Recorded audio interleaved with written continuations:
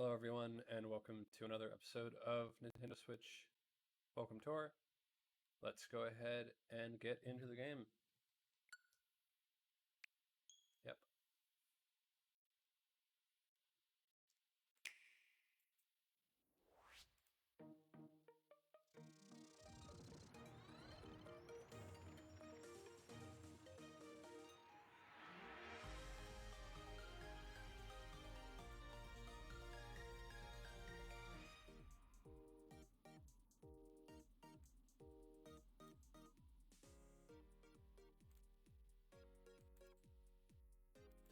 Alright.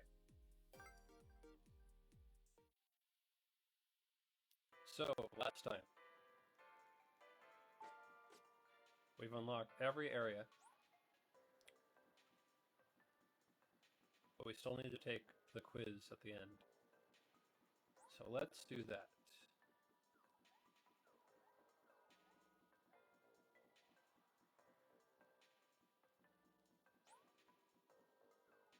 After getting all the other quizzes out of the way.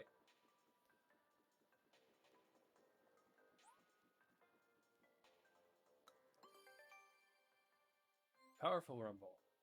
The Nintendo Switch 2 console's HD Rumble Tube feature has a range of intensity, from very weak vibrations like a gentle touch to much stronger vibrations and maximum strength.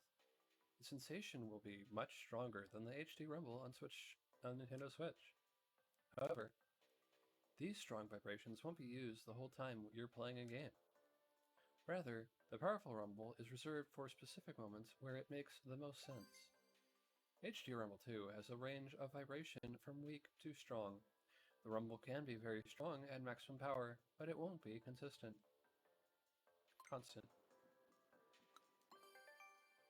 HD Rumble 2 is in your hands. The Joy-Con 2 controllers rumble in your hands. They've been designed to transmit this sensation directly, no matter how you're holding them. This is because the HD Rumble 2 parts are directly attached to the plastic on the back. The parts being so close to where your hands are holding the controllers makes the vibrations easier to feel. The HD Rumble 2 parts are attached to the plastic on the back of the Joy-Con 2 controllers.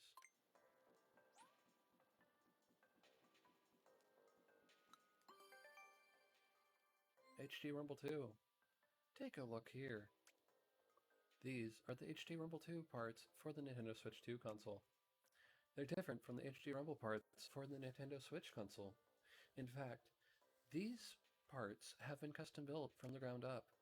They're housed within both the Joy-Con 2 and the Nintendo Switch 2 Pro controller.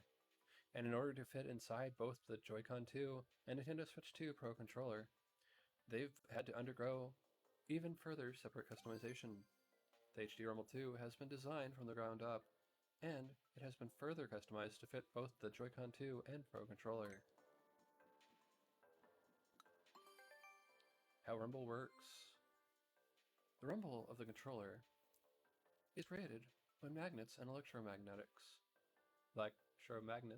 shift a weight.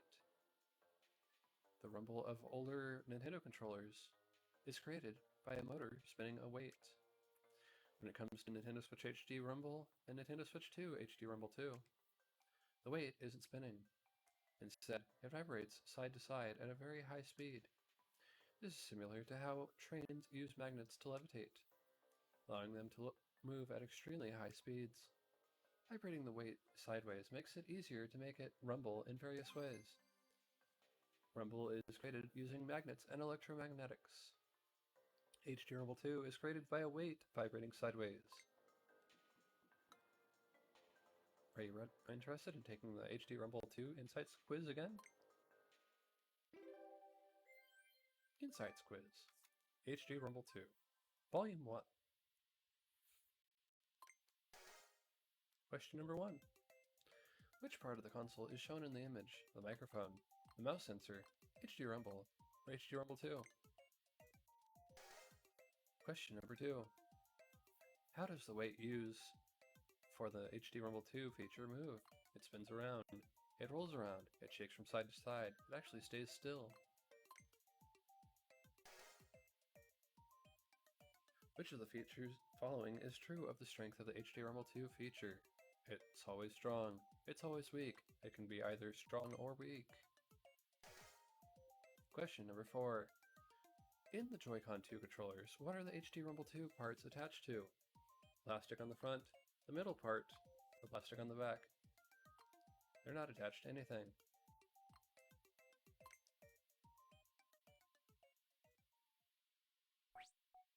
Was it back? Yes.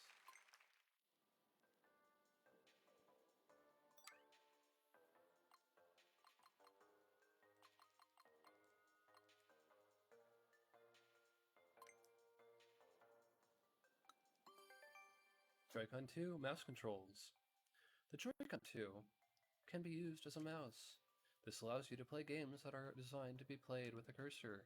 Of course, there's more to move than just an arrow. This opens up new ways to play games as compared with Nintendo Switch. By the way, you might find it easier to hold the Joy-Con 2 like this. Joy-Con 2 can be used as a mouse. Mouse controls let you play games that are designed to be played with a cursor on Nintendo Switch 2.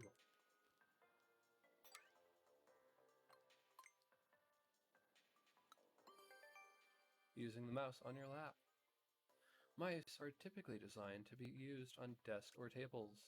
Joy-Con 2 mouse controls, however, can be used on other surfaces such as your legs. Mouse responsiveness may vary depending on the surface. This means that you don't always have to be near a desk or table surface. You'll be able to use the mouse even while sitting on a sofa. The Joy-Con 2 mouse can be used on your lap. You can play with the mouse while sitting on the sofa.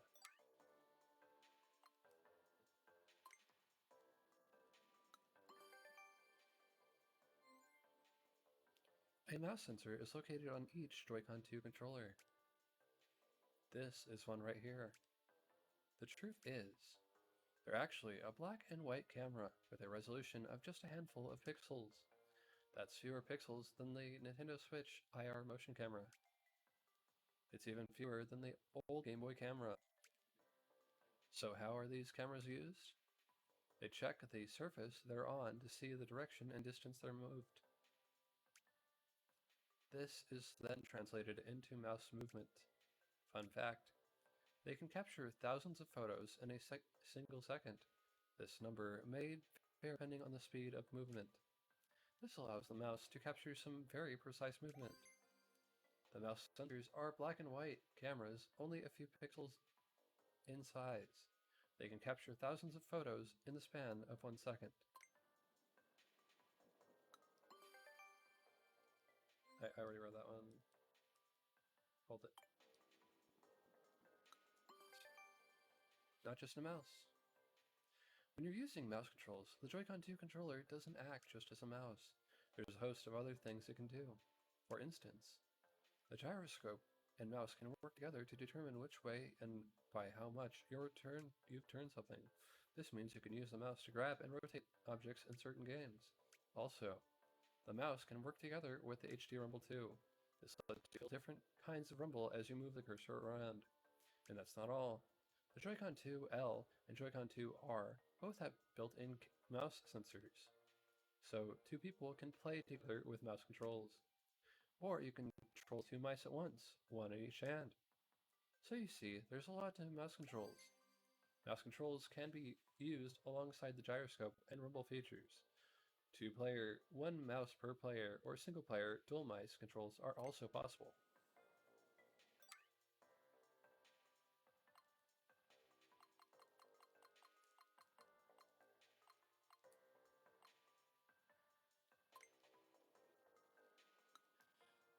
Want to give the magnetic connector insights one quiz another try? Insights quiz. Magnetic connectors, Volume 1. Question number 1. Which of the following is used to detach the Joy-Con 2 controllers from the Nintendo Switch 2 console? The C button, the CL, ZR buttons, the release button, telekinesis.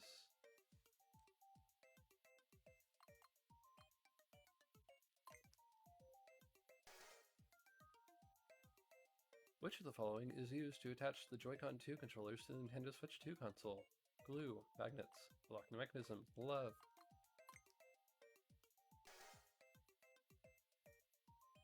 In which ways can the Joy-Con 2 controllers be attached to the Nintendo Switch 2 console?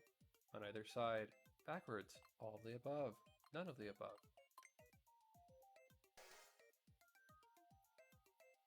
Where are the magnets that keep the Joy-Con 2 controllers attached to the Nintendo Switch 2 console located?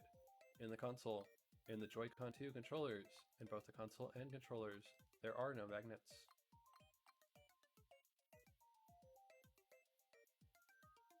In the console?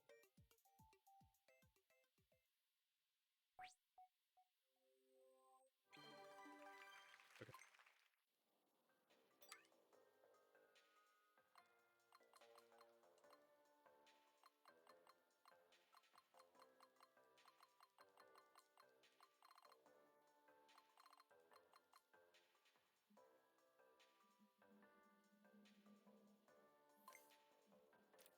That would explain why I didn't feel like I knew that. Take quiz.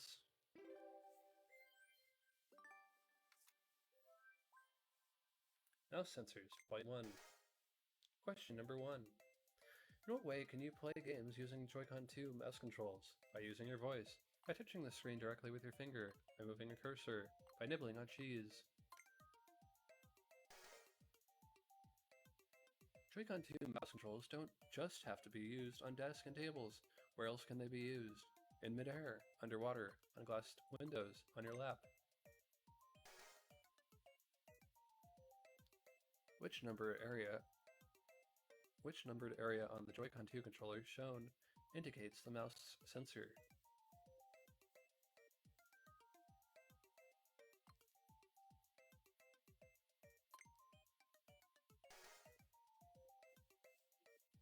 What does the gyroscope allow you to do with the Joy-Con 2 mouse controls? You can take fancy photos of the mouse and compete in art competitions. You can rotate what you grab with the mouse. You can battle mice against each other. You can locate nearby sandwich shops.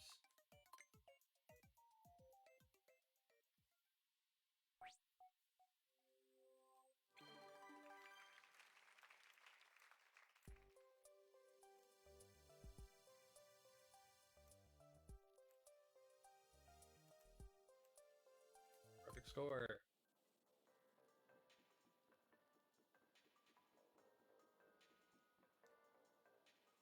I'll be right back.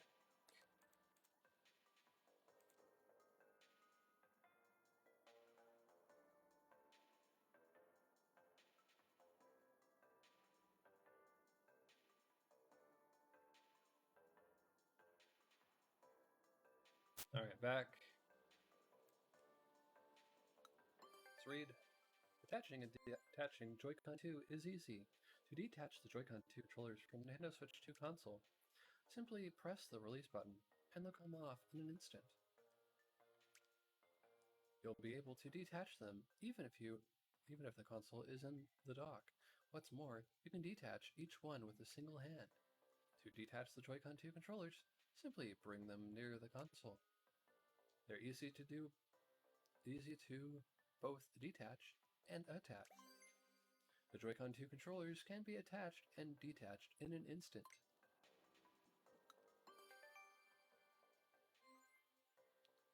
Do you know how the Joy-Con 2 controllers attach to the console?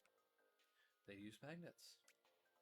Unlike Nintendo Switch, there is no locking mechanism to prevent the controllers from being detached.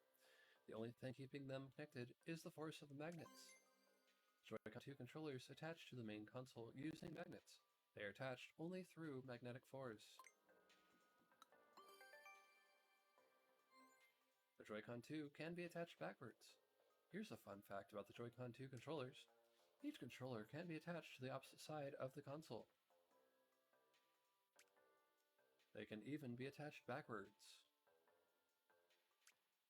However, this orientation is not recommended. The Joy-Con 2 controllers won't charge when attached this way. The Joy-Con 2 controllers can be attached on either side, or even backwards. Where are the magnets? The Joy-Con 2 controllers attach to the Nintendo Switch 2 console magnetically. But just where are these magnets? Well, they're on the main body of the console.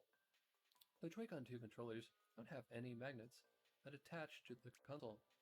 The SL and SR buttons are made of steel. The magnets on the console attach to the SL, SR buttons. The magnets that connect the Joy-Con 2 controllers to this console are on the console's main body.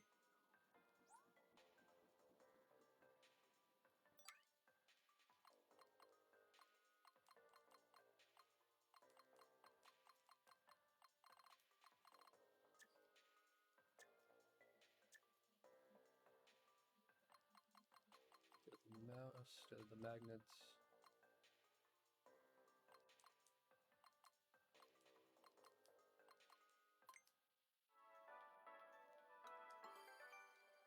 Reading data in a new way. If you take a peek inside a Nintendo Switch 2 game card, you'll see it's quite different from a Nintendo Switch game card. Its data can be read in a different way. Assuming a buffer size of 4 megabytes, the read speed is about 5 times faster than that of a Nintendo Switch game card. However, some games may be doing more in the background than just loading, so it's not guaranteed to load around 5 times faster.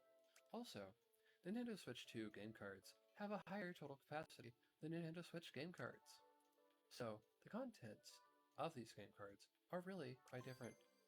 The new type of game card is quite different on the inside. It's faster than and has more total storage space than a Nintendo Switch game card.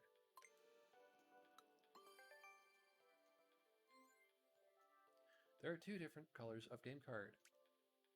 Nintendo Switch game cards are black, while Nintendo Switch 2 game cards are red. Other than the colors, they look practically the same in terms of size and shape, but there's actually one more difference. The Nintendo Switch 2 game card has a distinct shape. While a game card is inserted into the game card slot, the Nintendo Switch 2 console checks to see if the game card has the shape. This is how it tells the difference between Nintendo Switch 2 game cards and Nintendo Switch game cards. It changes the way it reads the data based on this. Nintendo Switch 2 game cards have a distinct shape. The console recognizes this shape. The Nintendo Switch 2 console has a game card slot, but doesn't just take red Nintendo Switch 2 game cards. You can also insert the black Nintendo Switch game cards. So, what does this mean? It means that in addition to being able to play game cards that are exclusive to Nintendo Switch 2, you can play Nintendo Switch games too. Certain Nintendo Switch games may not be supported on or fully compatible with Nintendo Switch 2. You can play many different games on Nintendo Switch 2. Nintendo Switch 2 console is compatible with Nintendo Switch 2 and Nintendo Switch game cards.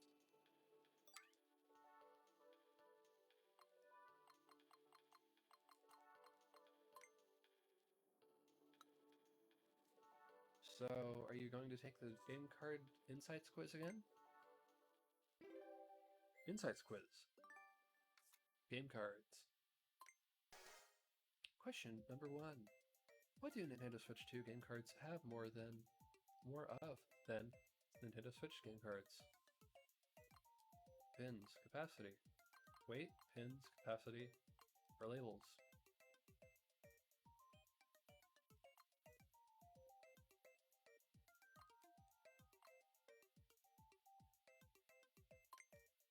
I want to say pins. What is the purpose of Nintendo Switch 2 game cards' distinct shape? It makes them lighter, it makes them harder to lose, it prevents the buildup of heat. The console uses to determine the type of game card. What kinds of game cards can be inserted into the Nintendo Switch 2 console? Nintendo Switch 2 game cards, Nintendo Switch 1 game cards, all of the above. Done. Results unsuccessful. Try that again then. Capacity. I'd have to pick capacity then. I'm pretty sure the first time I did it, I passed that.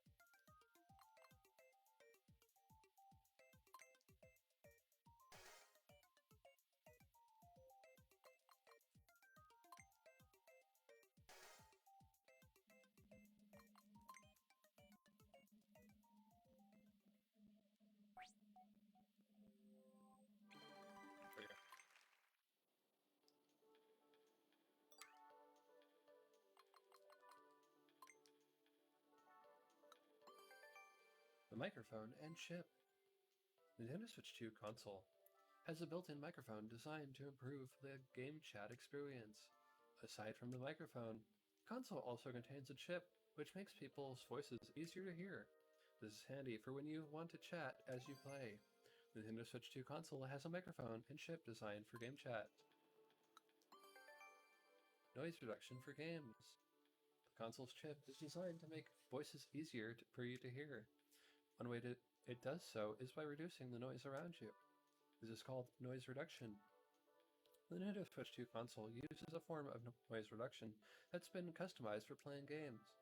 This noise reduction function doesn't just focus on spoken words.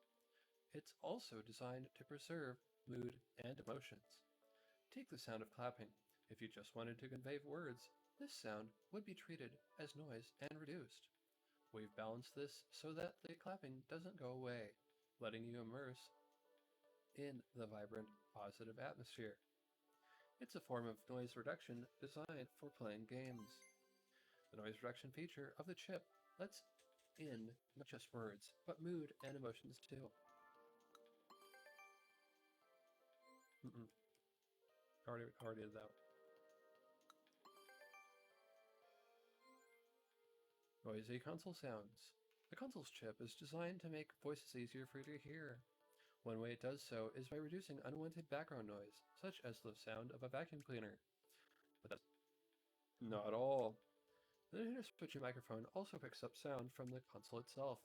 For example,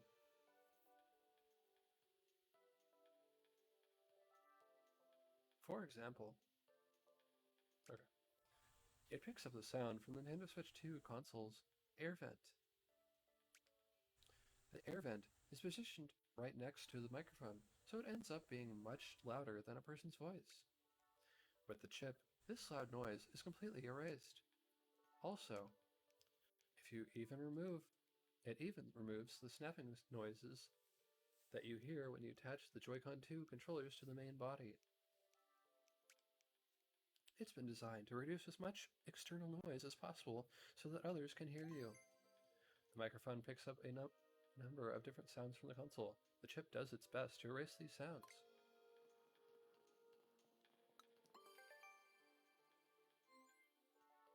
The console's chip is designed to make voices easier for you to hear. One way it does so is by removing game sounds from the microphone that the microphone picks up from the TV or from the console speakers. Note, this video is purely for reference. If it didn't do this, it would be hard to hear what's being said in game chat as people talk back and forth. It can get noisy with all the overlapping sounds. Noise that gets amplified like this is called feedback. This video is purely for reference.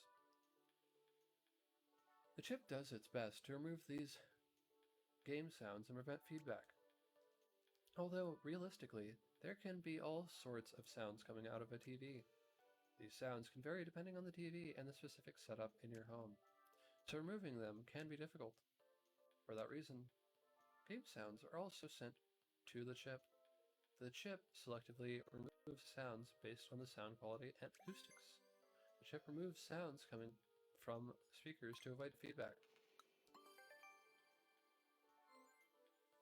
Balancing voice levels. The console's chip is designed to make voices easier for you to hear.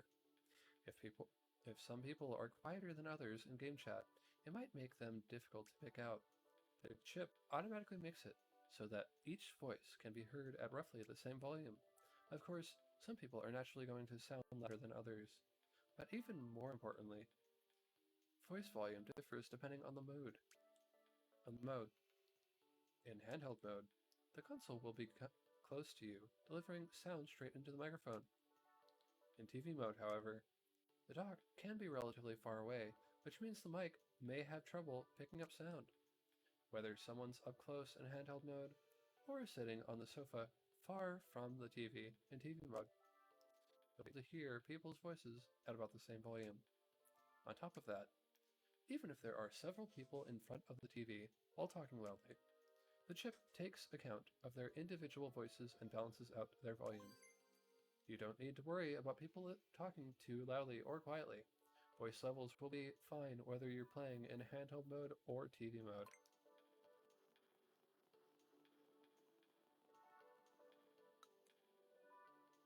Would you like to take the Microphone Insights Quiz 1 again? Insights Quiz.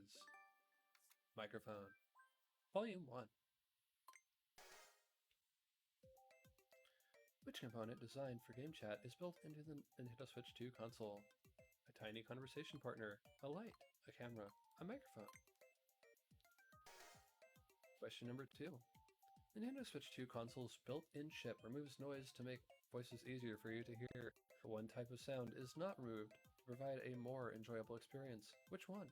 The sound of rain, food blender noise, vacuum cleaner noise, clapping. Question number 3. The chip that's designed to make voices easier for you to hear removes the buzzing noise from the Nintendo Switch 2 console. Where does this noise come from? Angry bees, an engine, a battery, a fan. Question number 4. The chip in the Nintendo Switch 2 console that's designed to make voices easier for you to hear removes sound from the speakers to avoid which phenomenon? Rollback, playback, feedback, payback. The chip in the Nintendo Switch 2 console that's designed to make voices easier for you to hear balances out which aspect of people talking in game chat? The size of their mouths, the volume of their voices, the pitch of their voices. Done. Results. Perfect score. Amazing.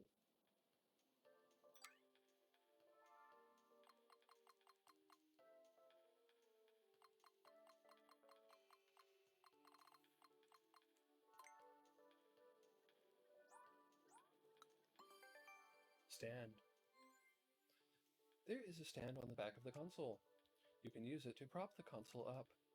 The angle that the console sits at can be adjusted freely.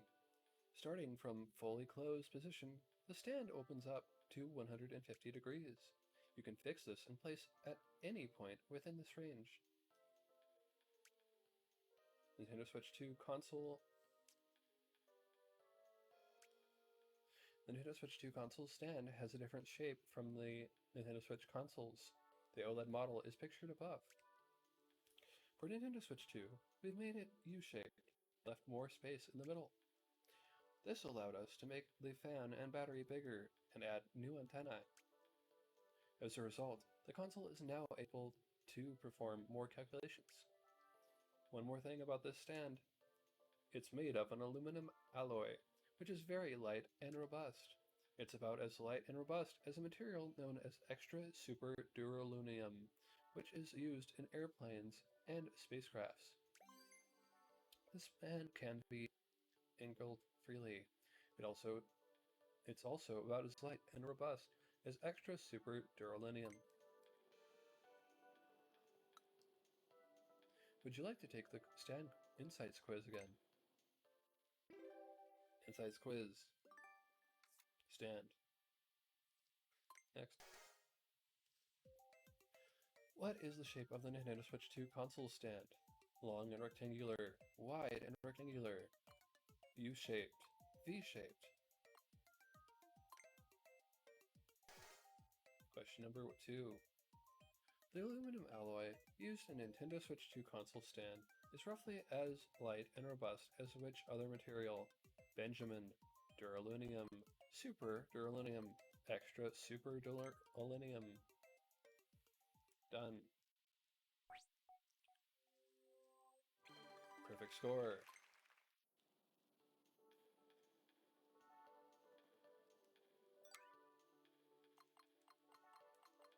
So there's one over here. No, over here.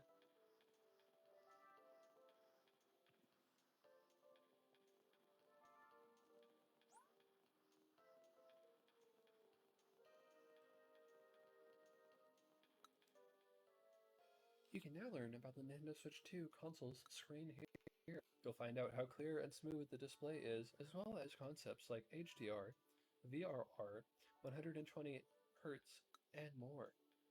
What do you think? Doesn't that just sound fascinating? I'm interested. Yes, indeedy. Here you are. Console screen insights 1.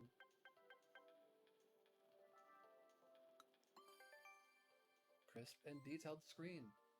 If you could zoom in really close to the Nintendo Switch 2 console screen, you'd see that it's made up of lots of little dots. These dots are called pixels. There are 1,920 horizontal and 1,080 vertical to be precise. This is also called 1920 by 1080 resolution. That's 2.25 times the resolution of the Nintendo Switch console. In fact, it's the highest resolution ever used on a Nintendo console.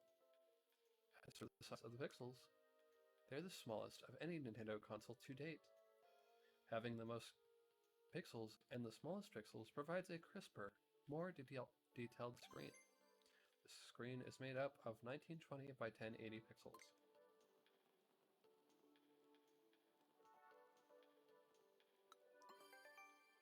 Bright light. The Nintendo Switch 2 screen can produce some very bright light. You could say, this screen is HDR compatible. HDR here stands for High Dynamic Range. The Nintendo Switch console has approximately 16.77 million different types of light and color. Meanwhile, the Nintendo Switch 2 console can use hundreds of millions of different types of light and color. In games that support HDR, it's now possible to display bright, intense light. The screen you're looking at right now is a simple image that doesn't use HDR. If we were to enable HDR, it would look like this. Note that this image is just for reference.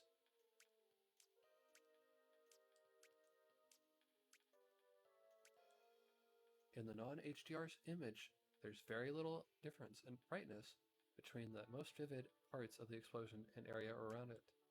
Meanwhile, in the HDR image, the brighter areas can shine very brightly, while the darker parts remain unchanged. But don't worry, we took care not to make it too bright. The Nintendo Switch 2 screen can display bright, vivid light. It uses hundreds of millions of different types of light and color. Smooth movement. The Nintendo Switch 2 console screen can change images at high speeds, up to 120 times per second in fact. So we can say that the screen is 120 Hz compatible.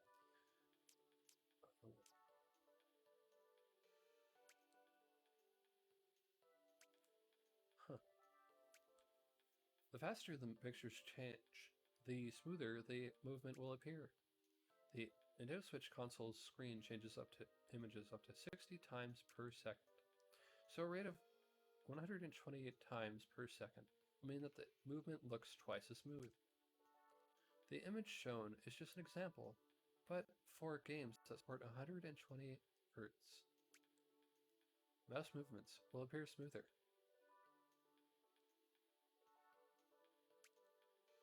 Using the right stick to look around will feel smoother, and scrolling the screen will look smoother. But that's not the only benefit of playing games that support 120 Hz. The world appears to you 1/120th of a second faster, which could give you an advantage during very intense gameplay. Images can be changed up to 120 times per second. Movement is smooth in 120 Hz compatible games. Less choppy. Here's another thing about the Nintendo Switch 2 console screen. It can make games feel less choppy. You could also say the screen is VRR compatible. VRR is short for Variable Refresh Rate. When you're playing a game and a lot of characters appear on the screen, the frame rate can become choppy.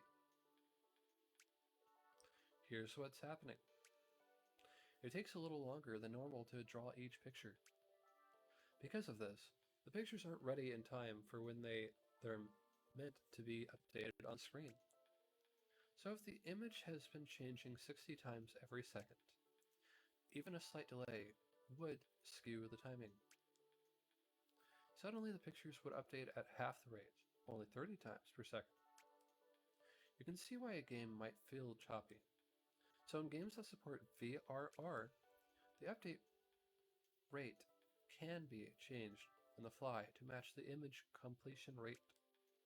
It takes a little longer to draw the image. The update rate can be changed to 55 times per second. This is better than the suddenly dropping to half the rate, so it's less likely to feel choppy. This all means that some players find VRR compatible games comfortable to play. Note, this video is purely for reference. The screen's VRR compatibility can help to reduce choppiness. Touchscreen. The Switch 2 console's screen does more than just display images.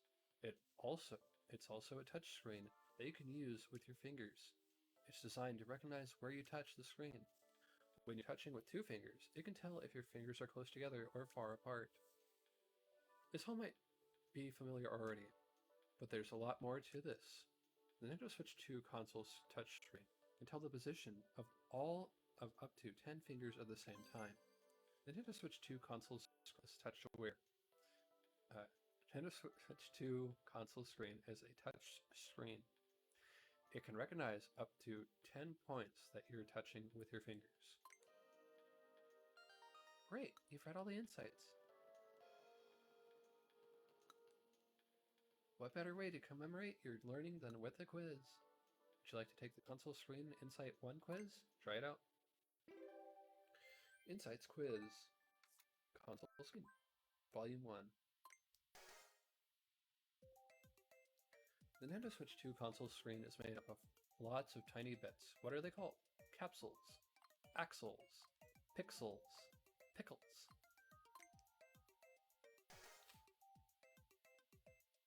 What can the Nintendo Switch 2 console's screen display by enabling HDR? A three-dimensional image, smooth movement, pixel art, bright light.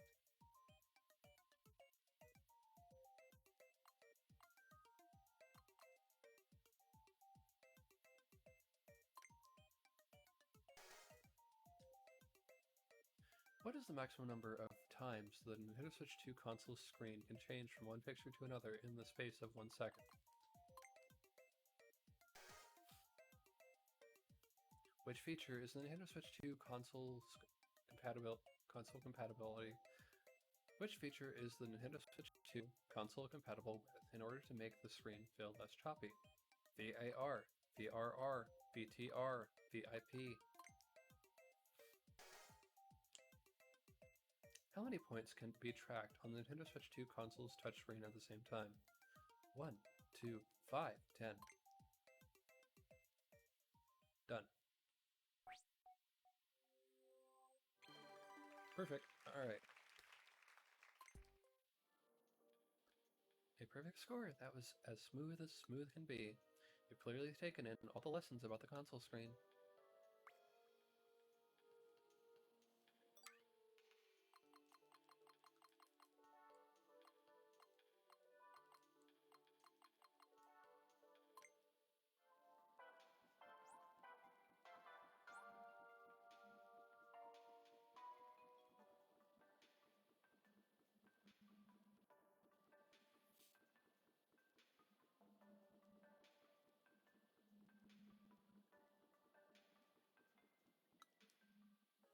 There's more to the magnetic connectors than just strong magnets, you know. For instance, there's a tiny gap between the console and its Joy-Cons too. Well, what do you say? I'm interested. Great, then here's Magnetic Connector Insights 2. Why attach with the buttons?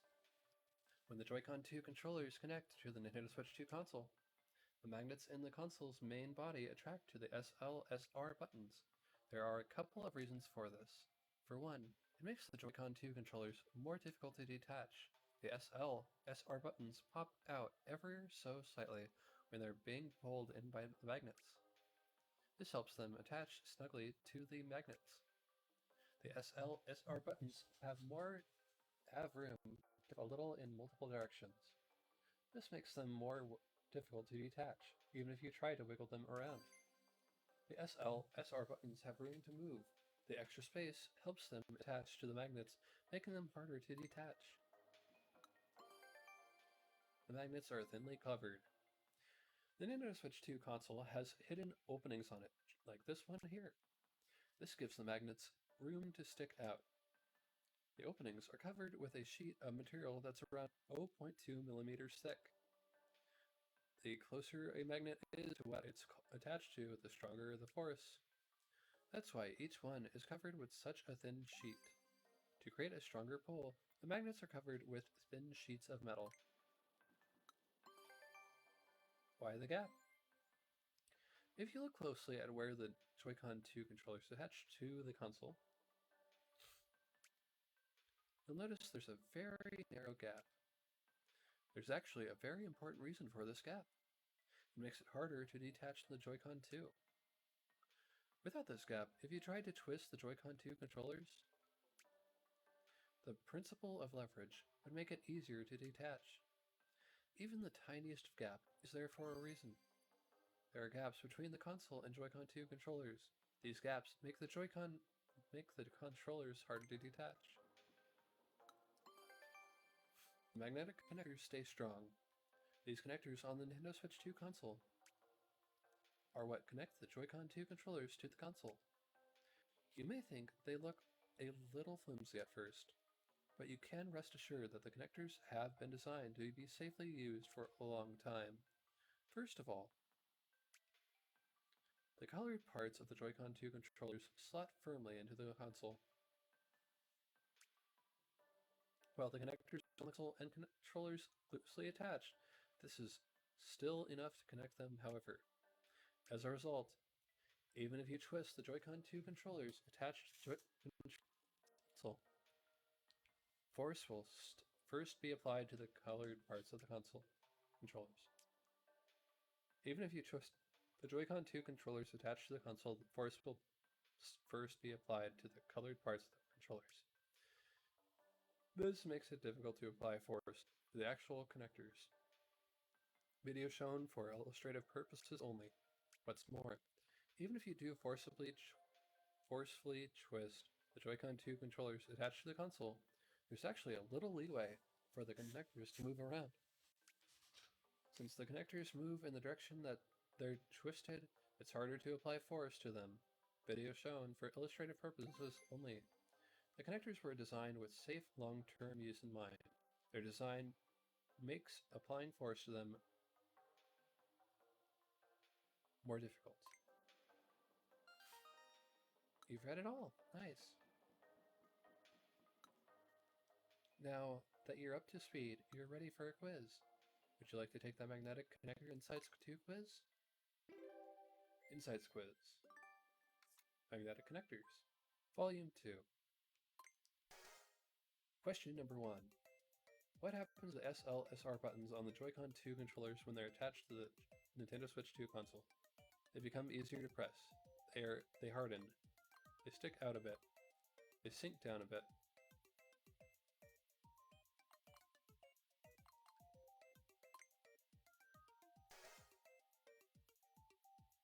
Roughly how thin are the sheets of material that cover the magnets in the Nintendo Switch 2 console? Was it? I know it was a millimeter. 0.2 millimeter? The gap between the console and the Joy-Con 2 controllers affect the console in what way? Player's LED becomes visible. They become easier to detach. They become harder to detach. They become a little heavier.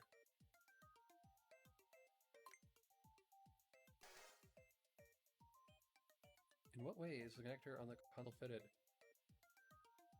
Firmly.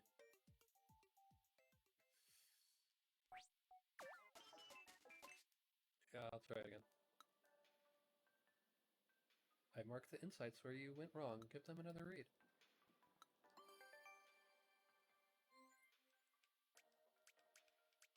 I only need the last part for the quiz.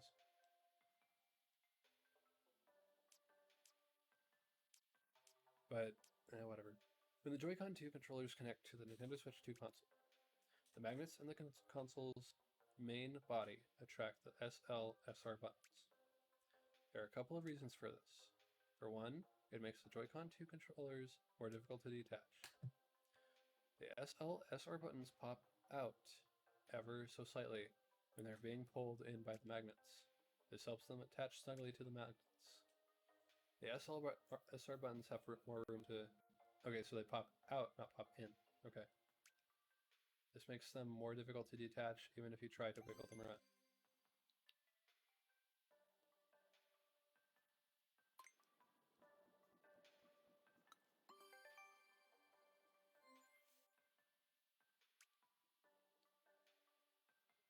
Before I connect the Joy-Con 2 controllers to the console, you may think they look a little flimsy at first, but you can rest assured that the connectors have been designed to be safely used for a long time. First of all,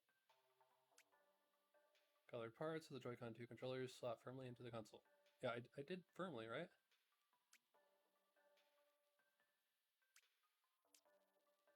This is still enough to connect them, however. As a result, even if you twist the Joy-Con 2 controllers attached to the console, force will first be applied to the colored parts of the controllers. This makes it difficult to apply force to the actual connectors. What's more, if you do forcefully twist Joy-Con 2 controllers attached to the console, there's actually a little leeway for the connectors to move around. Since the connectors move in the direction that they're twisted, it's harder to apply force to them. The connectors were designed with safe, long-term use in mind. Their design makes applying force to them more difficult. Take again.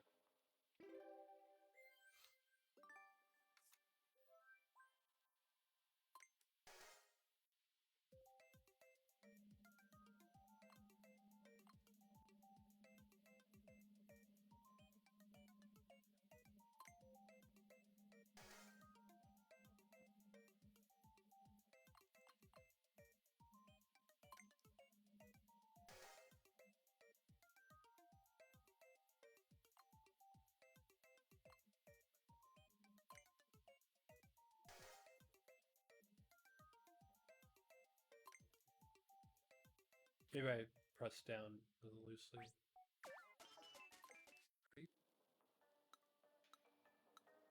Okay, I think you did a bug. I think it bugged out a little bit.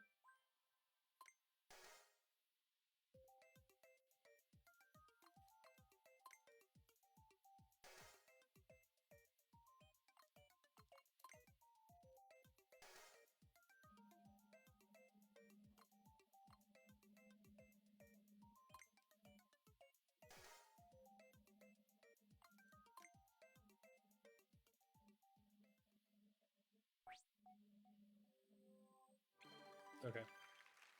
Yeah, it did. You got them all right. Color me impressed. It feels good to know a little more about magnetic connectors, right?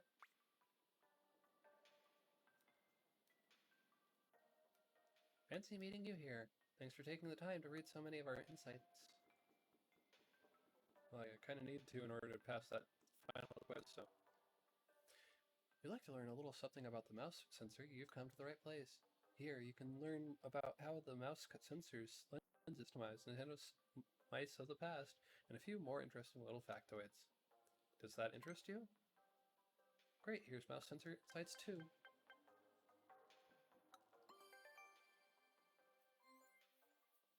The mouse sensor doesn't have just a camera. It also has a light. This invisible light, known as infrared light, is used to illuminate surfaces such as a table on your lap. Fun fact about this invisible light, it may become visible when viewed through a smartphone camera. Mouse sensor is equipped with an infrared light. This light may become visible when viewed through a smartphone. Custom lens. Normally, a mouse's camera focuses so it can clearly reflect the immediate area. However, this is not the case for the Joy-Con 2. This is because the height of the Joy-Con 2 changes slightly depending on if the strap is attached or not. Okay. This is enough to blur the focus from the camera from capturing the surface clearly. So in order to focus with or without strap, it includes a custom lens. Mouse's sensor lens is custom. Small sheets. Here on the Joy-Con 2 controllers, We applied 2 small sheets. These sheets are called mouse feet. These mouse feet make the Joy-Con 2 easier to slide around. 2 small sheets on each Joy-Con 2 controller make them easier to slide around. Suddenly, it's a mouse. The Joy-Con 2 controller can function like a mouse when you stand it on a surface such as a desk. It reverts back to the typical controller when you pick it up. You can experience this in games that support mouse controls. The console analyzes the data from the mouse sensors and accelerometer. It uses this data to check whether the Joy-Con 2 controller has been placed on a surface or if it's being held in the air. The home menu supports mouse controls, so you can give it a try there. Joy-Con 2 controller mouse controls can be activated simply by placing it on a flat surface such as a desk. Nintendo and mice. Long ago, Nintendo used to sell its own mice. They were called Pikachus, and they were then given to Game Freak. There was the Super NES mouse in 1992, and the Nintendo 64 mouse, sold exclusive to Japan in 1999. Incidentally, the mice of old used a bowl. The mouse of old used a bowl. The mice of old used a bowl, which rolled around inside. Nowadays, mice are far easier to use.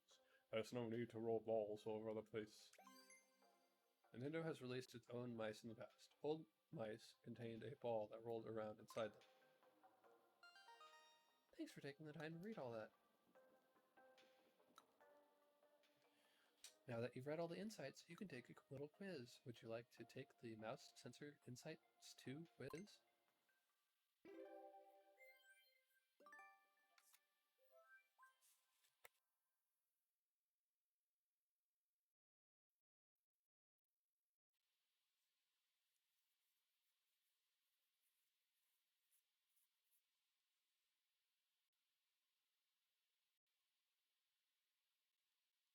Insights Quiz, Mouse Sensor, Volume 2. Question number 1. The mouse sensor not only uses a camera, but also which of the following? Infrared light, UV light, high capacity memory, ultrasonic microphone.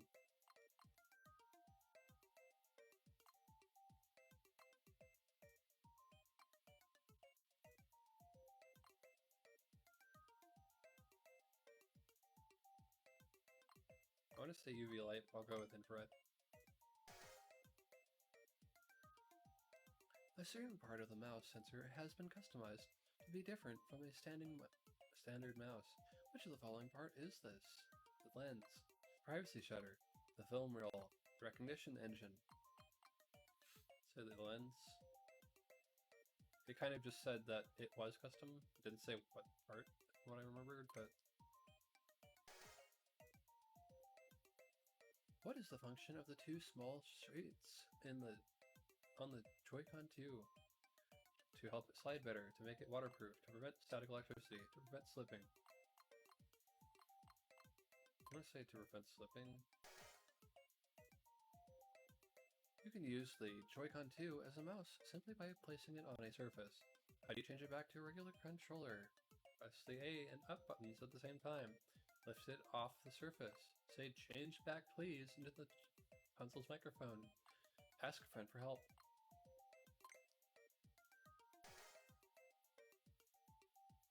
In what year did Nintendo release its very first mouse? 1992.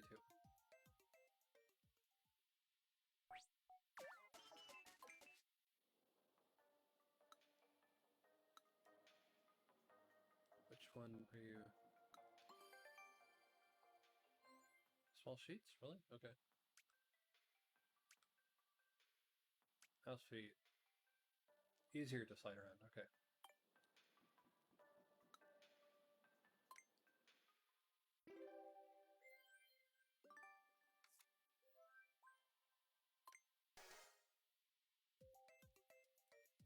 Infrared.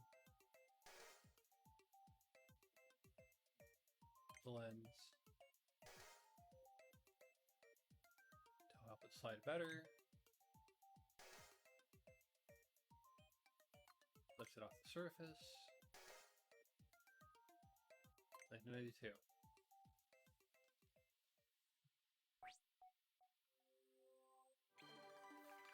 Results. Perfect score. Amazing. Congratulations, you got them all right. I'm glad I could play a role in your mouse sensor education.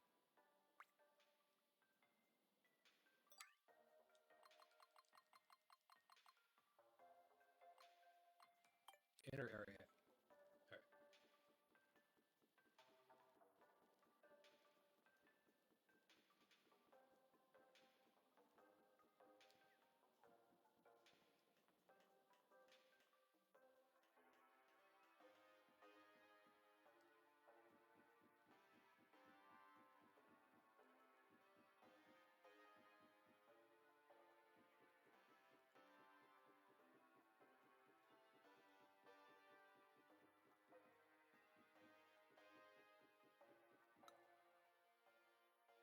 Here you can learn about the inner workings of the Joy-Con 2 controllers. This includes the computers inside the controllers, what the sensors do, and more. Does that interest you? Got it. Here are the Joy-Con 2 computer insights. Joy-Con 2 is a computer.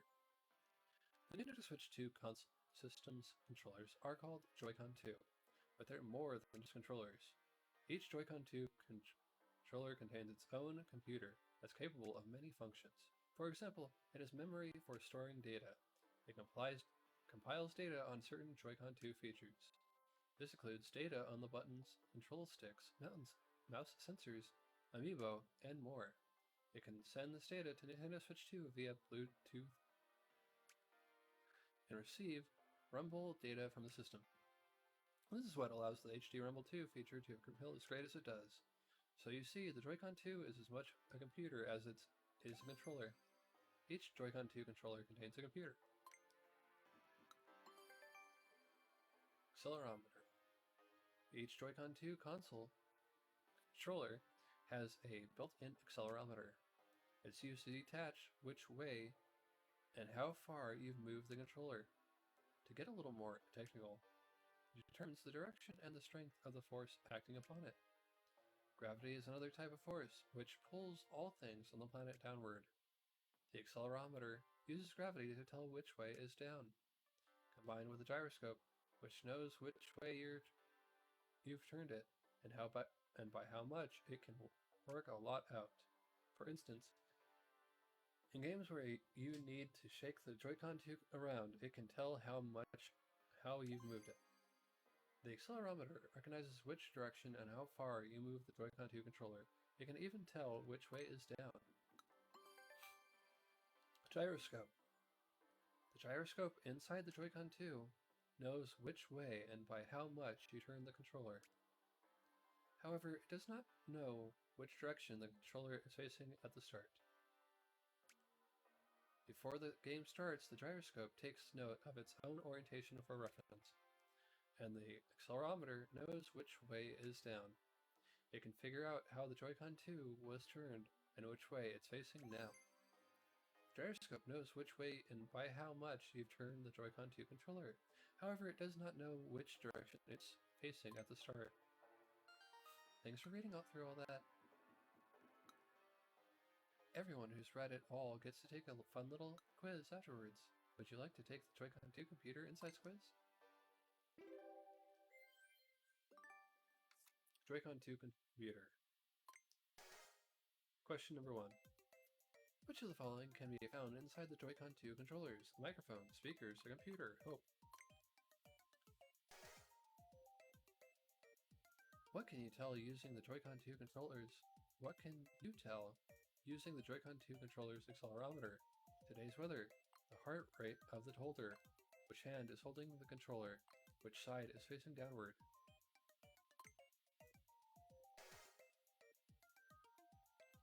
What can the Joy-Con 2 controller's gyroscope tell you about the controller itself, if it's dizzy or not?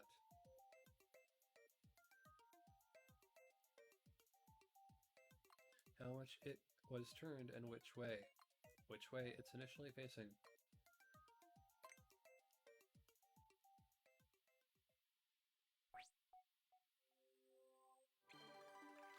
Perfect score. Very astute. You got everything right. I guess you're pretty familiar with the Joy-Con 2 computer now.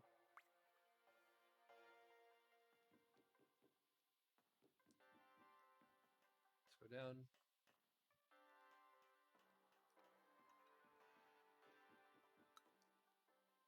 Have you ever wondered about the curve on the side of the Joy-Con 2 controller? Or about the long L and R buttons? Any interest? Great, and here's the Joy-Con 2 Insights 1. Bigger, but still easy to use. As you may have already noticed, the Nintendo Switch 2 system is larger than the Nintendo Switch console system. For that reason, the Joy-Con 2 controllers are also larger than the Joy-Con controllers. But we felt if all we did was make the controllers bigger, they might have become more difficult to use. So we made a number of adjustments to make sure that the new size wouldn't hinder their functionality.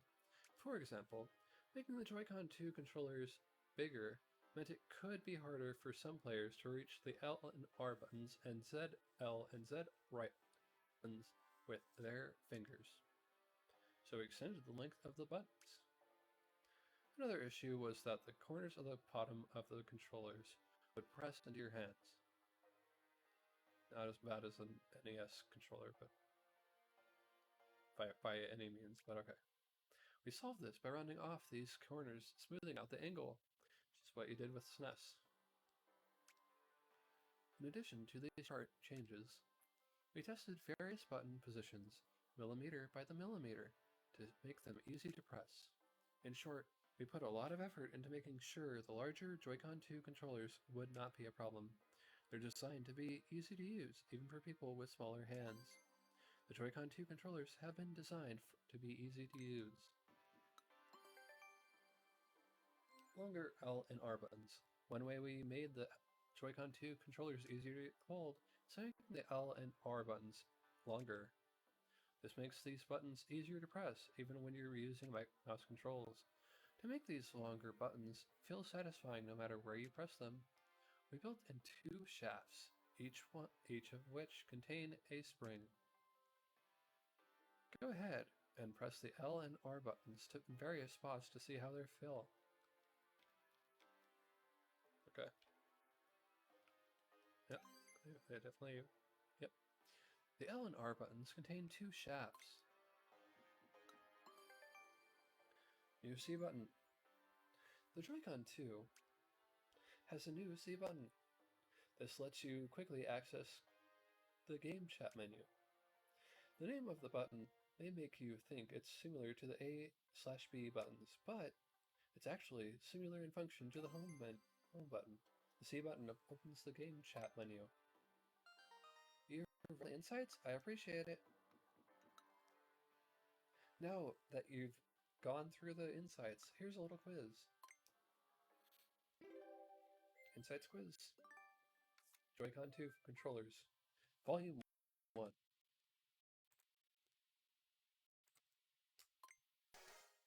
Question number 1.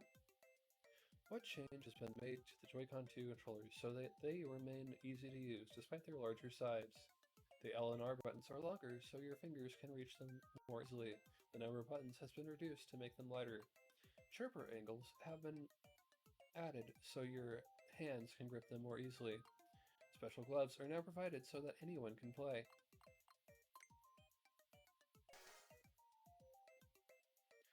How have the L and R buttons been modified to make them satisfying no matter where you press them? A pleasant sound now plays. 2 shafts have been added. The buttons now have bumps and grooves. They now require a great deal of force to be able to press. I'm just talking about the shaft. What is the name of the Joy-Con 2 R controller's newly added button created for your game chat? The C button, the GameCube button, the chat button, the cha-cha button. One up this time. I pressed the wrong one. I get it. I know. Let's try it again. 2 humps this time.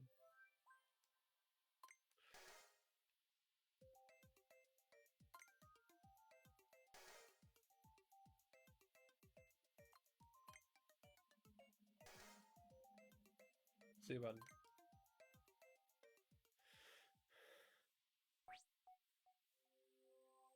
Now everybody clap your hands.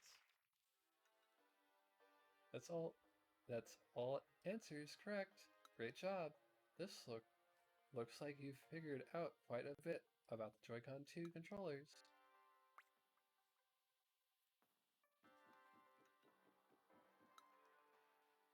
Did you know there are a lot of north and south poles contained within the parts that make up the HD Rumble 2? Do you know about Nintendo's history with rumbling cartridges? Well, are you interested in learning about these things? Great! Here's HD Rumble 2 Insights 3. Have at it! Multiple north and south poles. Strong vibrations require strong magnetic forces. As such, the Nintendo Switch 2 systems HD Rumble 2 needs strong magnets. Its magnets are stronger than those used for the Nintendo Switch system's HD Rumble. However, it's not just a strong magnet. A normal magnet consists of two poles, a north pole and a south pole. The north pole is where Santa Claus is. The south pole is where penguins live. But the magnets in HD Rumble 2 have multiple north and south poles. And by combining several of these magnets, we get a magnetic force that's stronger than that of a two-pole magnet. The magnets in HD Rumble 2 have multiple north and south poles. On top of that, the magnets are combined. Quiet rumble. If the rumble is too strong, things can get a little noisy. Buttons and other parts may rattle into each other. This isn't ideal, of course. So we took various measures to ensure that it's not too noisy. The parts are attached with double-sided tape. So tape is actually going to be the answer for this one. This prevents gaps from forming. Our goal was for you to feel the vibrations as much as possible. Special effort was made to prevent individual parts from colliding with each other. Nintendo and Rumble 2. Nintendo has been making game cartridges with Rumble for a long time. What is a cartridge? I own the one on the left and I own the one on the right. Well, you could say they're the precursor to modern-day game cards. I own this one. 1999, Pokemon Pinball for Game Boy and Game Boy Color. 2005, WarioWare Twisted for the Game Boy Advance. I own this one. 2006, Troll Dozer for Game Boy Advance. 2005, Nintendo DS Rumble Pack. With these cartridges, the cartridge itself was rumbling.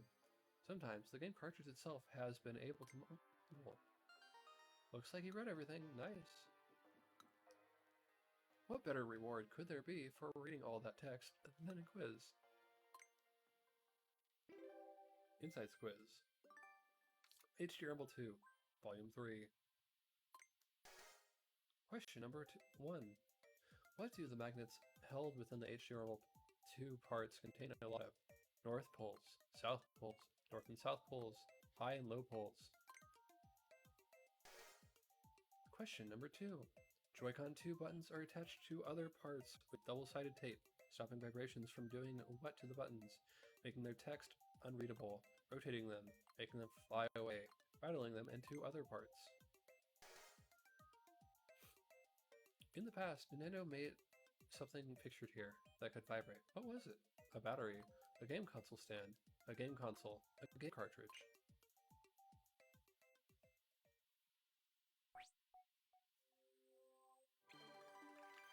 Perfect score. Amazing. Full marks. Impressive. I think that makes you quite the authority on HD Rumble 2.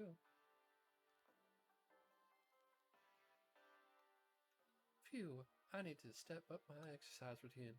This venue is so big, walking around it really puts the pulse in.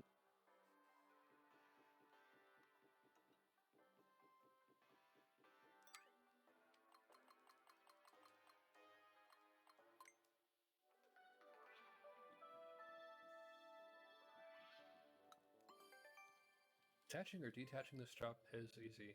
The Joy-Con 2 strap attaches to the controller, and then you loop the strap around your wrist. This lets you hold the controller's safety as you play. Press the Joy-Con 2 release button to easily detach it.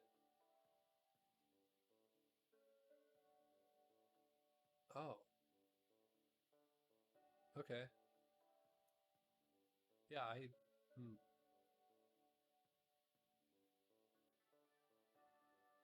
don't know if I used that when I went into mouse mode. Attaching and detaching the strap is easy. The strap attaches to the controller, then detaches with the press of the release button. The strap helps with mouse controls.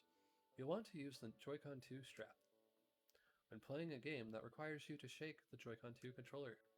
It also comes in handy when using the Joy-Con 2 mouse controls. The strap makes the controller less likely to fall on its side, and the pads at the bottom make it easier to slide. So, as you might imagine, it's double helpful for games that require both motion and mouse controls. The strap makes mouse controls easier to use. It helps when you need to use motion or mouse controls. Let's take a look at the top of the part that attaches to the controller. It contains a locking mechanism made up of several small parts. When attached, it moves and locks into place like this, and it detaches like so.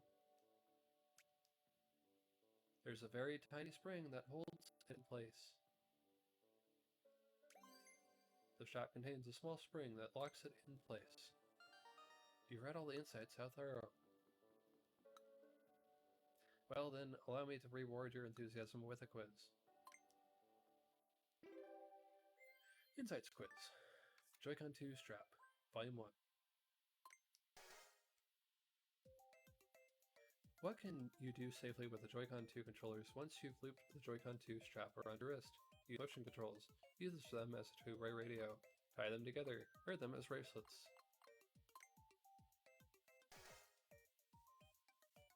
Aside from motion controls, what other feature is easier to use when the Joy-Con 2 straps are attached to the controllers? Chat, screen, HDMI2, mouse controls.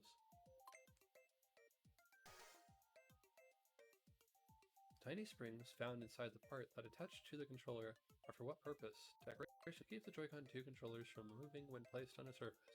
To lock the straps to the Joy-Con 2 controllers. To catapult erasers.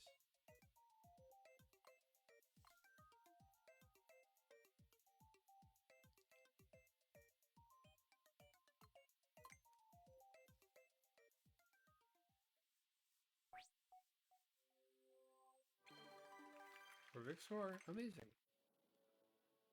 Outstanding. You got every answer correct. I can see that you've become better acquainted with the Joy-Con 2 strap.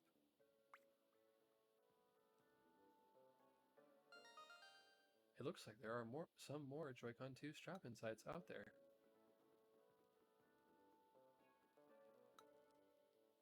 Did you know the Joy-Con 2 straps are laced with fiberglass? Plus they're woven together with a complex stitch. Does this info raise your interest at all? Okay, here's Joy-Con 2 strap insights too. Fiberglass. The part of the Joy-Con 2 strap that attaches to the controller is fairly thin. If we made it out of normal plastic, it would be easily bent. So, we interlaced fine glass fibers, or fiberglass, into the plastic. We did our best to make sure that this part does not bend. The part that attaches to the controller is reinforced with fiberglass. Quiet, even when vibrating. Close to the part that loops around your wrist, there are two small pieces of rubber. When these pieces of rubber are pressed firmly to the Joy-Con 2, the rattling noise that comes from the Joy-Con 2 when it vibrates is reduced. So you see, even little pieces of rubber have a purpose. The part that attaches to the controller is padded with rubber to quiet it when it vibrates. Running stitch, satin stitch, zig stitch. Take a look at the part of the Joy-Con 2 strap that loops around your wrist. It passes through the part that attaches to the controller, and the ends meet up under here so that it forms a loop. On its own, this would be a problem. That's because as the loop spins around, this part would bump into the strap lock. The strap lock would become difficult to move. Our solution? We made sure that the loop doesn't spin all the way around. We used a sewing machine to sew this bit together. And that's not all. We wanted to make sure that the sewn part is tear resistant, even when pulled. It uses a complicated stitching pattern. Running stitch, satin stitch, zigzag stitch, made back to running stitch. The strap is stitched to prevent it from turning all the way around. It uses a complex form of stitching. After all that reading, I'd say you're ready for a quiz. Try it out. Insights quiz. Joy-Con 2 strap, volume 2. Question number 1. The plastic used for the part of the Joy-Con 2 strap that attaches to the controller is combined with which material to stop it from blending easily? Fiberglass, dietary fiber, rubber, iron fillings. What are the two pieces of rubber on the Joy-Con 2 strap for? Decoration, to quiet the vibration, to amplify the vibration, to be used as a fake mustache.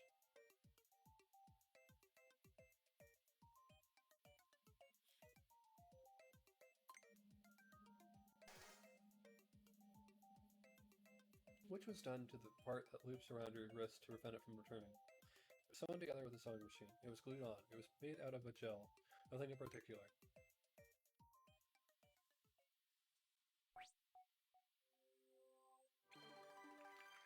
Perfect score. Amazing.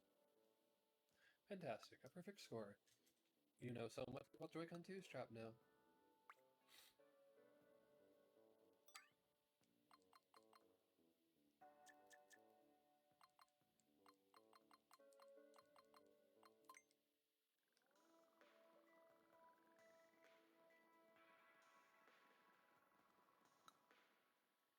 The Nintendo Switch 2 AC adapter is pretty powerful, but its cable is thin. Excellent. Here are the Nintendo Switch 2 AC adapter insights. Removable cable.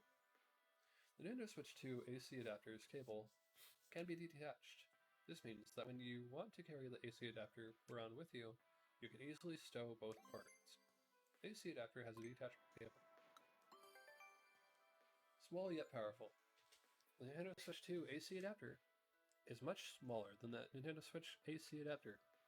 However, it can output a lot of power.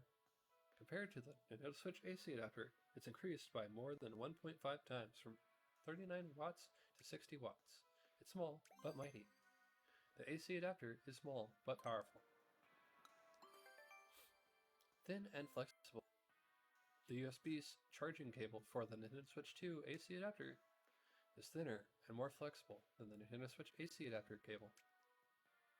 This makes the AC adapter convenient and easy to pack nicely on the go. It's easy to wrap the cable up gently, as shown here. If you have a Nintendo Switch AC adapter handy, compare the flexibility of the two cables. The cable is thin and flexible. You read everything, great! We offer quizzes to anyone who gets through a set of insights. Do you want to take the Nintendo Switch 2 AC adapter insights quiz? Nintendo Switch 2 AC adapter. Question number 1. Which of the following traits is true of the Nintendo Switch 2 AC adapter cable? It's 100 meters long, it can be stretched, it's detachable, it's transparent.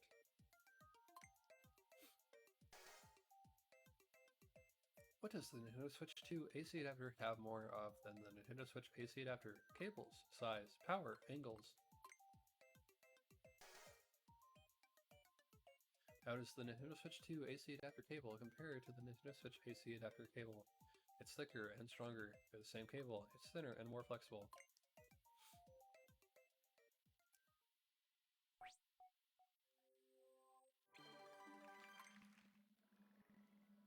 You're on fire, no mistakes at all. I see you've learned a lot about the Nintendo Switch 2 AC adapter.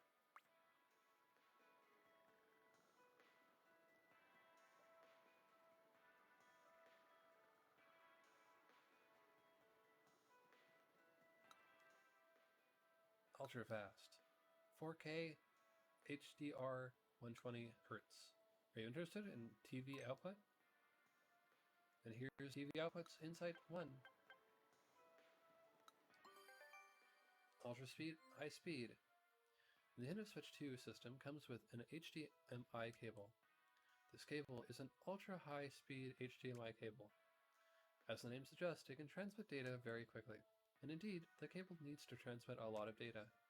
The sharp and detailed picture 4K, the video displayed with bright light HDR, and the smooth images 120Hz sent to TV. To achieve all this, a compatible game and TV are required. 120Hz supports up to 1440p, 60 Hz up to 4K. The cable packaged with the Nintendo Switch 2 system is an ultra-high-speed HDMI cable. With a compatible game and TV, you can enjoy all sorts of visuals. 4K. In terms of TV image output, Nintendo Switch 2 is compatible with 4K resolution. A 4K image is made up of many dots, or pixels, 3,840 horizontal, or 2,160 vertical. It's 4 times as many pixels as Nintendo Switch. This is the most ever for any Nintendo console. If you have both a game and TV that are 4K compatible, then you can look forward to having a sharp and detailed picture. Nintendo Switch 2 is 4K compatible. If you have a compatible game and TV, you can experience the sharp, detailed picture. HDR. When the Nintendo Switch 2 console outputs video to the TV, you can do so by using very bright light. Devices capable of this are HDR compatible. HDR is short for High Dynamic Range. The Nintendo Switch console can use approximately 16.77 million different types of light and color. Meanwhile, the Nintendo Switch 2 console can use hundreds of millions. If you have an HDR compatible game and TV, it's now possible to display bright, intense light. The screen you're looking at right now is a simple image that doesn't use HDR. If we were to enable HDR, it would look like this. Note that this image is just for reference. In the non-HDR image, there's very little difference in brightness between the most vivid parts of the explosion and area around it.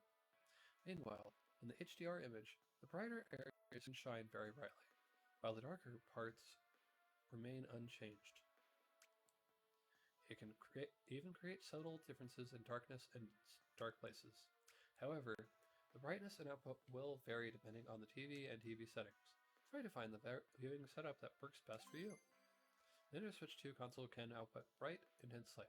It can use hundreds of millions of different types of lights and colors. Smooth movement. When connected to a TV, Nintendo Switch 2 can produce an image that changes at high speeds, up to 120 times per second in fact.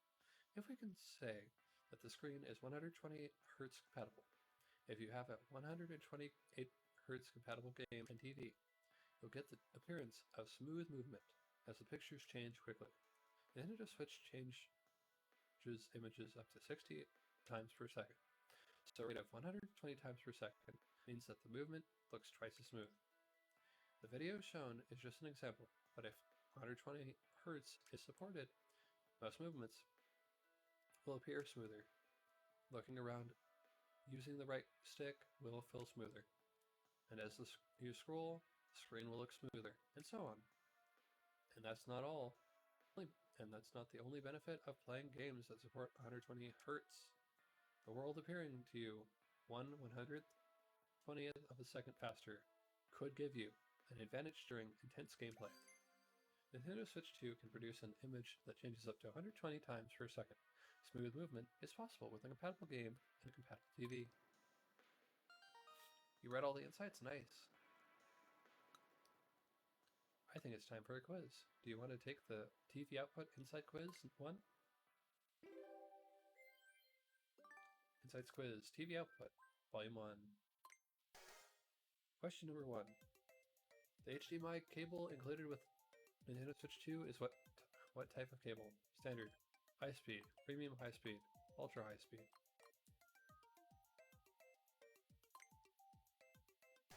Go with high speed.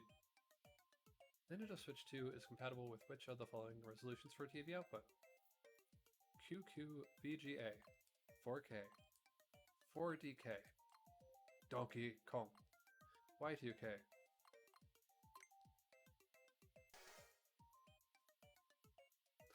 How many different combinations of light and color is the Nintendo Switch 2 console able to use? Thousands, tens of thousands, approximately 16.77 million. Hundreds of millions. When the image on the TV screen changes rapidly, how does it start to look? Healthy, sneaky, vibrant, smooth.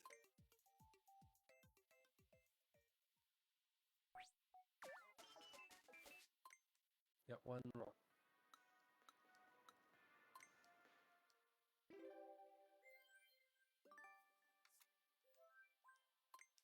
It was the type of cable. Ultra high speed.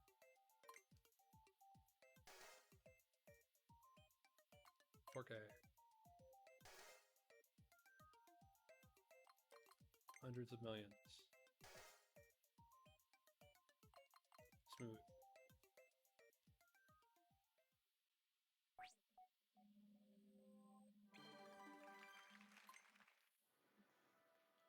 You breezed right through it. Through that. Way to go. Your TV output skills are coming through loud and clear.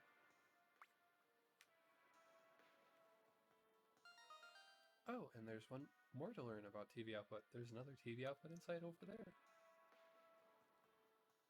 Maybe I should be telling you this, but I've got my eye on a certain minigame here. Home is fascinating stuff, Speaking of fascinating, how about how images appear on the TV? Are you interested? Oh yeah, I was hoping you'd say that.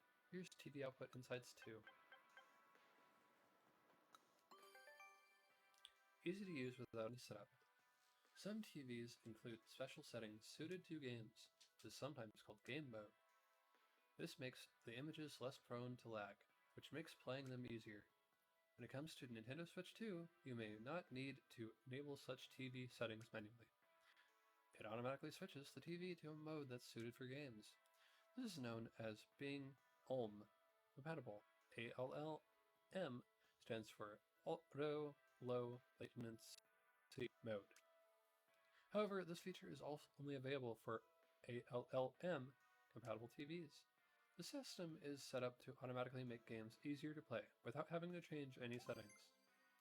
Nintendo Switch 2 can auto-switch a TV to a gaming mode without you changing any settings. However, this only works with compatible TVs.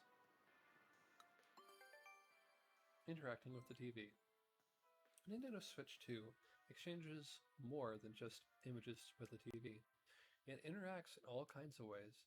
The console is what's called CEC enabled.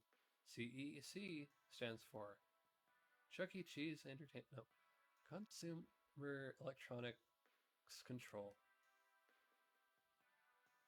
When you power on the Nintendo Switch 2 system, the TV will automatically turn on and the input mode will change. And when the TV is turned off, the Nintendo Switch 2 system will automatically enter sleep mode. This feature can be found under System Settings on the home menu and is called Match TV Power State. Not only that, but the TV will also display Switch 2 when switching input to the Nintendo Switch 2 console. With CEC compatibility, the Nintendo Switch 2 console is easily recognized by the TV. However, the compatibility of your TV may vary from model to model. You'll need to check the TV's instructions for more information. The Nintendo Switch 2 console interacts with the TV in a number of ways besides image output. It's designed to be simple and easy to use with TVs. When you play on a Nintendo Switch 2 system connected to a TV, various electrical signals are output via the USB Type-C connector on the console. These signals won't normally show up on the TV, not without a little extra help anyway. The Nintendo Switch 2 dock picks out video signals, converts them into different video signals called HDMI, and sends the video signals to your TV via an ultra high-speed HDMI cable. The dock does a lot of heavy lifting. The Nintendo Switch 2 dock converts video signals coming from the console into a format the TV can recognize. How pictures get to the screen. When you connect the Nintendo Switch 2 console to a TV and turn on the power, images appear on the TV screen. might think that the console is simply outputting signals to the TV. But in fact, all kinds of processes are going on between the console, the dock, and the TV. When the console is turned on, its information is transmitted to the dock, which then transmits a signal through the cable to the TV. The TV then responds, and the dock relays that information back to the console. So you see, the console and the TV communicate through the dock. At this point, the main unit asks the TV through the dock what kind of video it can handle. It receives the reply via the dock, and the console decides what kind of image to display. Finally, the image is output from the console converted by the dock and then displayed on the TV. All sorts of processes are handled in a short span of time before the image is displayed. Various processes need to be completed before the image is displayed on the TV. You read everything. Thanks. It's time to take a little quiz. Do you want to take the TV Output Insights quiz too? Insights quiz, TV Output, Volume 2. Question number 1. When you connect the Nintendo Switch 2 console to an ALLM compatible TV, what happens to the TV? It gets an alarm feature. It acquires touch controls. It switches to a special gaming mode. What's it called? The Nintendo Switch 2 console communicates with the TV in ways other than video. ABC enabled, NFC enabled, CEC enabled, WC connected enabled, CEC enabled. What does the Nintendo Switch 2 dock do with the video signals sent from the Nintendo Switch 2 console? It ignores them, sends them back to the console, sends them straight to the TV, converts them for the TV.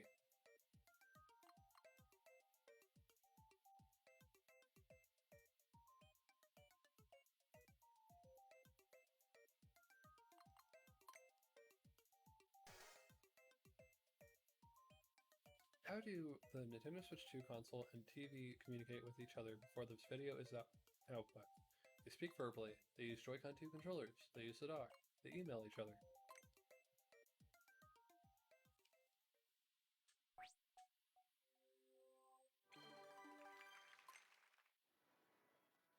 Nice, you aced it. You must be a TV output genius by now.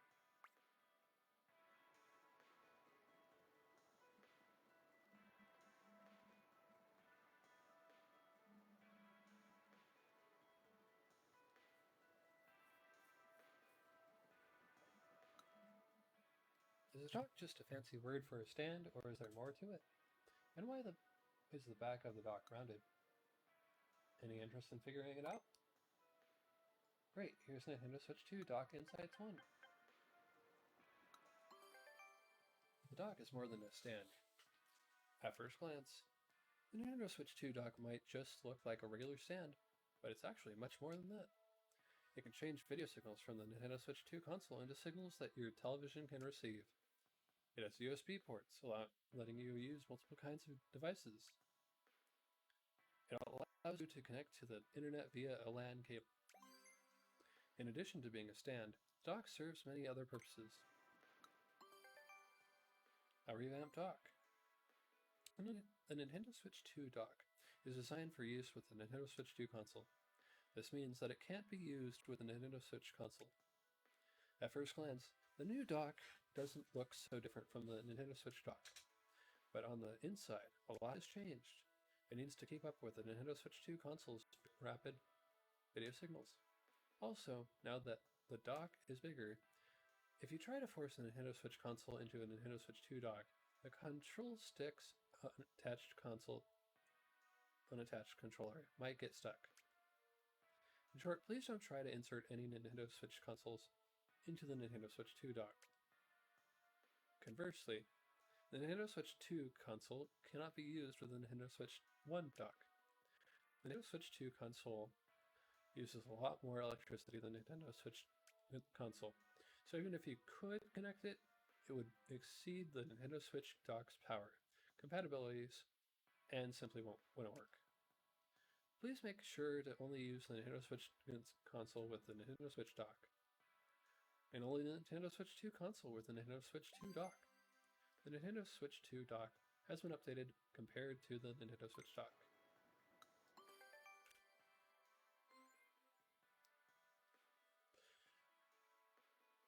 I told the Switch Doctor I was in love with you. A dock fan. The Nintendo Switch 2 dock has a cooling fan inside. This prevents the dock from getting too hot and allows the Nintendo Switch 2 console to perform at its best. Also, the base of the dock is raised about 2 millimeters. There are many holes on the underside of the dock. The console and the dock's fans draw air in through these holes, and through gaps at the sides. This helps the inside of the console and the dock to stay as cool as possible. The fan on the Nintendo Switch 2 dock allows the Nintendo Switch 2 console to perform at its best. The many holes on the dock's underside, which is raised about 2 millimeters, allow for air intake. A rounded back. If you look at the back of the Nintendo Switch 2 dock, you'll find it has rounded edges. This dock has a much more rounded shape to it than the Nintendo Switch dock. Why is it rounded like this? It's so that the release buttons on the Joy-Con 2 controller are easier to reach. When this Nintendo Switch 2 console is inserted into the dock, detaching the Joy-Con 2 controller should be easy. The dock isn't rounded just because it looks cute. The back of the Nintendo Switch 2 dock is rounded so the Joy-Con 2 console controllers are easier to detach.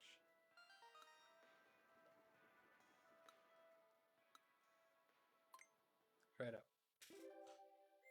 Insights Quiz. Nintendo Switch 2 dock, Volume 1.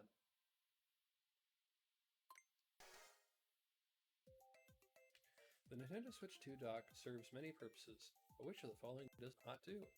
Send signals to the TV, provide additional USB ports, enable internet access, use infrared communications. Which of the following can the Nintendo Switch 2 console use? The Nintendo Switch dock. The Nintendo Switch 2 dock. All of the above.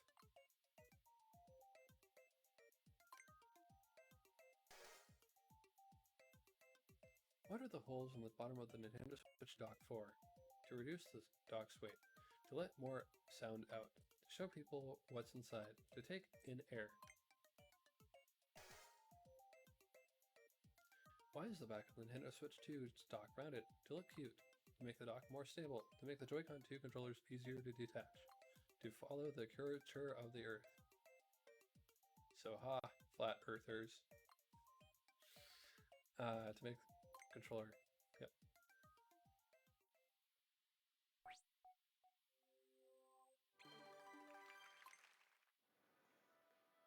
Whoa, you passed with flying colors. You must really know your way around the dock now. Yep. Oh, and it looks like there are more Nintendo Switch 2 dock insights for you to read off on. Have you noticed those little bumps near the Switch connector on the dock? No. Well, you've at least noticed that one of the 4 feet on the dock is different from the rest, right? Thoughts? Feelings? You interested?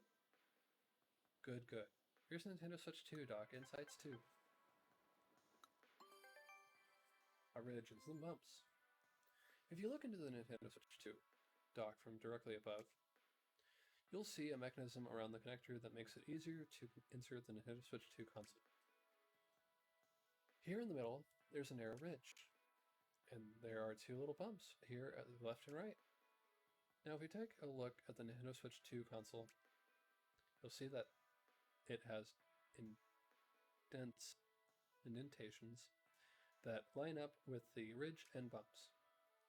These guide the console into the right position for it to fit into the dock's connector. First, ridge in the middle of the dock fits into the indentation on the console's underside, lining them up.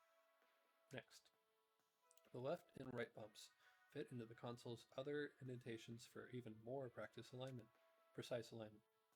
These bumps sit on top of a small stand, which is supported by springs.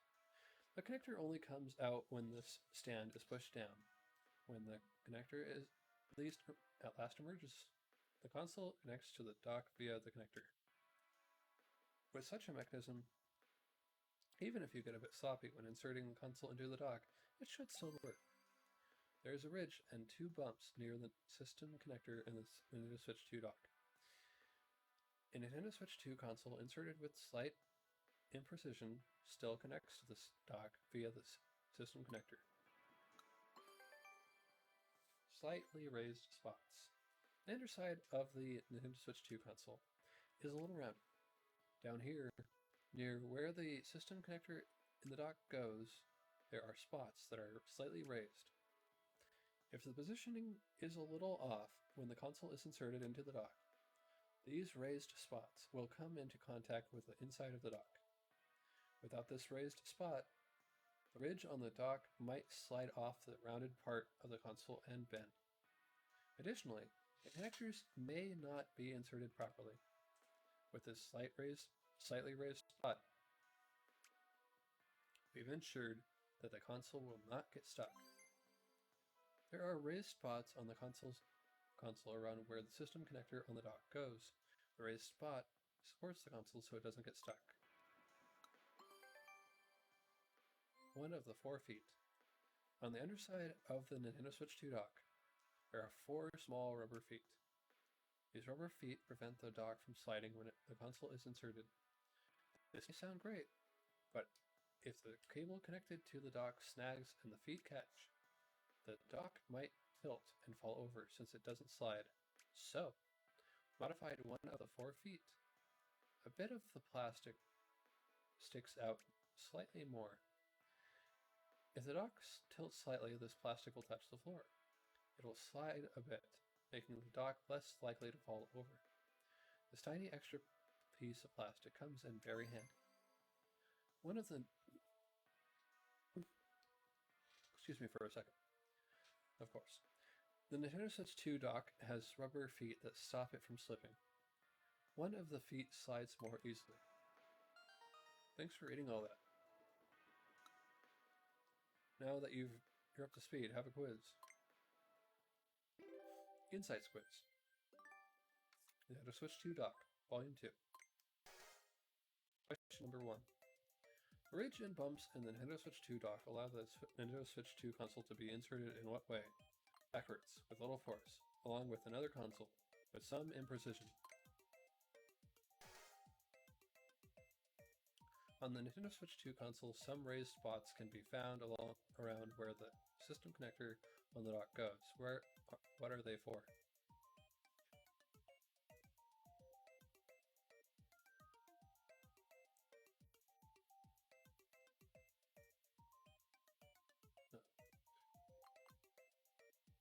To make it look more interesting, to prop the console up, to stop the console from getting stuck, to make the stand easier to open.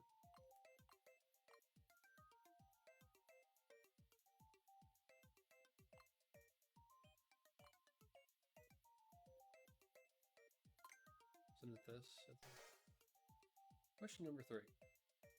How many of the 4 feet on the Nintendo Switch 2 dock are deliberately slippery? None of them, just one, all 4.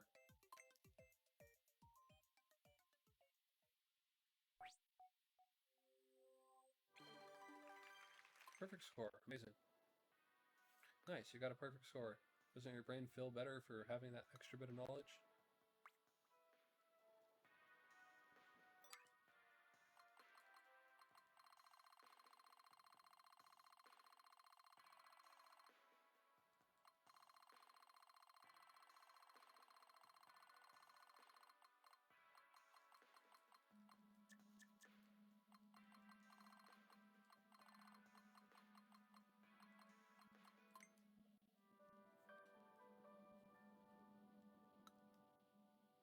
Why does the camera have a stand?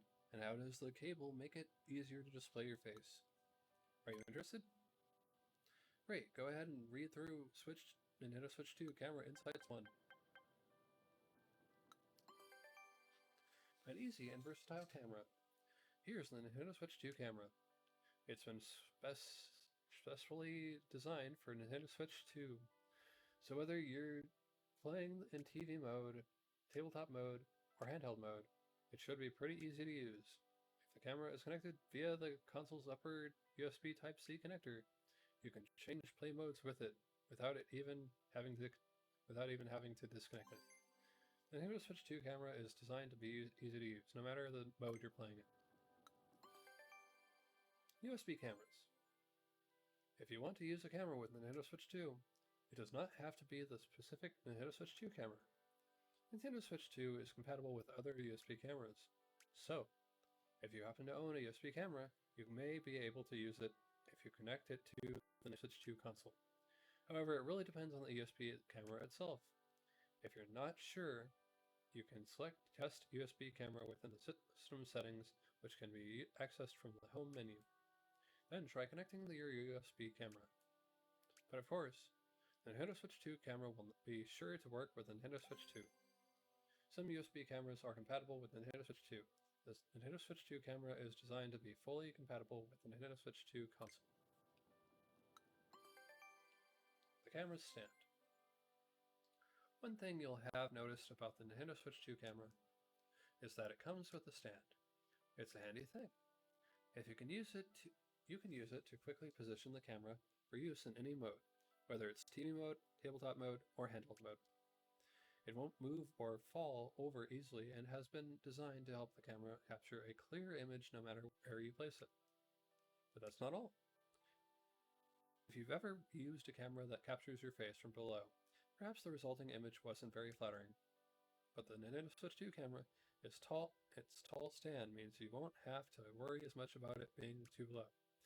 You can also position the camera however you want in order to achieve the optimal angle.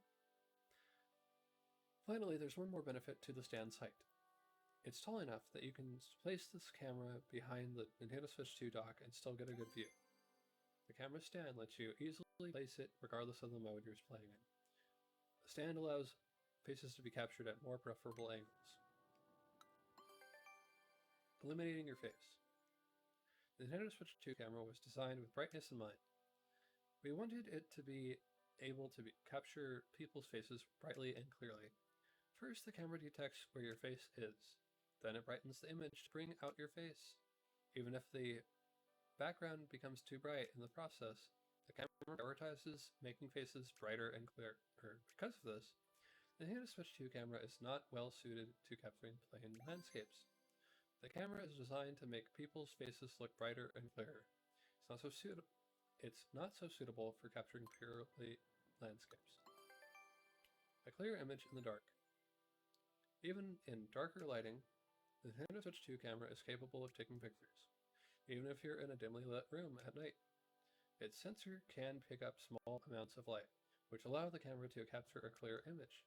However, a problem can arise if the camera tries to brighten the image in a dark environment. Image noise can be introduced from power supplies or heat, making the image even brighter. This may result in a muddy look. Normally, it wouldn't be possible to tell whether the muddiness is due to image noise or a light spot. So how does the camera handle this? Here's an example. If there were no lights in the previous image, then image noise is probably to blame. The camera constantly checks the image feed like this. It uses a number of different methods to try to eliminate as many sources of noise as possible. The camera can capture a clear image even in dark environments. It tries to eliminate as much image noise as possible. You got through all the insights? Thanks for taking the time. Since you've read all that, have a quiz. Want to take the Nintendo Switch 2 camera insights quiz 1? Nintendo Switch 2 camera volume 1. Where on the Nintendo Switch 2 console would you connect the Nintendo Switch 2 camera, the air vent, the game card slot, the audio jack, the USB Type-C connector? Question number 2. Which of the following types of camera are compatible with the Nintendo Switch 2 console? Film cams, disposable cameras, USB cameras, endoscopes. The Nintendo Switch 2 camera's stand was designed to help take what kinds of photos? Photos with watermarks, stand-assisted selfies, beautiful night panoramas, photos that capture your face from a good angle.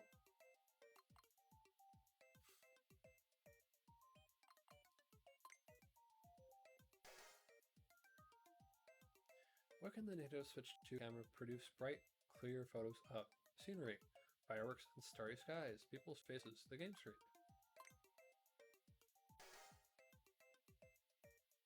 When you're using the Nintendo Switch 2 camera, what's the race to prevent the picture from looking messy? Metadata, the user's memory, blur, noise.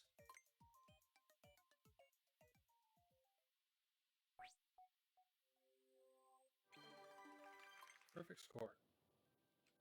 Perfect score, good stuff. Looks like you know a little more about the Nintendo Switch 2 camera now.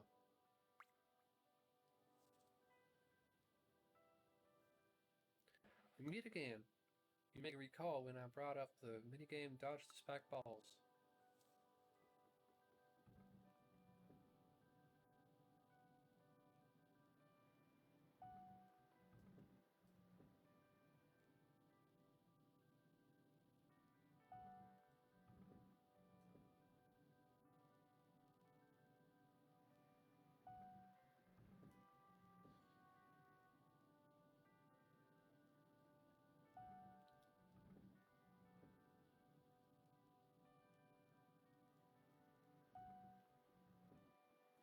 Not again. You can learn more about the Nintendo Switch 2 camera here. You'll learn how easy it is to use the camera's ring slider, info about past Nintendo cameras, and more. You curious? I'm interested. Let's get started. Here's the Nintendo Switch 2 camera invites to.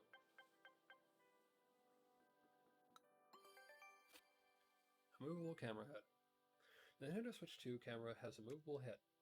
It can be tilted up and down. More precisely, you can tilt it down about 10 degrees or up about 25 degrees from its initial position. With this range of motion, even if you place the camera somewhere higher up or down low, you should still be able to center it on what you want to capture. Also, to keep the head at the angle you adjust it to, we sandwiched silicone rubber between the inner parts. The camera can be tilted downward about 10 degrees or upward about 25.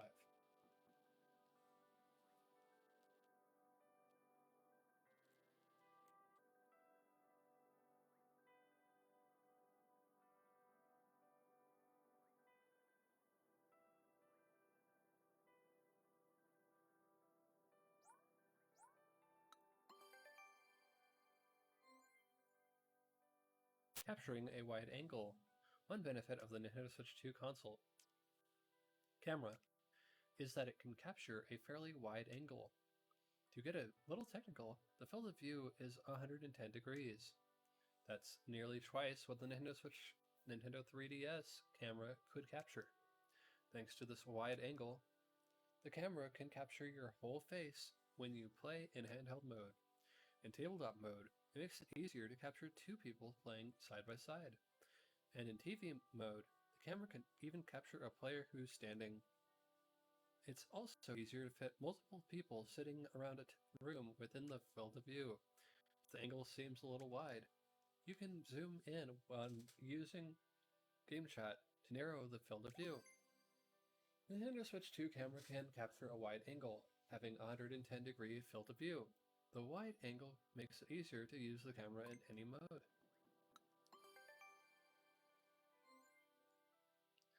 As you may already know, the Nintendo Switch 2 camera can capture a wide angle. However, if we didn't take any extra measures, the camera could run into a problem. The image would begin to distort around the angles, the edges. To address this, we designed the lens so that people near the edge of the frame aren't distorted. While this means that the spot directly in front of the lens will come out slightly distorted. It reduces the chance of people looking distorted. Without additional measures, a wide-angle camera will produce images with distorted images. The Nintendo Switch 2 camera is designed so that people won't appear distorted.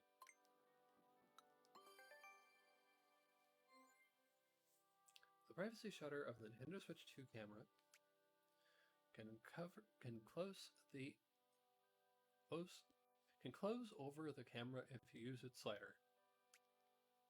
When the shutter is closed, the camera won't be able to capture anything. So if you're ever concerned about privacy, you can simply close the shutter. When the shutter is closed, the lens will be covered with a small lid, so you can tell at a glance that the camera cannot see you. You can also check the LED to the left of the lens. If the LED is on, the camera is on, and if it's off, the camera is off. But that's not all. To prevent the shutter from only closing halfway, we use a torsion spring so that it either opens or closes fully. It will feel like it's being pulled open or pushed close. One more thing. When you close the shutter, an image is sent to the Nintendo Switch 2 console to indicate that nothing is being captured. You can close the shutter if you're concerned about privacy.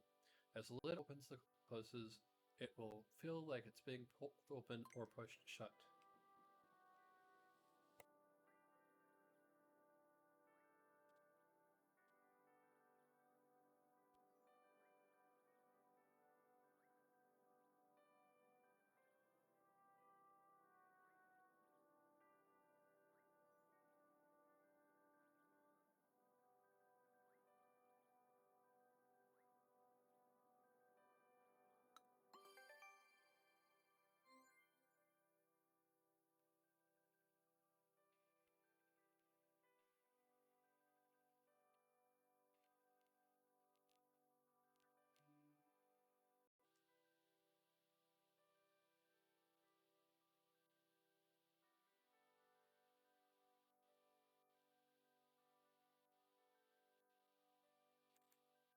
Trace back through Nintendo's history, and you'll find that Nintendo has made it possible for players to play games using cameras for some time.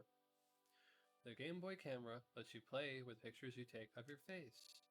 You can aim the Wii Remote's pointer lens at this TV screen. The Nintendo DSi system lets you calculate how similar two people's faces look. But Nintendo 3DS and AR cards let you play with things that don't physically exist in the real world. The Wii U gamepad lets you see the faces of other players. You can build functional controllers out of cardboard using the IR motion camera on the Nintendo Switch Joy-Con R. With Mario Kart Live Home Circuit, you can turn your home into a racetrack. It's not just about taking pictures, it's about having fun. Nintendo has been making games that can be played with the use of a camera for a long time. You've read through everything, that's the spirit. Since you've gone through all of the insights here, it's time for a quiz. Want to take the Nintendo Switch 2 Camera Insights Quiz too? Insights Quiz. Nintendo Switch 2 Camera Volume 2.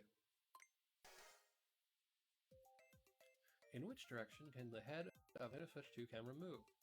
Up, and down. It can't be moved. Roughly how large is the Nintendo Switch camera's diagonal field of view? 110? The lens of the Nintendo Switch 2 camera has been designed to make which part of it harder to distort? The very center, the edges. Which must you do to cover up the lens of the Nintendo Switch 2 camera? What must you do to cover up the... Will it too close? Oh. Pull the shutter toward you. Press a button. Turn the slider.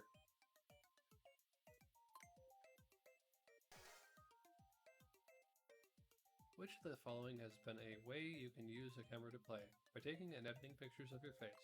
By aiming it at the TV screen. By using it to make a cardboard controller.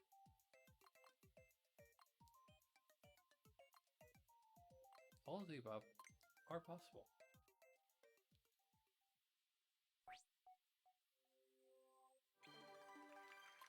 Perfect score. Amazing. Nice, that was flawless.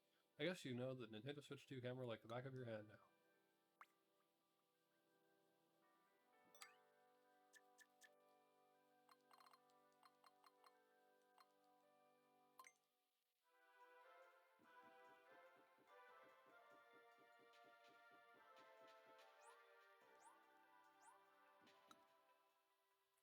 How are the Joy-Con 2 control sticks different from control sticks of the past? And what exactly were past control sticks like? Do you think you'd be interested? Yes. Yes, I'm so good at building a mystery control stick insights. Wait. Easier to use sticks. The Joy-Con 2 control sticks have changed a lot from the Joy-Con 2 control sticks of Nintendo Switch 2. 1. They've changed from the first one. They're bigger and easier to place your fingers on. They can also move a little wider. And the control sticks are a little easier to press in. Multiple efforts were made to make them easier to use. Joy-Con 2 control sticks are designed to be easier to use. Smooth control stick movements. The Joy-Con 2 control sticks have been given some attention. We wanted the control sticks to feel nice and comfortable. To that end, we've made sure that they move smoothly and don't feel like they're snagged. They also snap back to the center. It'll make sense once you compare it to the control sticks in Nintendo Switch Joy-Con. The Joy-Con 2 control sticks are designed with comfort in mind. How the control sticks work. At the bottom of each control stick, there's a part that touches a spot where electricity flows. So when a stick is tilted, by the part that touches this spot moves depending on the degree of the tilt. When the part that's touching this spot moves, the strength of the electrical flow changes. The computer detects this to know how much the control stick is being tilted. This mechanism can detect even the slightest of movements, which allows for very precise controls. When the control stick moves, the strength of the electrical flow changes. Nintendo and control sticks. For decades now, Nintendo controllers have had control sticks. The first Nintendo controller featured a control stick was the Nintendo 64 controller from way back in 1996. And then came the Nintendo GameCube controller, which has both a control stick and a dedicated C-stick. The Nunchuck for Wii has a control stick, while the Classic Controller and Classic Controller Pro, also for Wii, both have L and R sticks. The Wii U Gamepad and the Wii U Pro controller also have L and R sticks, along with the Joy-Con and Nintendo Switch Pro controllers. How many of these controllers did you recognize? All of them. We've been, well, not that one. The lower right one for that one. Yeah, all of them except for that. And that one, I think. The one on the right. Yeah. We've been reshaping and improving the controllers for as time goes on. Nintendo controllers have had control sticks for a very long time. You read everything? Thanks. Now that you've got it all down, pop quiz. Sites quiz. Control sticks. Question 1.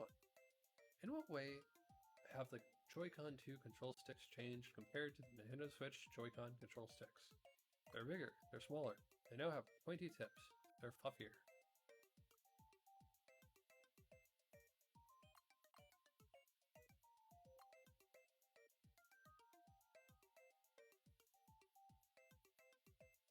I would say fluffier. But I know that's the ridiculous answer. They're bigger? There's just the control sticks. Thinking, what feature has been added to the Joy-Con 2 control sticks to make them easier to use? Music plays when you move them. They emit a nice scent when you move them. They snap back to the center. They're made of silky material. Back to reality. The strength of what changes when you move the Joy-Con 2 control sticks. Your grip, the plastic, electrical flow, enemy characters.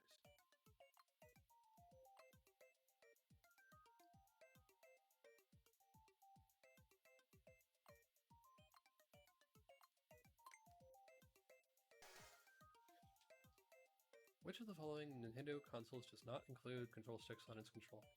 SNES. Yeah. But I'm sure there was exceptions.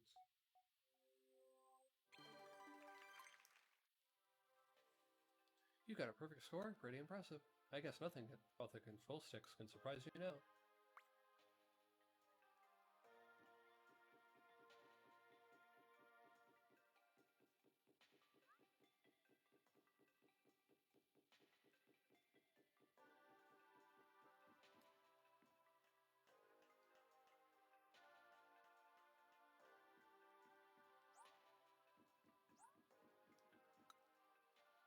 Do you know how the buttons work on the Joy-Con 2 controller? How about the screws hidden inside the controllers? You know about them, right? Great, here's Joy-Con 2 inside too.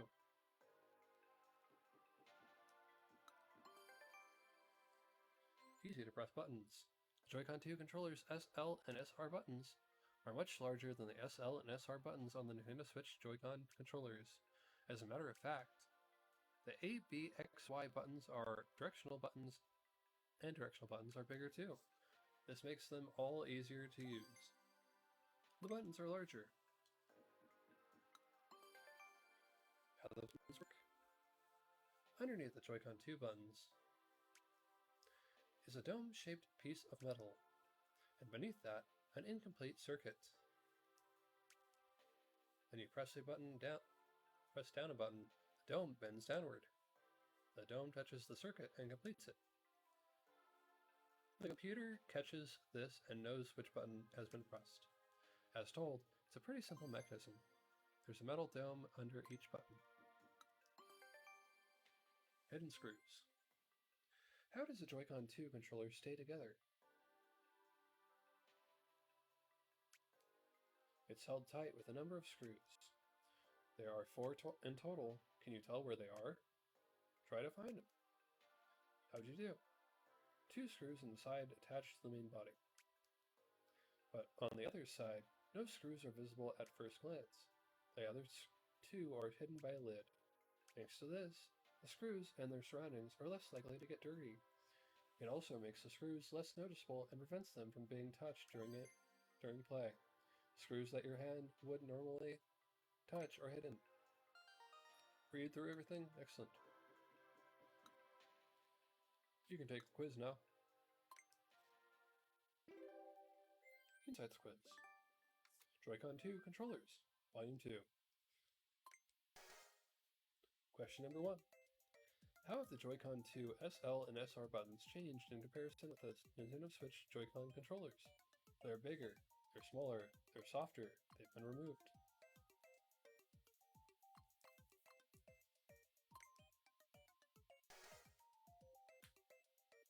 The dome-shaped part underneath each of the buttons on the Joy-Con 2 controller is made out of what material? Plastic, rubber, metal, concrete.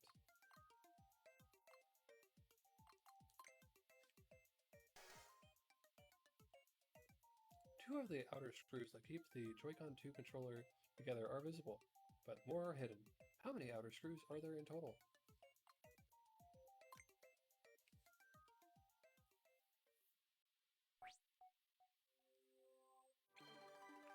Perfect score! Amazing! You wiped the floor with that quiz. Your Joy-Con 2 controller is out of this world.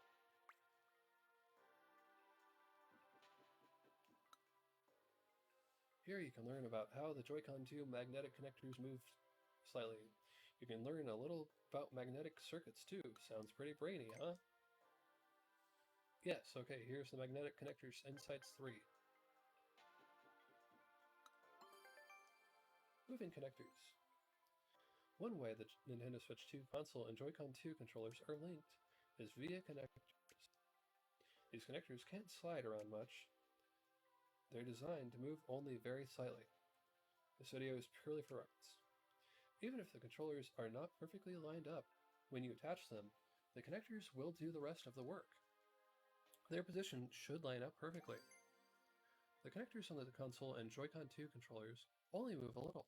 They'll easily move into position, even when the controllers are loosely attached. The Joy-Con 2 controllers attach firmly to the console. Why is this? Well, it's not just because the magnets are very strong. The console and the SL SR buttons form a strong magnetic circuit. To create this strong circuit, we simulated lots of different combinations and positions. Out of those, we selected the magnetic circuit that resulted in the strongest possible configuration. In this case, it makes the circuit less likely to cause issues. This means it won't interfere with other magnetic parts. Many different magnet combinations and positions were tested. The configuration with the strongest magnetic circuit was chosen. Detaching controllers requires little force. Release buttons are used to detach the Joy-Con 2 controllers from the console. We made it so that you can detach the controllers easily, even with very little force. When you press the release button, a small rod juts out of the controller. The rod pushes against the main body of the console. You shouldn't need to press the button very hard to reach this point. Using the principle of leverage, it pushes against the console with over twice the usual force.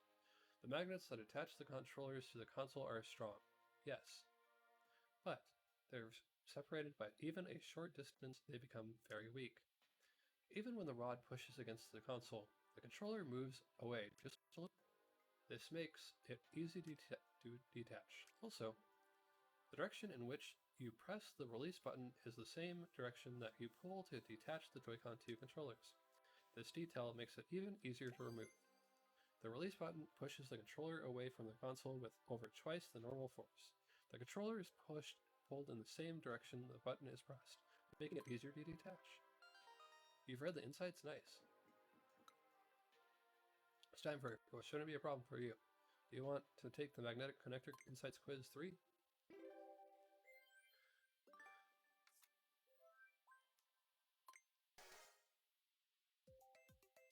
The connectors used to attach the Joy-Con 2 controllers to the Nintendo Switch 2 console have been designed to ease the process, but in what way? They have eyes. They speak to each other. They are firmly attached. They can move a little.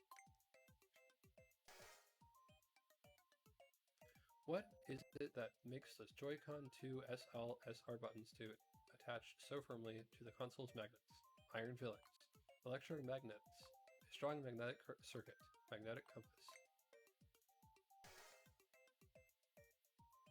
When you press the release button, how much force does the rod that pushes against the Nintendo Switch 2 console apply compared to the force you use to press the release button? About half, about the same, over twice as much. It doesn't apply any force. Excellent. I pressed that one. Just trying to. Yeah, okay.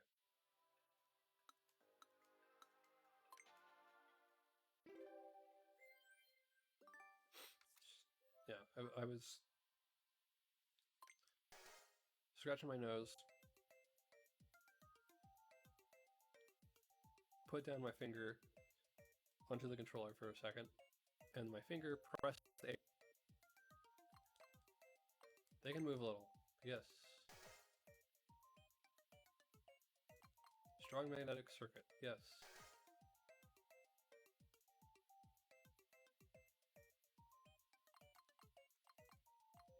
About half.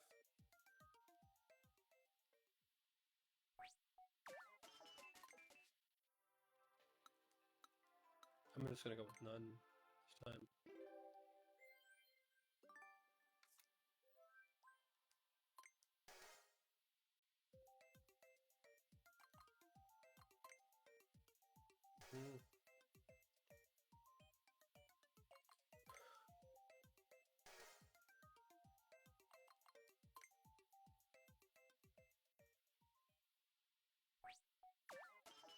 It's just twice as much, really? Okay.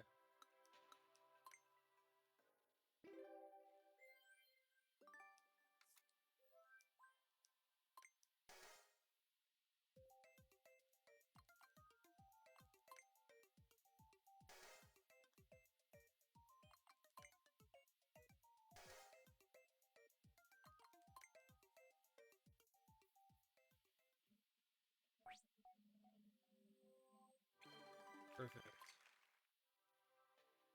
No mistakes. What are you, some kind of magnetic maestro? You and the magnetic connectors must have a strong connection. Ha ha ha ha.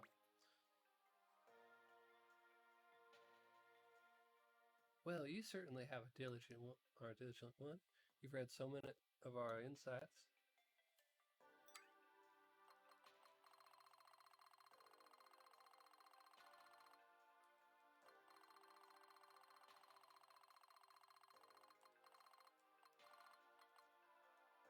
Grip area.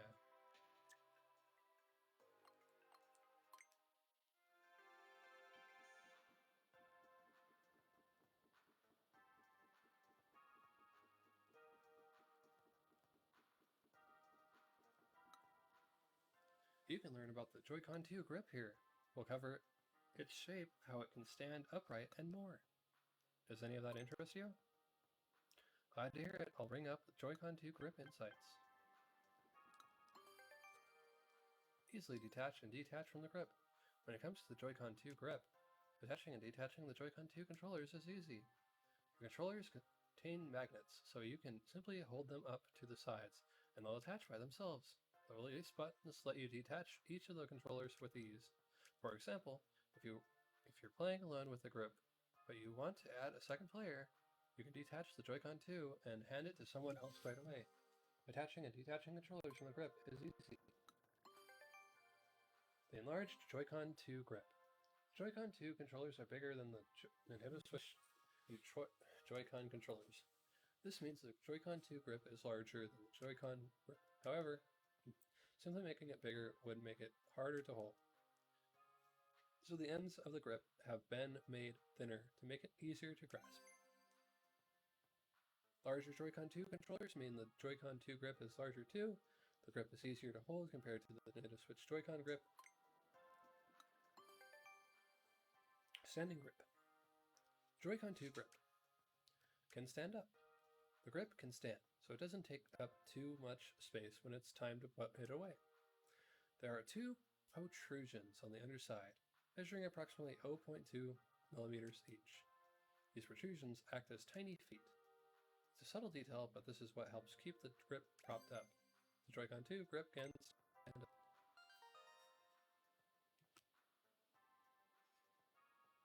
Yep, it can. Looks like you've read all those insights. How studious of you. You can guess what's coming next, can't you? It's a quiz. Joy-Con 2 grip. Question number 1. Which of the following is used to attach the Joy-Con 2 grip to a Joy-Con 2 controller? Glue, magnetic force, an electric current, the power of love. It don't take money, it don't take fame, it don't take no credit cards to ride this train. Strong and it's sudden, be cruel sometimes, but it might just save your life.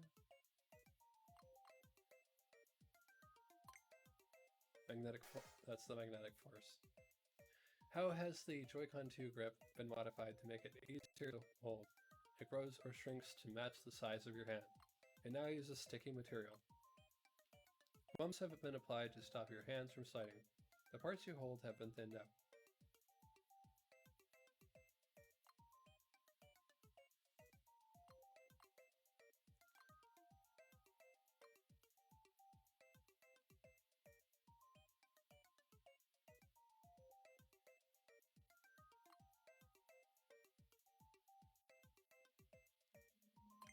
Try that one. What's the benefit of the Joy-Con 2 grip being able to stand up? You can store it without taking up too much space. You can play without having to hold it. It gives you courage. There's no real benefit.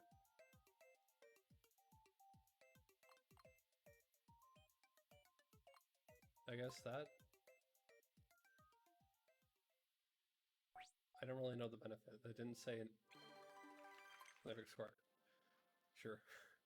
Wow, you got everything right. Looks like you've got a solid grip on the Joy-Con 2 grip. Ah, looks like another set of Joy-Con 2 grip insights has appeared.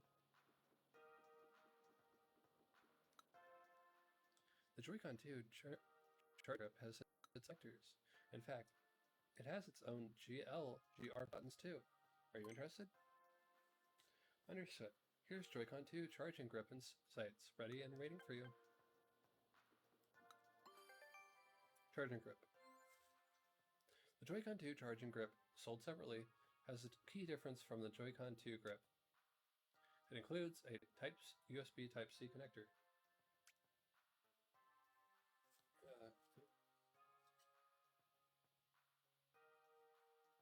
It's its own thing, I guess? Okay. You can connect a USB cable here to charge Joy-Con 2 controllers, but that's not all.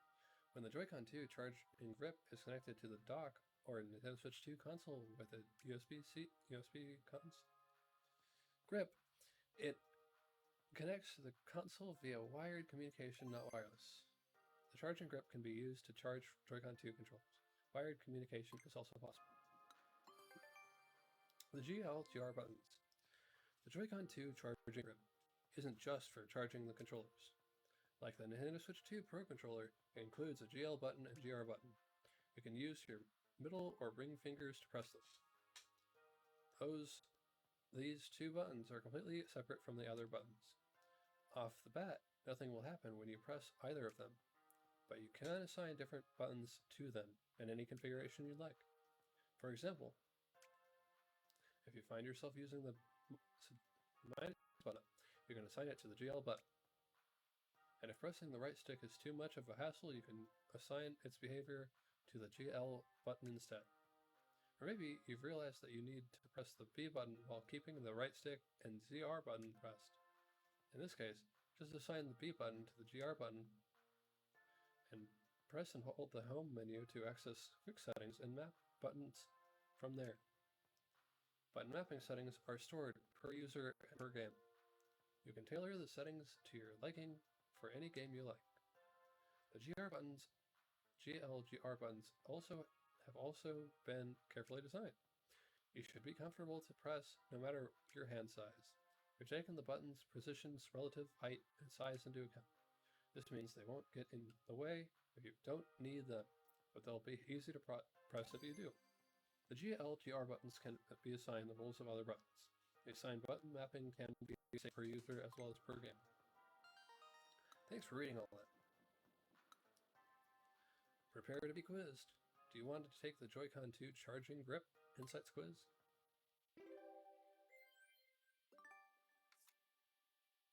Insights quiz. Joy-Con 2 charging grip. What can the Joy-Con 2 charging grip do other than charge Joy-Con 2? Charge the Nintendo Switch 2 console. Charge a mobile phone. Allow for mouse controls. Use wired communication. The Joy-Con 2 charging grip includes GL and GR buttons. What are they used for? To start and stop the charging. You can map other buttons to them however you like. They quickly and efficiently eject the Joy-Con 2 for display only.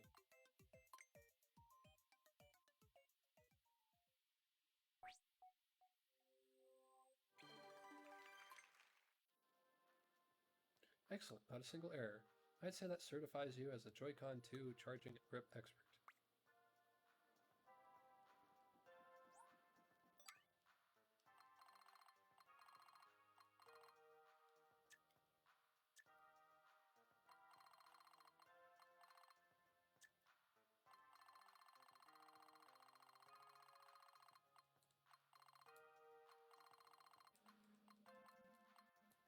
Pro area.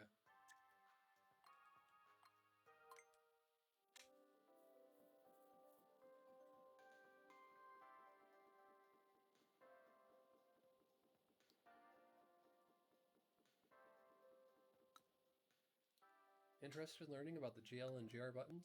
Or maybe about how the button heights were considered down to the nearest 0.05 millimeter? Got it. Take it away, Nintendo Switch 2 Pro Controller Insights 1. A new design. Here's the Nintendo Switch 2 Pro Controller. And here it is next to the Nintendo Switch Pro Controller. See any difference? It would have been easy just to take the Nintendo Switch Pro Controller and add a few more buttons. But in fact, the new Pro Controller has been completely redesigned from the ground up. A lot has changed. The Nintendo Switch 2 Pro Controller has a new design. Game Chat made easy. If you're interested in using Game Chat, the Nintendo Switch 2 Pro Controller makes it easy to use. For one, you can bring up the menu straight away from the C button. There's an audio jack on the controller's underside, so you can connect an audio device such as a pair of headphones. This helps you use Game Chat even when you're far from the system. The console microphone picks up the voices of everyone nearby, but if you speak close to the microphone that's plugged in via the audio jack, your own voice will be heard more clearly. This isn't just helpful for Game Chat either. If you don't want the game audio to come from the TV, you can always listen to it using headphones instead. Your own voice will come out clearer when speaking close to a microphone plugged into the controller audio jack.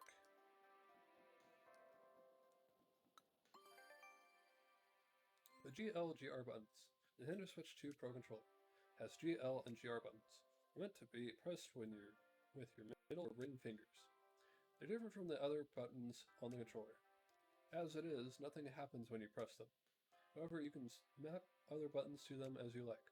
For example, if you use the plus button a lot, you can map it to the GR button. Or if you want a new way to press the left stick, you can map it to the GL button. Want to keep your thumb on the left stick? Hold the ZL button and press up on the control pad all the time. Map up on the control pad to the GL button. Press and hold the home button to access quick settings and map buttons from there. Button mapping is saved on a per user and per game basis. That means you can personalize the buttons to suit your own play style depending on the particular game, so have fun with it. Another thing about the GL and GR buttons, they're designed to be comfortable for hands with both big and small. They don't get in the way if you don't want to use them, but they are easy to press if you do. We put a lot of thought into these buttons' location, height, and size.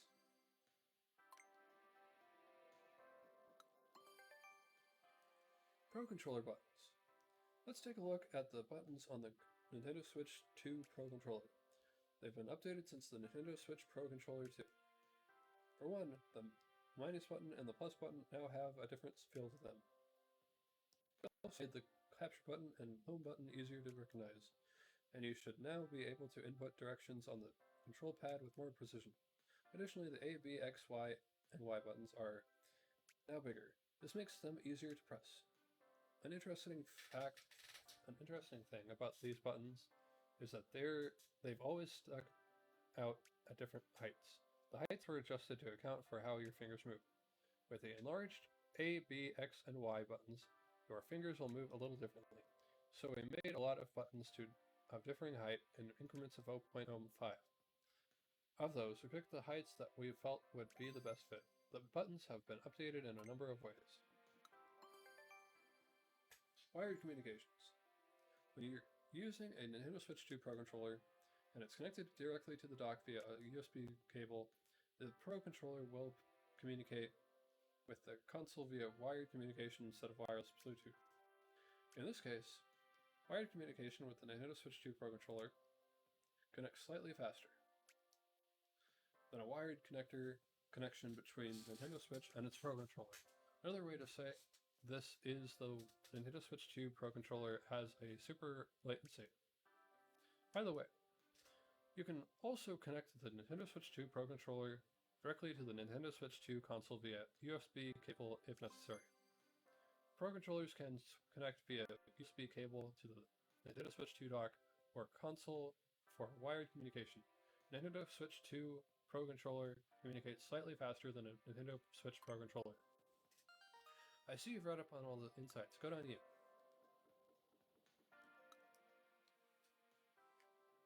Reading all those nets, you a quiz. Hey, you've earned it.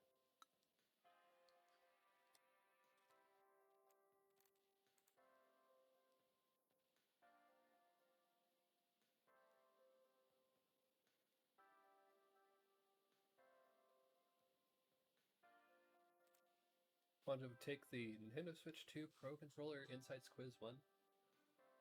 Try it out. Nintendo Switch 2 Pro Controller Volume 1. How much does the Nintendo Switch 2 Pro Controller differ in design from the Nintendo Switch Pro Controller? Not at all. It's been touched up. Its design was considered from scratch.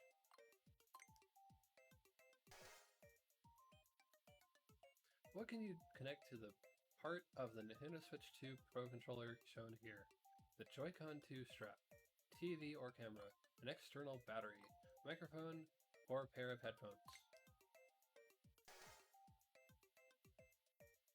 Where are the GL/GR buttons located on the Nintendo Switch 2 Pro Controller? Next to the LR buttons, next to the auto check. On the back of the parts you hold. They don't exist. It never did.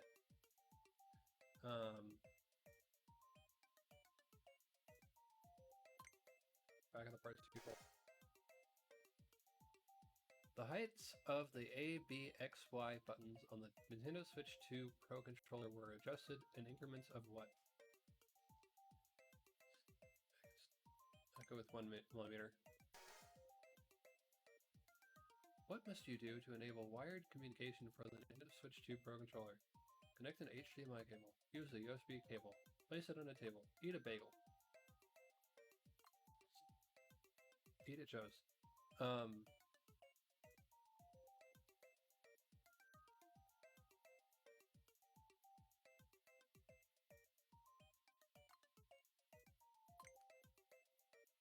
USB Type-C. Yes, so.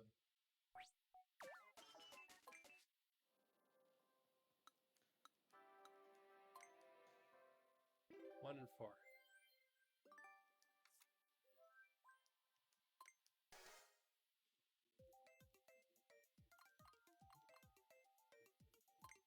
Not at all.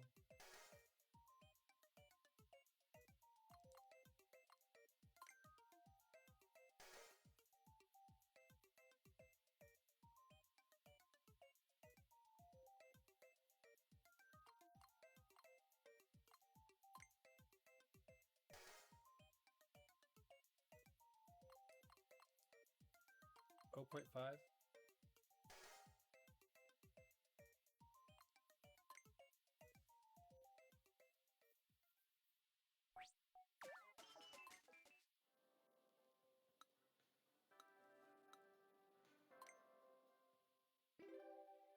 What do you want?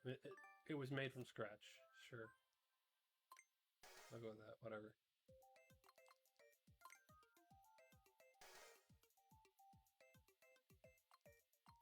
That's a lie, if that's the true answer.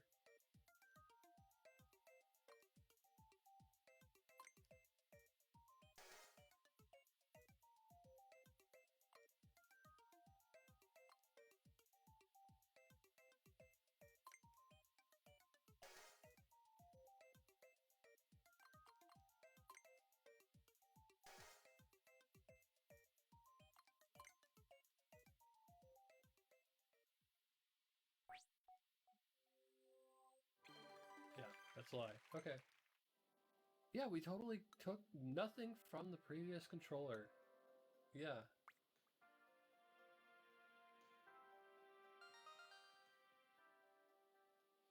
Huh, I guess there's a sequel to the Nintendo Switch 2 Pro Controller, Insights 1. Interesting. Don't worry, I'm sure they took nothing from you. And probably not even related. Nothing connected to anything that you did before.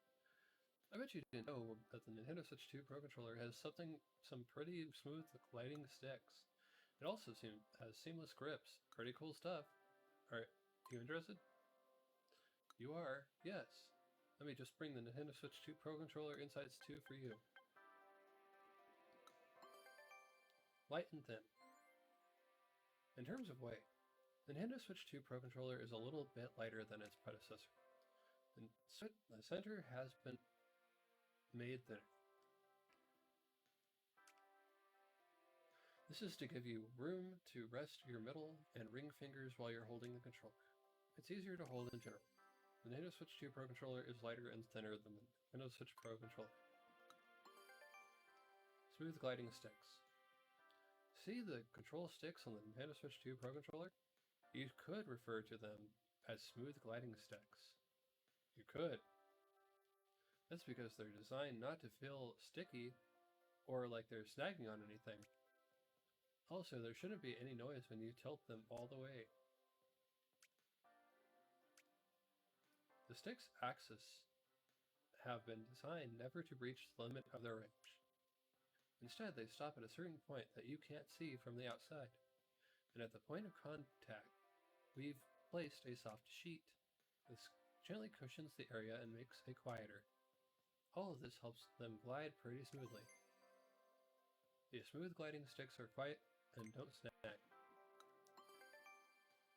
Seamless grips. Even the Nintendo Switch 2 Pro Controller grips were given some consideration. You may notice the controller's grips are seamless. We made sure there are no grooves in place that your hands might easily touch. That prevents dirt or grime from building up in the cracks. Plus, it just feels nice to hold. To tell you the truth, it was incredibly difficult to make such a complex controller shape out of plastic, especially one without any grooves. It took a lot of finessing, but we made it work. It has nothing to do with the previous controller, so it's completely from the ground up, completely different, and there's no connections to the previous Pro controller. Yeah, of course. This seamless grip has no cracks or grooves. Inspired by Nintendo GameCube. One thing about the grip of the Nintendo Switch 2 Pro controller is that its design differs slightly from its Nintendo Switch counterpart. No, they're completely different. What are you talking about? We took some inspiration from the Nintendo GameCube controller grip and thinned out where you hold it. Why? Because it gives your middle and ring fingers some more space to rest. Why? Nostalgia. Because those who grew up with the GameCube will instantly feel a little weird connection with the controller.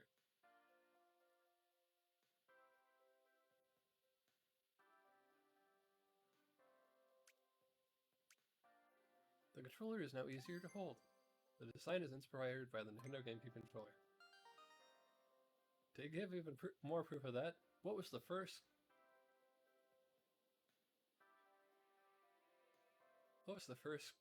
game system that they decided to announce for the Nintendo Switch 2 to be on their virtual system of online Pro Plus membership? You got through all the insights, great. Yep, I did. Now I can give you a quiz based on these insights. Ready to take the Nintendo Switch 2 Pro Controller Insights Quiz? Insights Quiz. Nintendo Switch 2 Pro Controller Volume 2. In what way has the Nintendo Switch 2 Pro Controller been modified to make it easier to hold? The parts you hold have been made out of rubber. The center of the controller has been made thinner. Straps have been added. It comes with special gloves. Now I'm playing with power.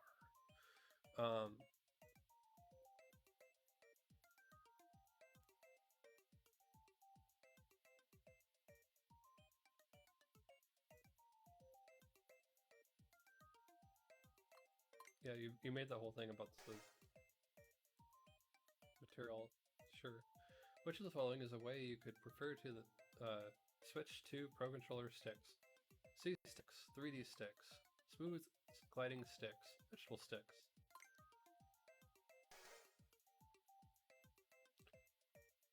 What has been removed from places on the Nintendo Switch 2 Pro Controller that your hands might easily touch?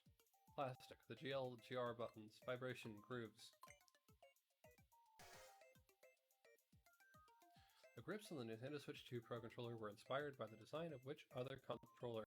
Nintendo 64, Nintendo GameCube, the Wii Will, the Wii U Gamepad. Wii will have its own time pretty soon, I'm sure.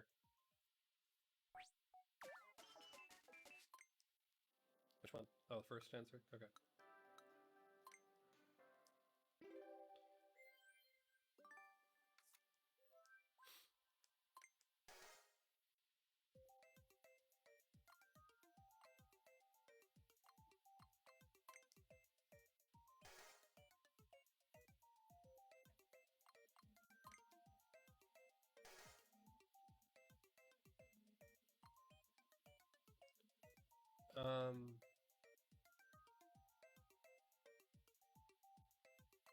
Grooves. For whatever reason.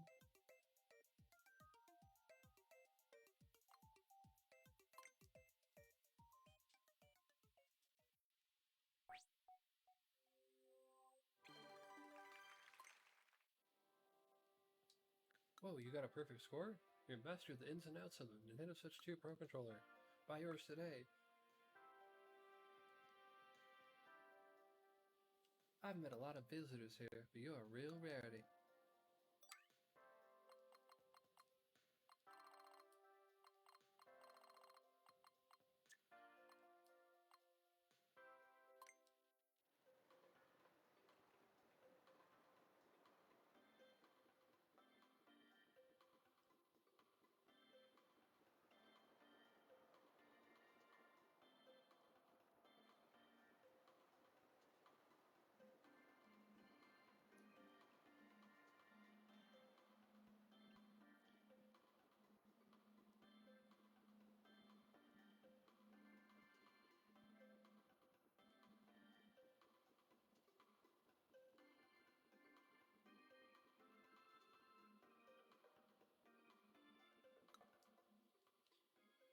Do you know how the magnets in the Joy-Con 2 wheel work?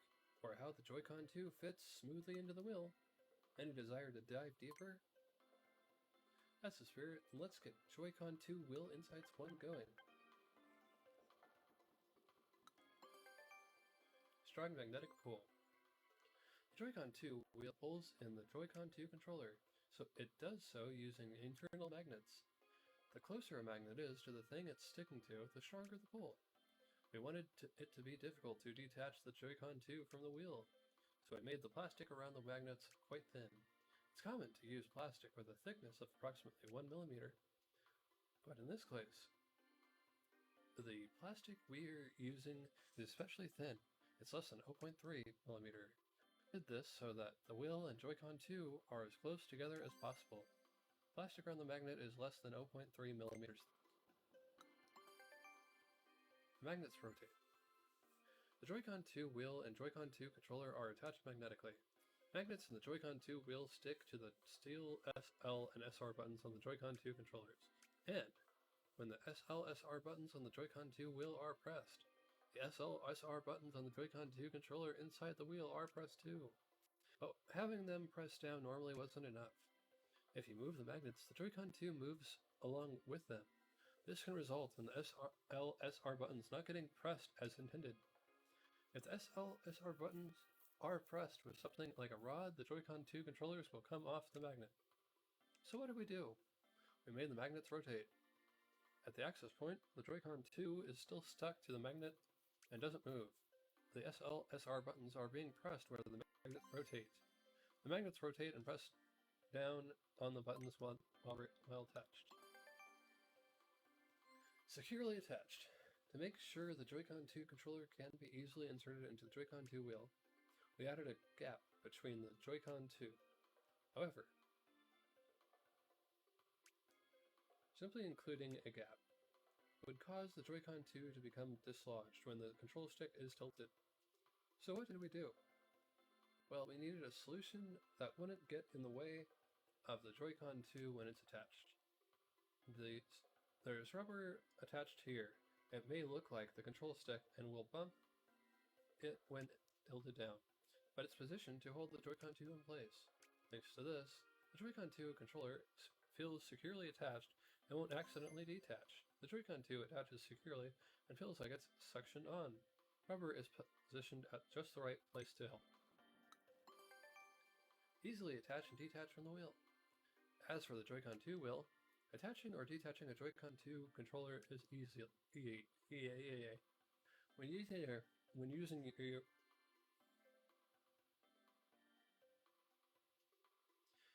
When you're using the Nintendo Switch Joy-Con wheel, Joy-Con has to be pushed in and then pulled out to remove. As for the Joy-Con 2 wheel, magnets allow the Joy-Con 2 to be easily clicked into a place or smoothly removed. Joy-Con 2 controller can be easily attached or detached from the Joy-Con 2 wheel. You've read it all, right? It's time for a quiz. Insights quiz. Joy-Con 2 wheel, Volume 1. How does the Joy-Con 2 controller attach to the Joy-Con 2 wheel? Glue, magnets, electricity, strong conviction. What helps the Joy-Con 2 controller attach easily to the Joy-Con 2 wheel? A gap was added just below the Joy-Con 2 controller. The wheel lets the Joy-Con 2 controller fit snugly inside. Suction cups. Good vibes.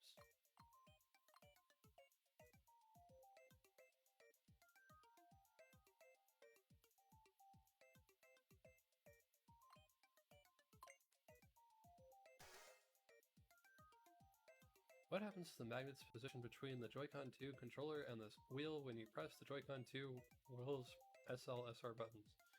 They eject Joy-Con 2 controller. They grow, they rotate, they stretch.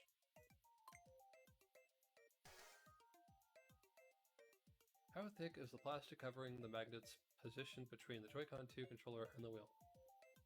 Less than 0.3 millimeters, 0.5, 3 millimeters. More than 5. Isn't it less than 3? 0.3? It was 3 or 0.3.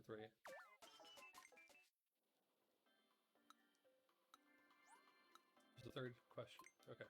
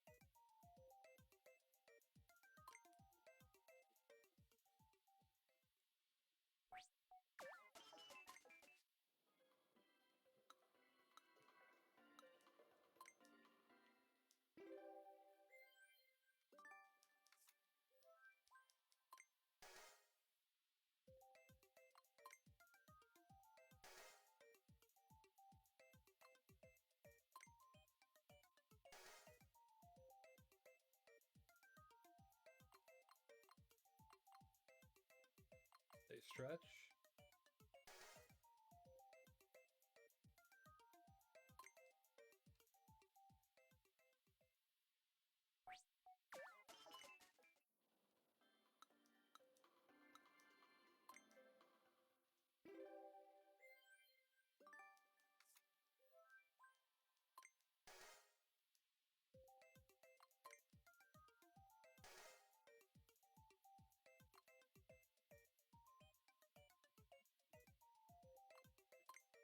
Try that one then. They grow.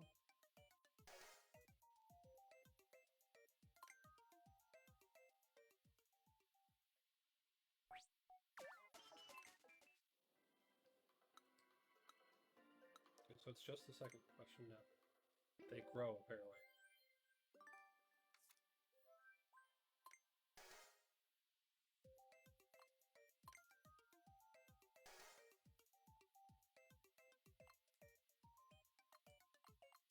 Suction cups.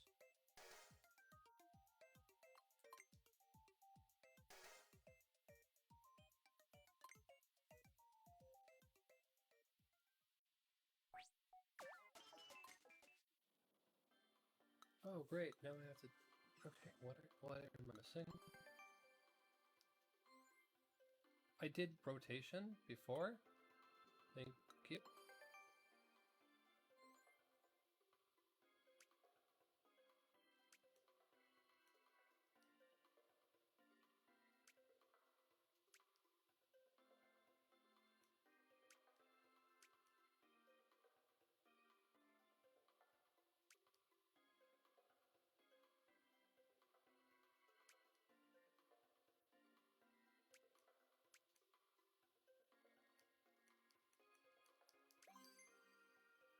Rubber.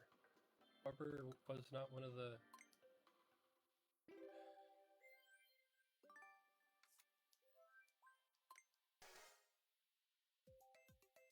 Magnets.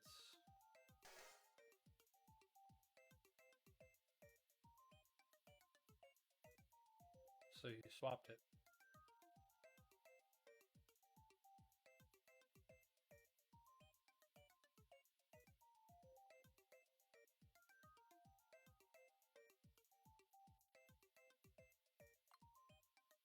Rubber is not one of the one of these. But maybe suction cups. They rotate.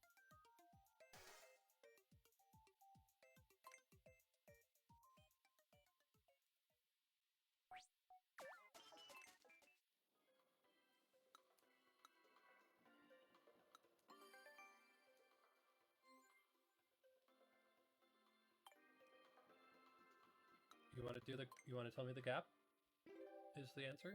Because you didn't put rubber in there.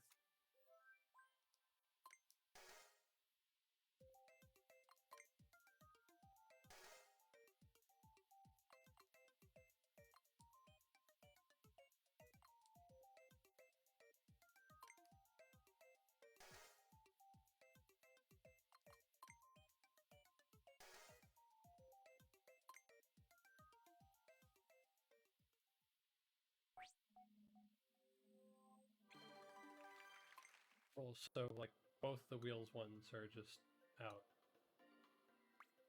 Like, not, you know, we didn't care about making sense. It's fine.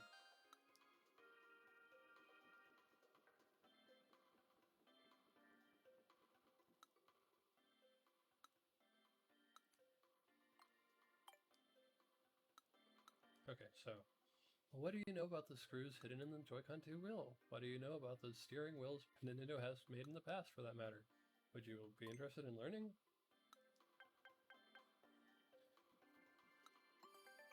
Oh wait, no, the other one was the controller. As you probably already know, wheels are of similar size. As you probably already know, Joy-Con 2 is larger than the Nintendo Switch Joy-Con, but when you compare the Joy-Con 2 wheel with the Nintendo Switch Joy-Con wheel, you'll notice that there isn't much difference in terms of size. This roughly equal size was about as small as we could make it. This was to ensure that people with small hands, kids, could reach the control sticks and buttons. That said, even though it's about the same size overall, the SL and SR buttons are now larger and easier to focus. Kids and people with small hands, I guess. Yeah, sure. The wheel size makes it easier to use the control sticks and buttons. The SL and SR buttons are easier to press.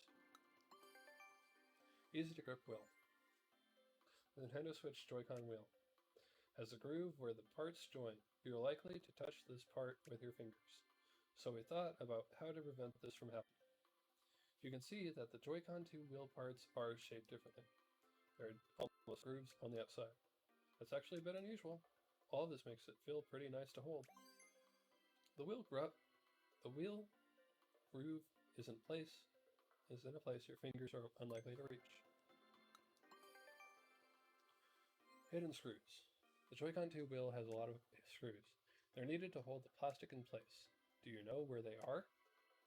There are 6 screws hidden underneath the outer plastic. We hid them to make it look as much like a wheel as possible. Joy-Con 2 wheel screws are hidden. Nintendo and wheels. On the topic of wheels, Nintendo has had steering wheel controls available for a long time. Wii Wheel for Wii 2008.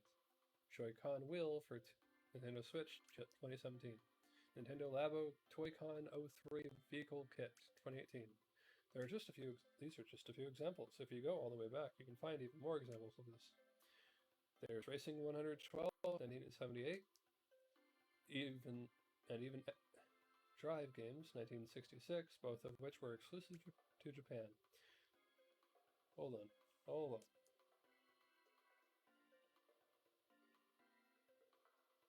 I feel like I've seen that one before. Anyway, steering wheel controls let you enjoy the feeling of driving a car. Nintendo has offered wheel controls for decades. Read all the science, right? Have I got a quiz for you? Do you want to take the Joy-Con 2 Wheel Insight Quiz too? Try it out. Joy-Con 2 Wheel Volume 2. Question number 1. Which is bigger, Joy-Con 2 wheel for Nintendo Switch 2 or the Joy-Con wheel for Nintendo Switch? I'm going to say they're the same size. What has been done to make the Joy-Con 2 wheel easier to grip? It was made with soft materials. The grooves now hit pressure points on your hands.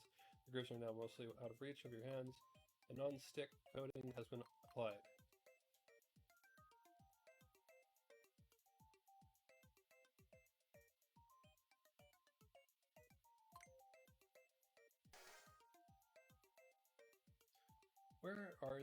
There are 6 screws on the outside of the Joy-Con 2 wheel. Where are they hidden? Under the inner plastic, under the outer plastic, in a smaller wardrobe. There are no screws.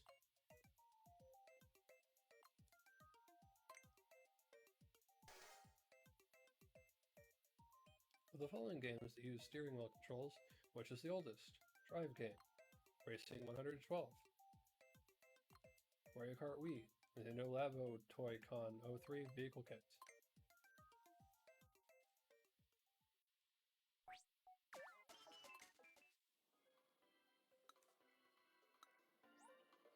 I'll be honest, I don't.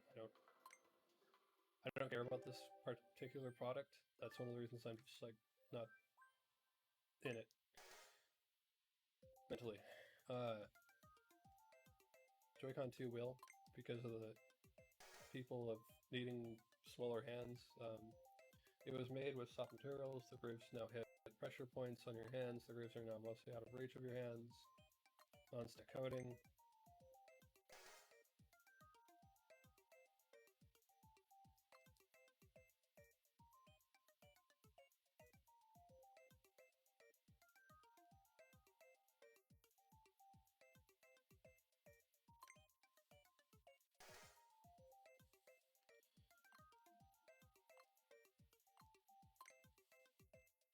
Missing one under 12, sure.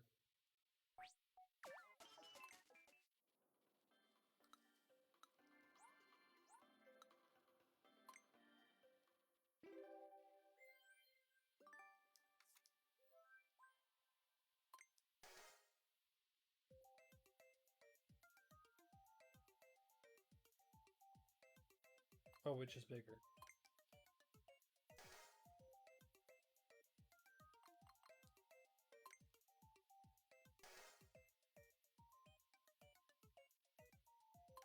Inner plastic.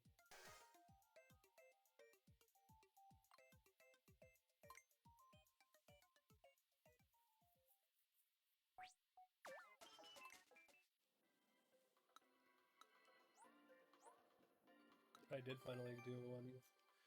Wheels are of similar size. Okay, they're same size. Okay. Easy to grip. Has grooves where the parts join. You're likely to touch this part with your fingers. With the original. So you're not with the other one.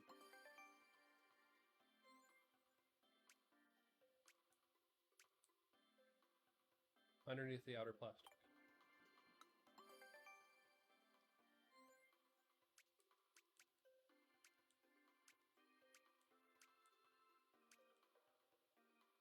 Drive game.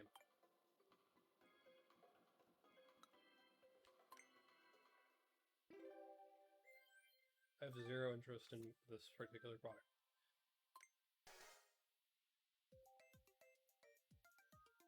They're the same size. It was made with the soft materials. Grooves now hit pressure points on your hands. Sure. Wait, no, that was the other one. I don't know. There are 6 screws, outer plastic. Drive game.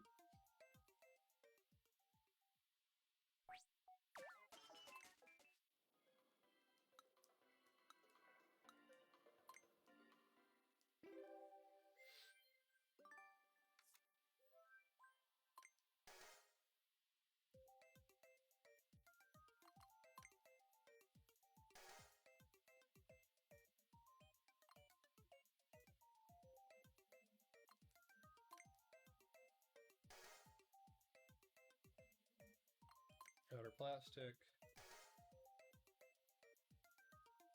Drive game.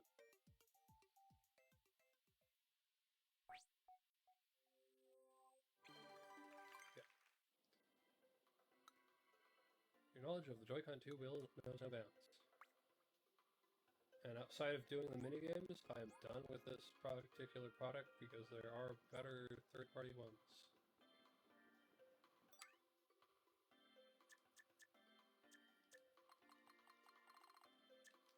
The inner area.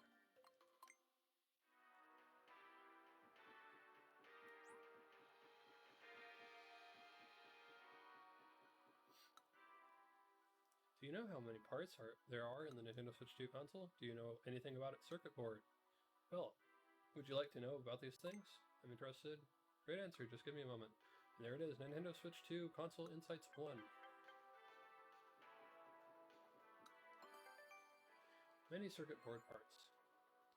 On the Nintendo Switch 2 console's circuit board, there are twice as many parts as there were on the Nintendo Switch console's circuit board.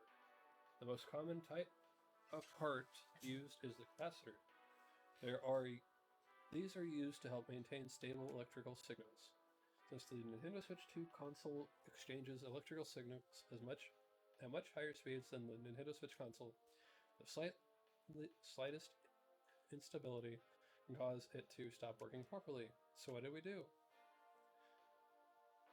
It was to use even more capacitors to ensure that electrical signals were disrupted as little as possible.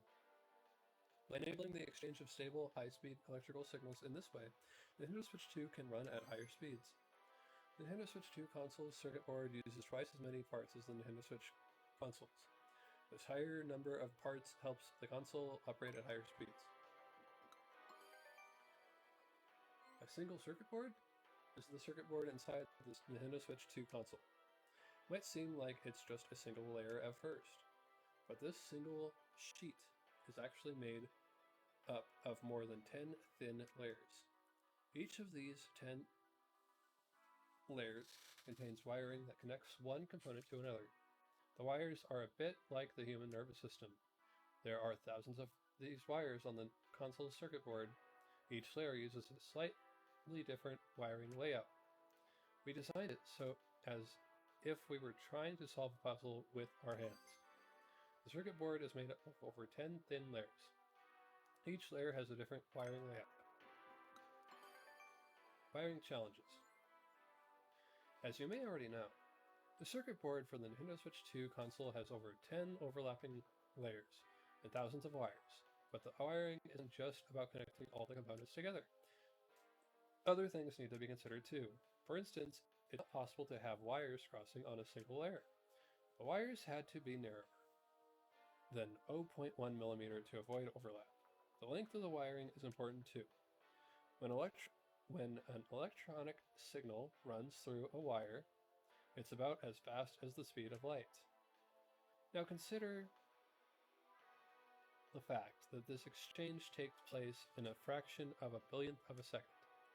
When you have several wires sending data together, they all need to be the same length, or else the signals will arrive at different times. So we had to make the lengths of each wire match, ensuring that the signals arrive at the same time. And one more thing, we made sure that the wires are not too long, as the signals could become too weak to reach their destination, and not too close to each other, as the signals could get mixed up. Very fast signals run through the wire. Measures are in place to ensure that signals arrive at the right time, without degrading or getting mixed up. Games use electricity. Games use a lot of electricity. The Nintendo Switch 2 console is typically used to play games, so it's also likely to need a lot of electricity. Smart devices let you do much more than play games, but they consume less electricity. The amount of electricity that a smart device needs to run for a day would be used by a smart Nintendo Switch 2 in about 3 hours.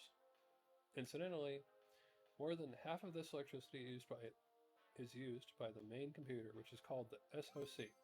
Because the Nintendo Switch 2 console typically runs games, it tends to use a lot of electricity. Well, there you go. You've read everything you need to read. In exchange for reading all those insights, I'd like to offer you a quiz. Insights quiz. Nintendo Switch 2 console, Volume 1. Question number 1. Which of the following consoles has more components on its circuit board? Nintendo Switch console, Nintendo Switch 2, they're both the same.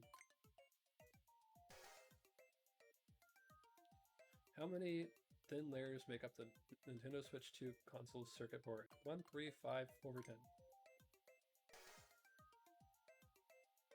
How fast are the signals that travel through the wiring on the Nintendo Switch 2 console's circuit board?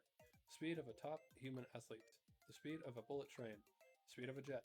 The speed of light. Jet? I'll go with. What part of the Nintendo Switch 2 console requires over half of its total power usage? The screen, the microphone, the speakers, the main computer. We are in the main computer right now, so I'm going to go ahead and guess that.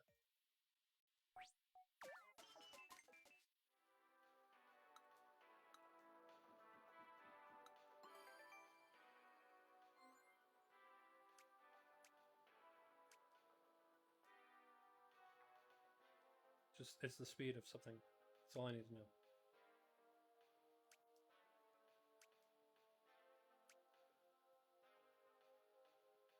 Speed of light. I don't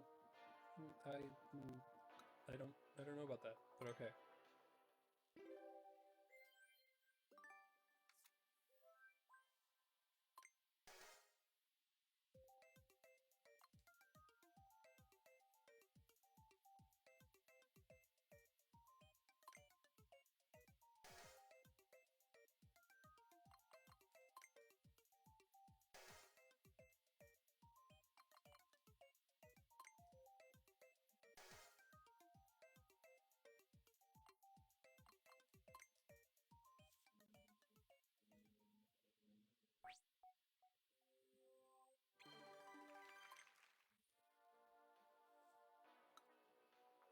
Looks like you've learned a lot about the Nintendo Switch 2 console. Oh, it seems like there are more Nintendo Switch 2 console insights for you to discover. Lucky you.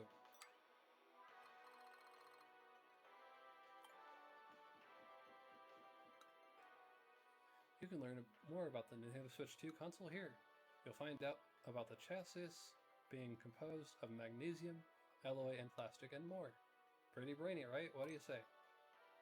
I thought so. Well then, here's Nintendo Switch 2 console's insights 2.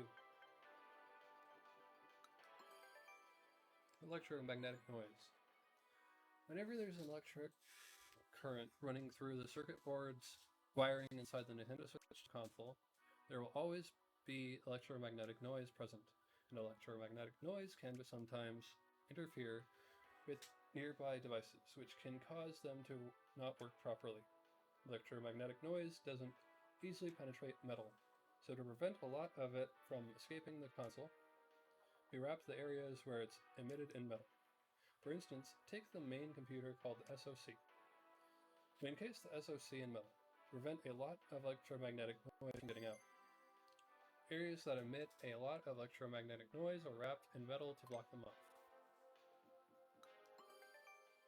Static electricity. When the weather is dry and the temperature is low, you may feel a little shock when touching something metal. That is static electricity. If static electricity hits a game console, the console could stop working or become broken. And of course, we wouldn't want that to happen. So we've employed a few ideas in place where your fingers are likely to touch metal. The game card slot and the Joy-Con 2 magnetic connectors are two such places. For example, we added parts to soften the impact of a sudden jolt of static electricity, and spots that absorb it. These spots stop the static electricity from getting to parts that it might otherwise easily damage. The console is designed to prevent damage from static electricity as much as possible. The parts that encase the Nintendo Switch 2 console are made from two types of material. These material are very tightly attached to each other. One is magnesium alloy, shown in orange, and the other is plastic, shown in black. The magnesium alloy is on the inside. It's strong and robust, and it also serves to reduce electromagnetic noise. Then there's the outer layer of plastic, even when the unit gets hot.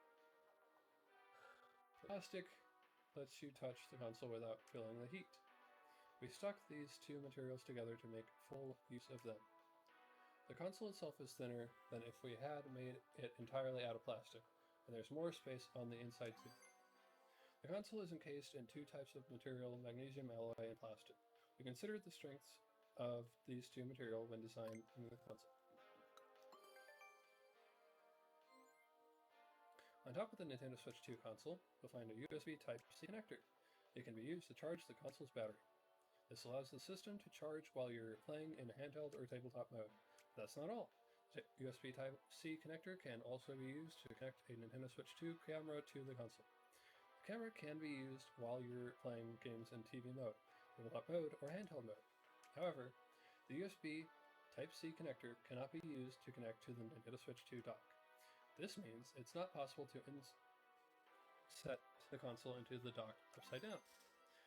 There's a USB Type-C connector at the top of the Nintendo Switch 2 console. It can be used to charge the console's battery or connect the camera. You've read all the insights? Great. You deserve a prize for all that reading. How about a quiz? Nintendo Switch 2 console, Volume 2.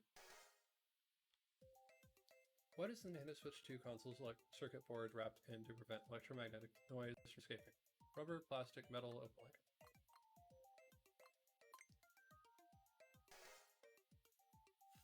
Rubber, if I remember correctly, rubber is what removes the worry of getting shocked by electricity.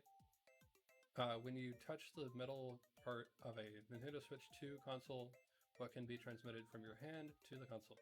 Good luck. Ultraviolet light. Ultrasonic waves. Electricity.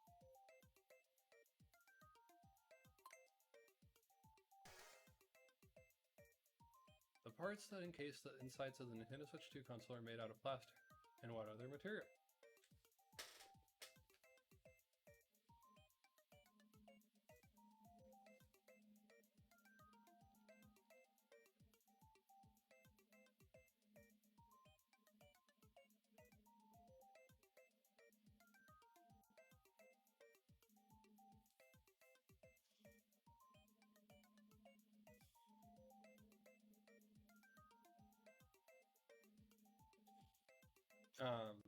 Titanium alloy, magnesium alloy, aluminum alloy, calcium alloy.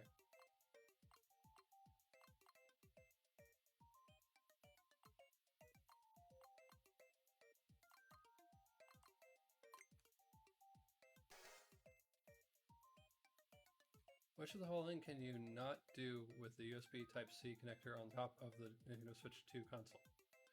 So charge the console, connect the camera, insert the console into the dock. Do all the above.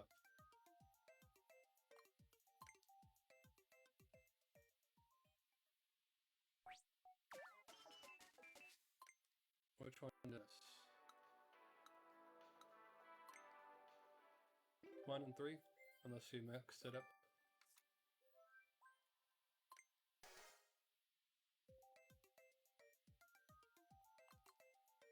Metal.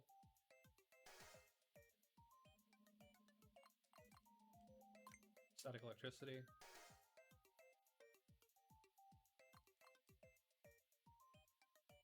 Aluminum alloy.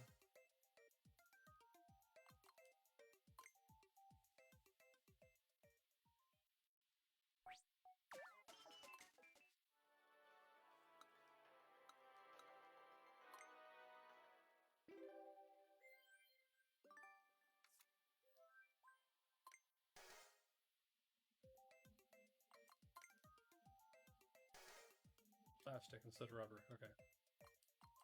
Static electricity.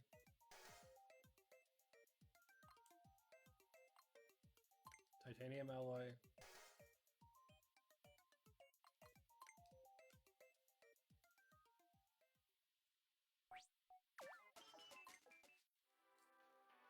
Let's just get that one. What kind of alloy?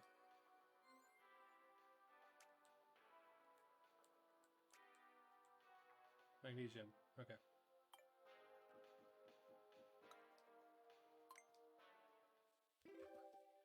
Of course, magnets.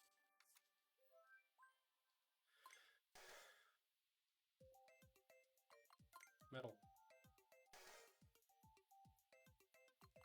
Static electricity. Magnet alloy. Can insert the dock upside down.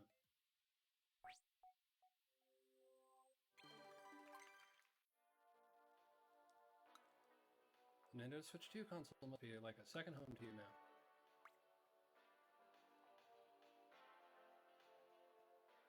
Oh, before I forget, I'd like to introduce you to my associate here. Let me explain. He's actually my personal assistant. He's always by my side, jotting down notes, though to be honest, I have no idea what he's taking notes on. He's a bit on the quiet side, but on the inside he holds a blazing passion. We're conducting an inspection of the venue at the moment.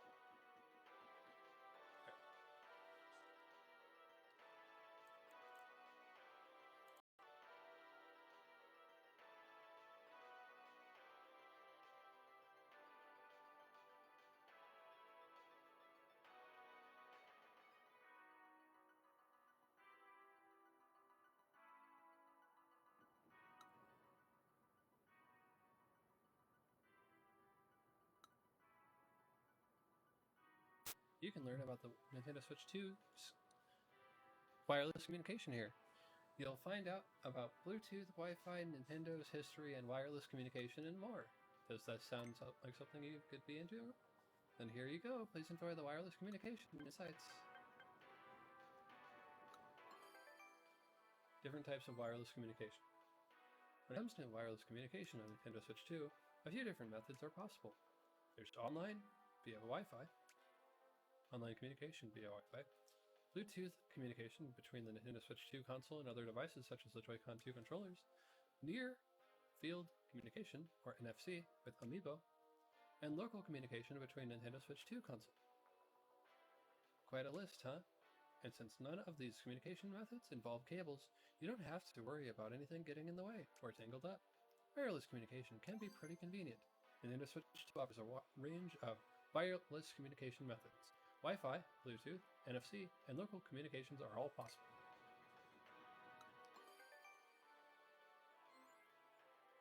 Within the Nintendo Switch 2 console, there are 3 antennae.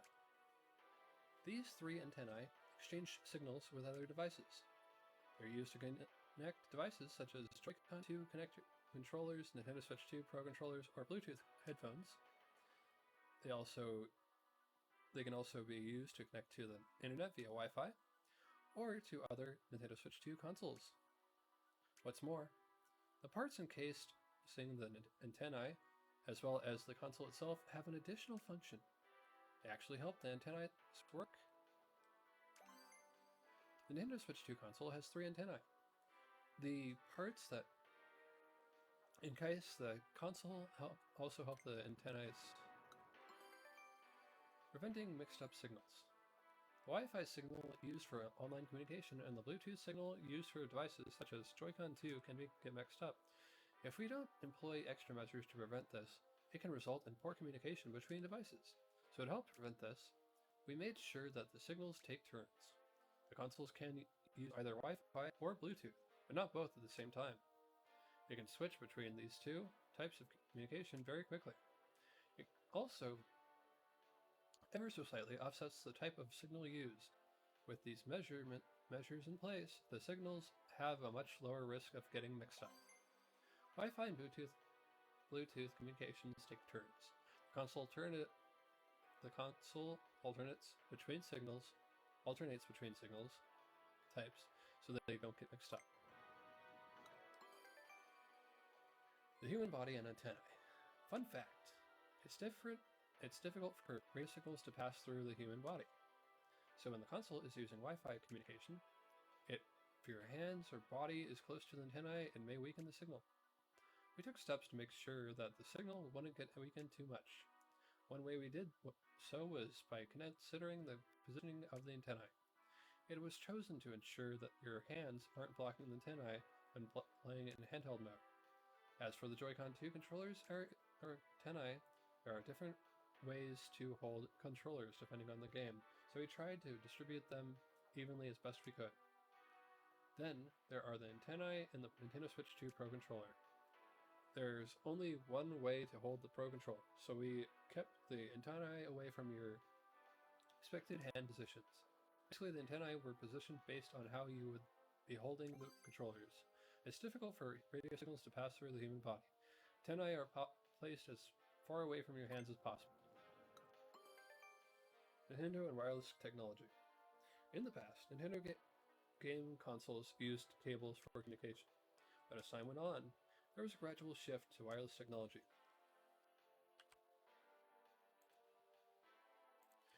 It used to be that when you wanted to connect two game consoles together to play, you would need a special cable to link them. The Game Boy or Game Boy Advance systems are examples of this. Later, a special adapter enabled wireless communications for Game Boy Advance. The Nintendo DS followed with the wireless communication capabilities as well. As for controllers, up until the Nintendo GameCube, Nintendo controllers had to be connected with a cable. This is when the Wavebird controller came along. Had one. Might still have one. Which uses dedicated radio signals. The Wii remote after this uses Bluetooth. A similar shift can be seen with regard to internet connections. Nintendo GameCube had to be connected to the internet via a LAN cable. After this, Nintendo DS and Wii went on to use Wi-Fi technology. Starting from the 2000s, the number of Nintendo devices utilizing wireless communication steadily increased. In the past, Nintendo game consoles required cables for communication. You've read through every one of the wireless communication insights? Now that you've read through everything, have a quiz. Insights quiz. Wireless communication. Question number 1. Which of the following can communicate wirelessly with the Nintendo Switch 2 console? Hanafuda playing cards. No. Game & Watch consoles. No. Nintendo Sound Clock Alarmo. Maybe one day. Amiibo. It is interesting how you said a lot of things that Nintendo used to make, and strange things that they've decided to make also. There are three of these inside the Nintendo Switch 2 console. What are they? Styluses, antennae, umbrellas. When the Nintendo Switch 2 console uses wireless communication, which of the following is offset? Shock waves, sound waves, radio waves, tidal waves.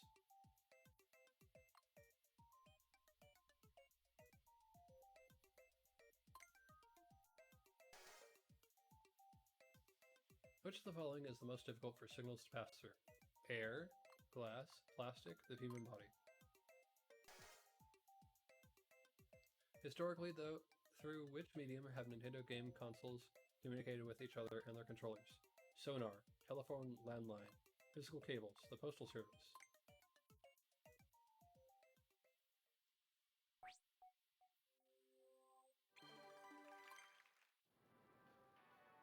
That's fantastic, you got every question right. You're so good at communicating about Nintendo Switch 2 wireless communication.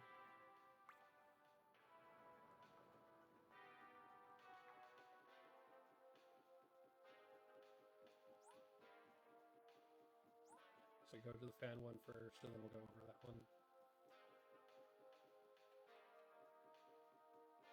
Or we go to this one for... There are a lot of them here. I think this one just has one, though. You can learn about microSD Express memory cards here. You'll find out how a microSD Express card differs from microSD card, the speed of a microSD Express card, and more. Are you interested? Got it. Feel free to explore microSD Express memory card insights at your leisure.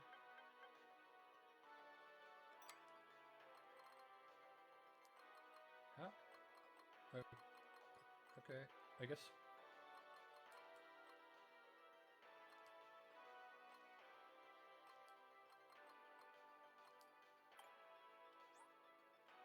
What?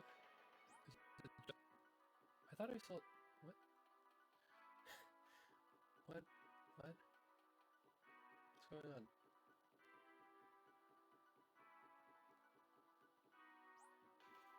That's a quiz table. That's a quiz table.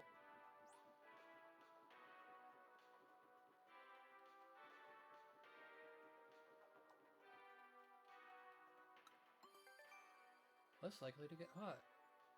The microSD Express card is fast. In fact, because it sends signals so quickly, it tends to get hot. Naturally, we tried to make as much as we can to avoid heat buildup. We thought about where to place the microSD Express card slot and decided to put it near one of the air inlets to keep it cool. On top of that, we kept the microSD Express card slot farther away from the other parts of the console that are likely to get hot. We even applied graphite sheets to the microSD Express card slot. These sheets are very effective at transferring heat. The sheets help spread the heat around, which keeps the area cool. MicroSD Express cards can get hot easily. Steps have been taken to try and prevent the cards from heating up. MicroSD Express cards only. The Nintendo Switch 2 console only accepts a specific type of card, and that is the microSD Express card. Take note that the microSD cards won't work. The Nintendo Switch 2 console takes advantage of the speed at which microSD Express cards read and write. And we'd like you to benefit from this extra speed as you enjoy new games. Although, that's not to say that microSD cards are completely unuseful. If you still have photos and images saved to a micro SD card that was used on the Nintendo Switch console, you can copy the data from the micro SD card to the Nintendo Switch 2 console's system memory. The Nintendo Switch 2 console only supports micro SD Express. This allows new games to make full use of the micro SD Express card's capabilities. A new way to read and write data. With the micro SD Express card, the Nintendo Switch 2 console has a new way to read and write data. Compared to when you use a micro SD card on a Nintendo Switch console, assuming it buffers 4 megabytes, read speed will be about 8 times faster. However, different cards will typically read and write at different speeds. Some games may be doing more in the background than just loading, which means loading speeds may not always be around 8 times faster. Reading and writing speeds are getting faster. Micro SD Express cards can be read from and written to very quickly.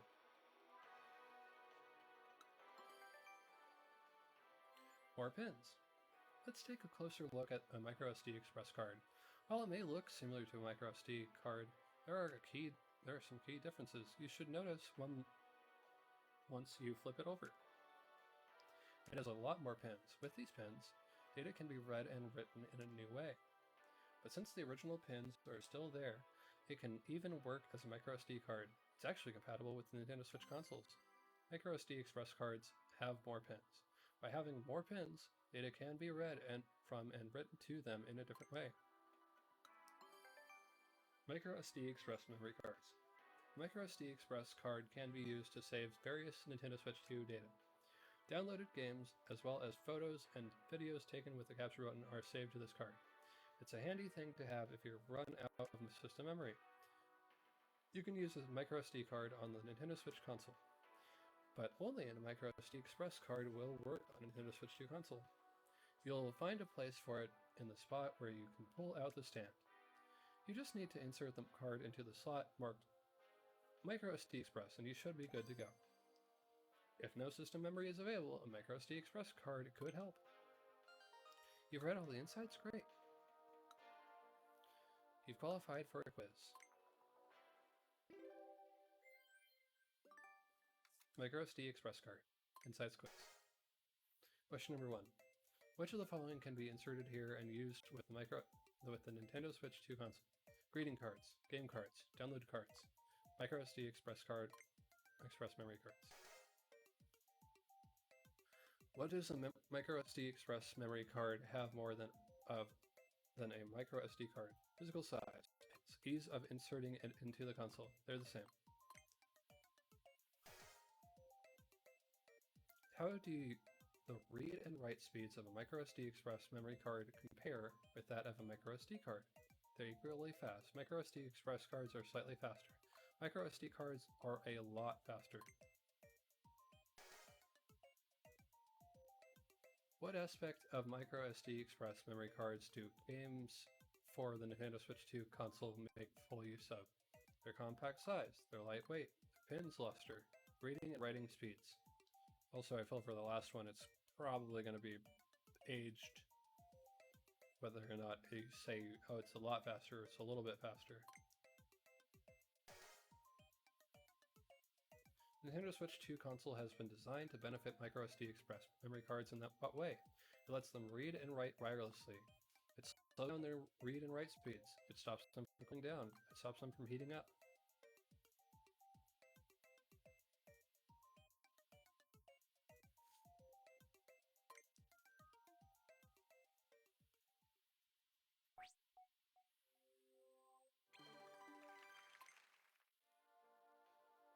Not a single wrong answer, a tip of the hat. It looks like you have a lot of insight into Micro SD Express memory cards. Generally memory cards, yeah. Which I'm going to be waiting, as of the recording of this, I'm going to be waiting to get the memory card for this, till it's a little bit better. You can learn about 3D sound here. You'll learn how it sounds when heard through a pair of headphones from the console, speakers, and more. Would you be interested? I'm interested. Alright then, here's console speaker insights 2.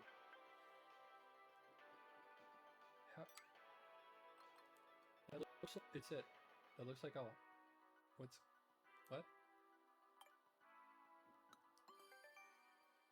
3D sound.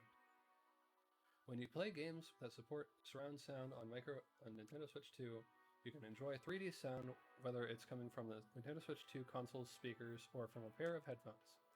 That works not just for Nintendo Switch 2 games, but for Nintendo Switch games as well. You might even hear sounds coming from places where there aren't any speakers. You can enjoy 3D sound whether it's from the Nintendo Switch 2 console's speakers or a pair of headphones. If surround sound is supported, this will work even for Nintendo Switch games. 3D sound with headphones. When you're listening to 3D sound with headphones connected to the Nintendo Switch 2 console, game sound are processed to make it seem like they're coming from different directions. For example, if a sound is meant to be coming from the right side of the game, you'll hear that sound in your right ear, slightly center. The left-right balance is calculated to reach your ear at the right time. This means that there's a slight delay before the sound comes out of the left and right sides of the headphones. And that's not all. We used a dummy head microphone to simulate how the sound changes based on several factors, including how it bounces around the external ear in complex ways, how it reverberates through the head, and so on. As a result, it will give the impression that the sound is coming from somewhere else. When you use headphones, sounds from left and right are offset based on the direction that they come from. The console simulates the way the sound should change based on where its source is located. Nope.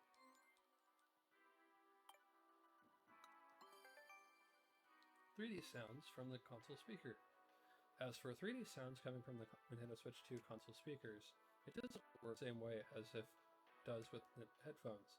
On a pair of headphones, sounds from the left and right can be played to each respective ear.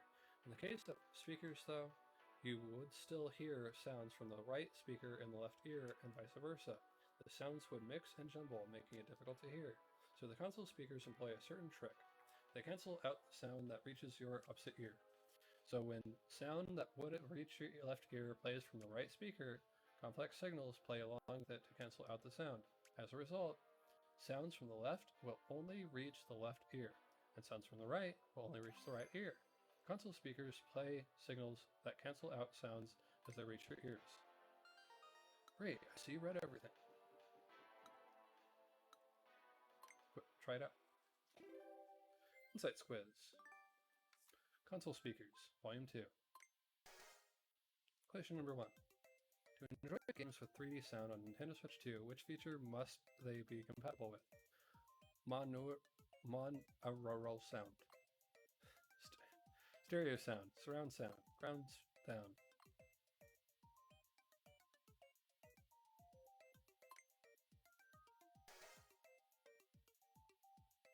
When using headphones to listen to 3D sound on the Nintendo Switch 2 console, what happens to the sounds on either side coming from different directions?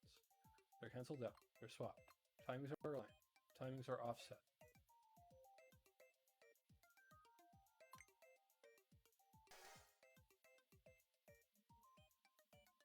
When you're listening to 3D sounds from the speakers of the Nintendo Switch 2 console, signals are emitted to cancel what? Dinner plans, pre-orders for downloadable software, sounds around the console, sounds that enter the opposite ear.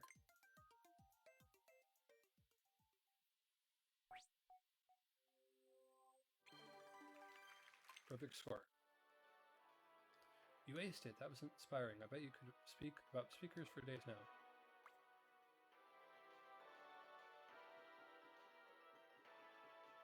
I'm curious.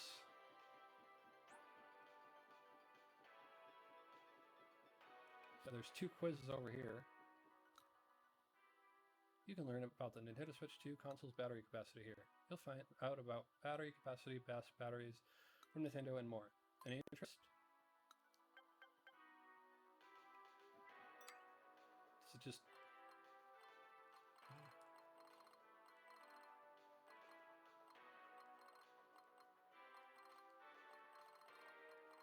Is it just clear? Oh, no, okay, good. Oh, okay, those were just the beginning ones. Okay, that's the end ones.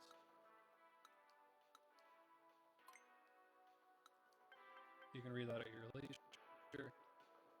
I'm just activating these pretty quick, as quick as I can.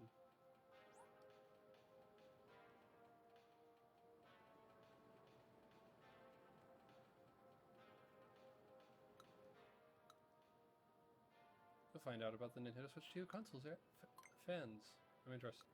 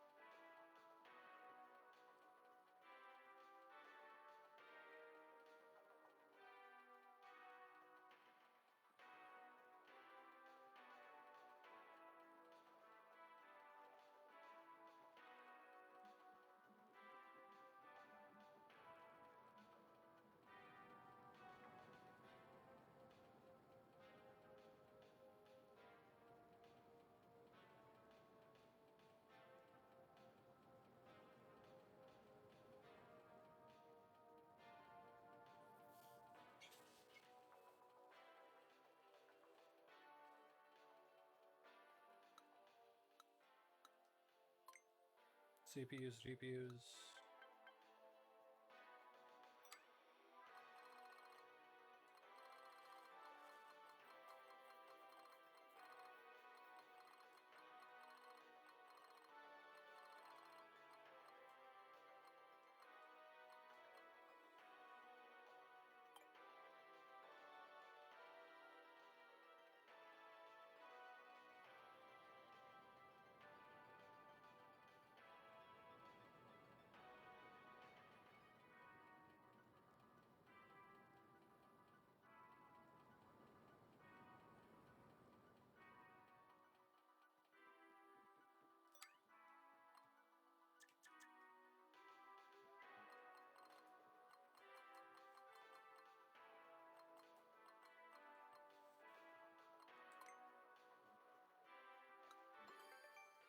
All kinds of microphones.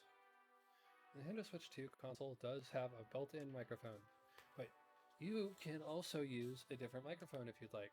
For instance, you can plug a microphone into the audio jack, or you can attach it via USB port to the console or the dock. You can even plug it into the Nintendo Switch 2 Pro controller's audio jack. You've got plenty of options, so feel free to take your pick. Whichever microphone you settle on, the chip will make your voice easy to hear. You can use a microphone of your choice. Your voice should be easy to hear no matter which microphone you use. One microphone is enough. You might notice that the Nintendo Switch 2 console only has a single microphone. Sure, there are some devices out there that come fitted with 2 or 3. Having 2 or 3 microphones makes it easier to pick up a person's voice from a specific direction. But in TV mode, you're free to put the Nintendo Switch 2 dock in any direction you want. You're also free to speak anywhere in the room. This means that you don't need the microphone specifically pointing at someone. Also, the Nintendo Switch 2 has a chip that makes it easier for it to pick up your voice, and it's customized specifically for games, so it can pick up your voice loud and clear. And that's why just a single microphone will be enough. One microphone is enough, thanks to the chip and customization. Why is the mic on the console?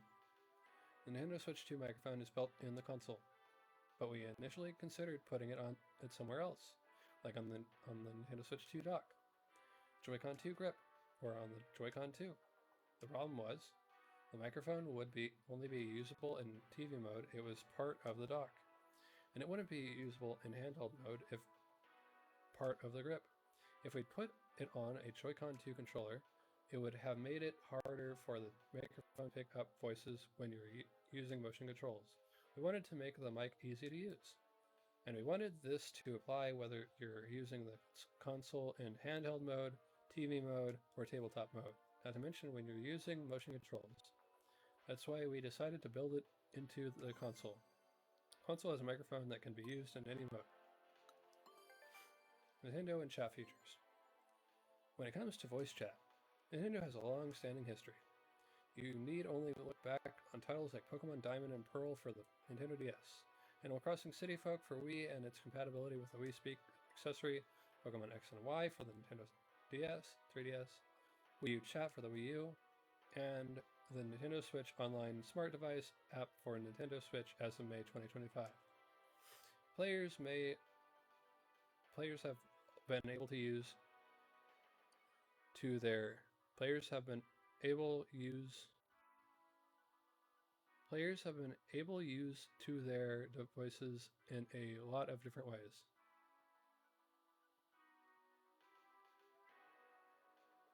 Oh, okay, swapped the order from to and use. Players have been able to use their voices in a lot of different ways. What's more, you could even talk with people far away using the light telephone released in 1971 for Japan. Nintendo has always striven to let you use your voice to chat. Nice, you've read everything. More than the proofreaders. You won't mind if I spring a quiz on you, right? I'm expecting one at this point. Insights quiz. Microphone. Volume 2. Question number 1. Which of the following devices can you connect a microphone to in order to more easily hear people's voices? Only the Nintendo Switch 2, only Nintendo Switch 2 dock, only the Pro controller, Nintendo Switch 2 Pro controller, all of the above. How many microphones are built into the Nintendo Switch 2 console? 1. In which mode is the Nintendo Switch 2 console's microphone intended to be used? TV mode, handheld mode, tabletop mode, all the above. Which could you use to chat when you're using the Wii Speak accessory? Paper cups and some string, telepathy, your voice, and gestures.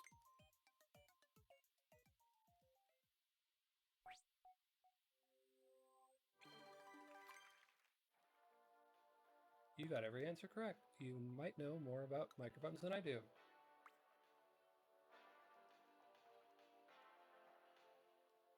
You've read a truly staggering number of insights. Perhaps I'll share some tidbits about the tech news. Did you know that if you press and hold B during the HDR fireworks demo, you can launch a different kind of firework? In the super resolution demo, you can use R to toggle between images instantly. And lastly, in the HD Rumble 2 motorcycle demo, you can press L or R to honk the horn. To tell you the truth, I wasn't aware of those either. Staff just told me.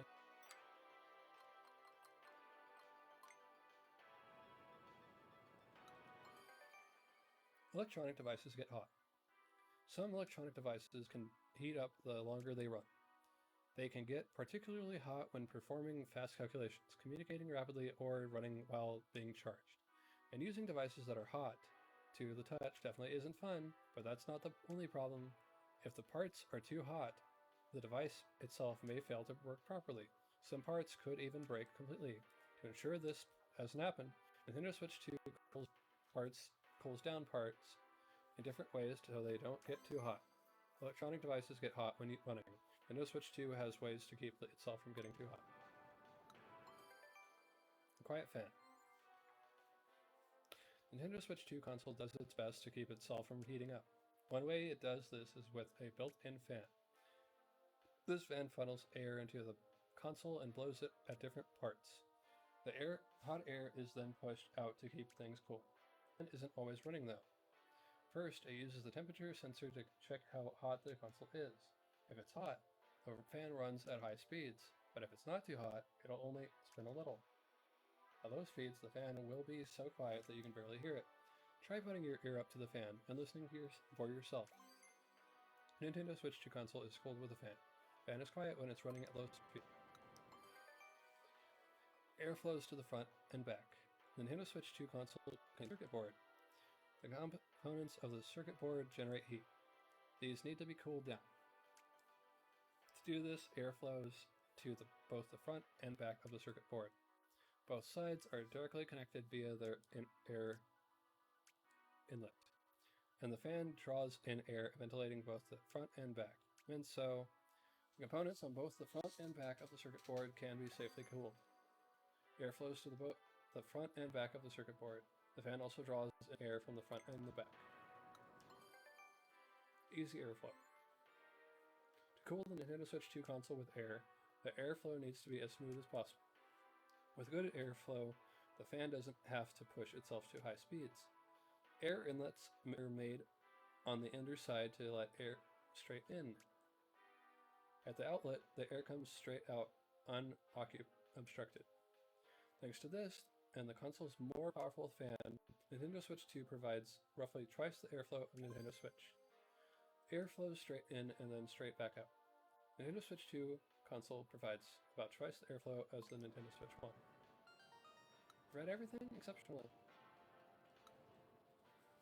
If you're here, it only means one thing, it's quiz time.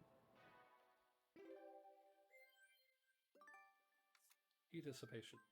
Blank. What happens to electronic devices as they run? They get hot. Hold on. They get cold, they get hot, they get lighter, they get sleepy.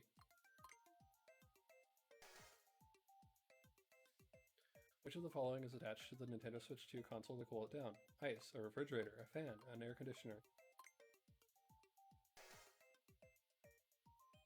Where does the air flow over on the Nintendo Switch 2 console's circuit board to cool it down? The front, the back, both, and the back.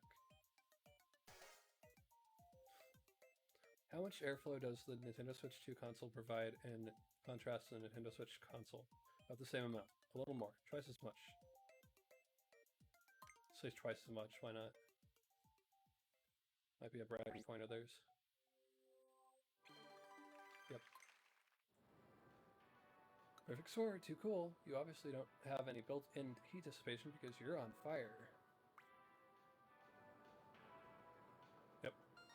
There we go. But before I get too excited and forget, there are more heat dissipation insights to take in.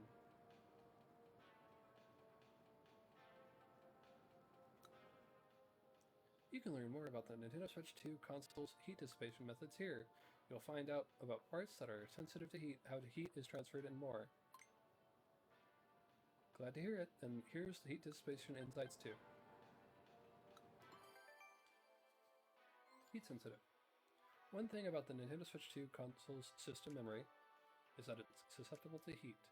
The system memory should be kept as cool as possible. That's why it's been positioned close to one of the air inlets. What's more, we made sure that it wasn't near other parts that heat up. And there's one last thing. The wiring conducts heat easily because it's made of copper. So we gave the system memory its own spot, away from any wire, to reduce the transferred heat. And as a result, the system memory is protected from heat. Heat-sensitive parts are placed near one of the air inlets. A wiring-free space was created to prevent heat transfer. Heat is spread evenly. Inside the Nintendo Switch 2 console, it's normal for parts to get hot. But some parts are difficult to cool down with air alone. We used a couple different materials to solve this. First being graphite sheets. The second, a substance called thermal grease, both of which are good at conducting heat. By using these, heat is evenly distributed across the parts that get hot, so that they only become a little warm. Because a lot of air gets to this warmer area, the console can be easily cooled. Graphite sheets have been attached to plastic on the back, as well as to other parts such as the microSD express memory card slot. The thermal grease, meanwhile, is used for the main computer. Distributing heat cools down the console. Graphite sheets and thermal grease help to achieve this. Transferring heat. Do you know which part of the Nintendo Switch 2 console produces the most heat? It's the main computer, also known as the SoC. All this heat from the SoC needs somewhere to go, which is where the heat pipe comes in. It carries the heat to the air outlet. The inside of the heat pipe is vacuum. There's a little water in there too. The water is heated by the SOC, turns into the steam, and moves forward toward the cooler side. Then, when it reaches the air outlet, it turns back to water and returns to the SOC through a process called capillary action. This carries on over and over, transporting heat to the air outlet. This way, even the part that generates the most heat gets cooled down. The heat pipe transports heat to the air outlet. Water moves around inside the heat pipe. So that's cool. Water cooling. I see you've read all. Here's a fun little quiz for your trouble. Try it out.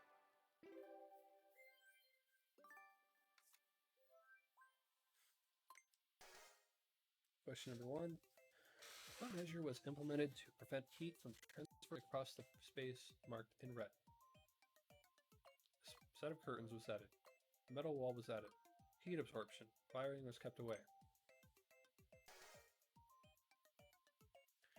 What heat-conducting substance is used to distribute the heat of the Nintendo Switch 2 console's main computer? Superconductive grease, bacon grease, thermal grease, bearing grease. I would have said something, mentally I would have said something about like a computer, so it has to be superconductive, I'm guessing.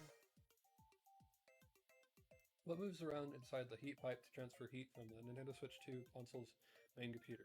Metal powder, air, small amount of water, special oil.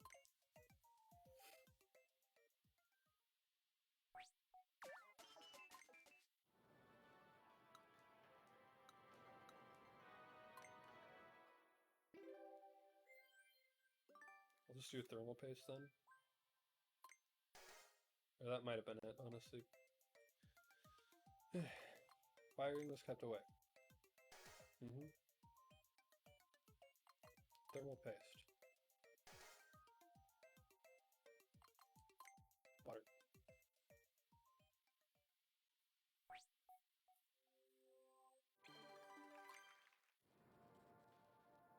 Would you look at all the answers correct?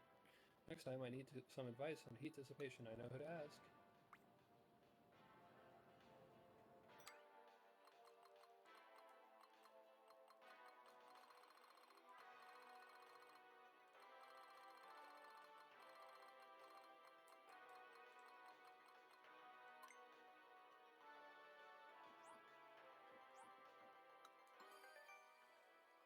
.2 battery times capacity.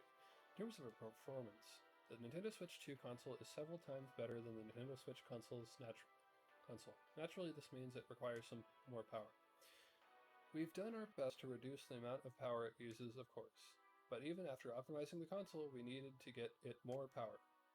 If we had used the same battery that's used in Nintendo Switch, you wouldn't be able to use the Nintendo Switch 2 for very long. So for Nintendo Switch 2, we opted for a different battery. The new 5220 megahertz battery has 1.2 times the capacity of the old one. Megahertz stands for, apparently not, stands for milliampere hours.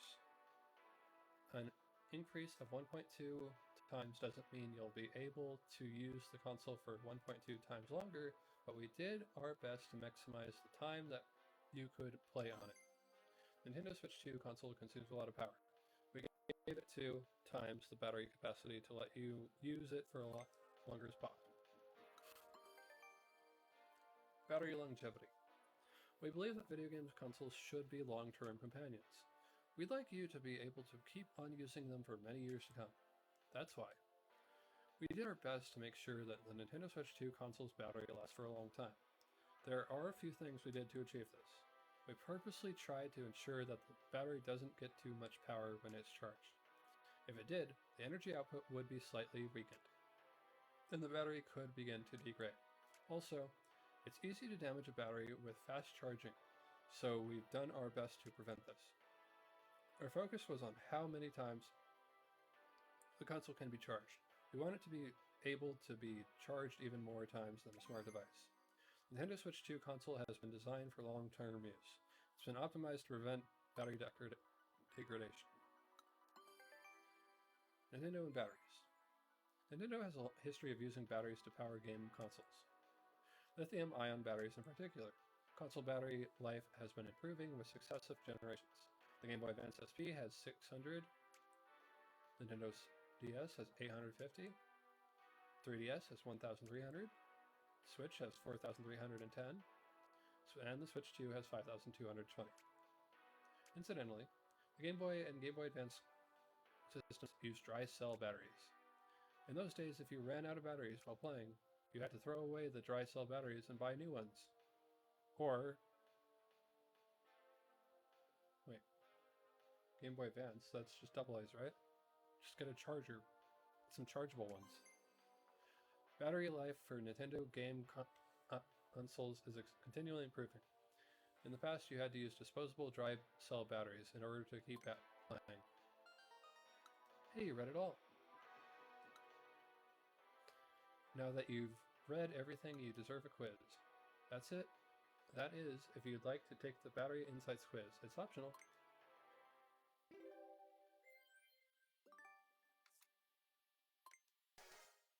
Question number 1.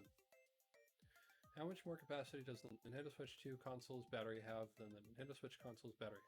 1.2 times. There's no difference. 1.2 times. 100 times.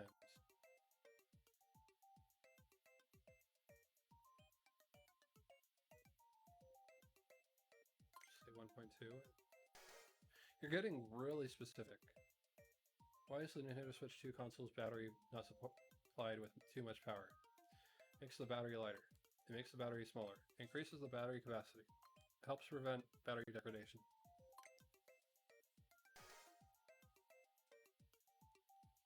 Also used to power the Game Boy and Game Boy Advance systems. The desire to play, clockwork, solar batteries, dry cells. Yeah, that was double A's.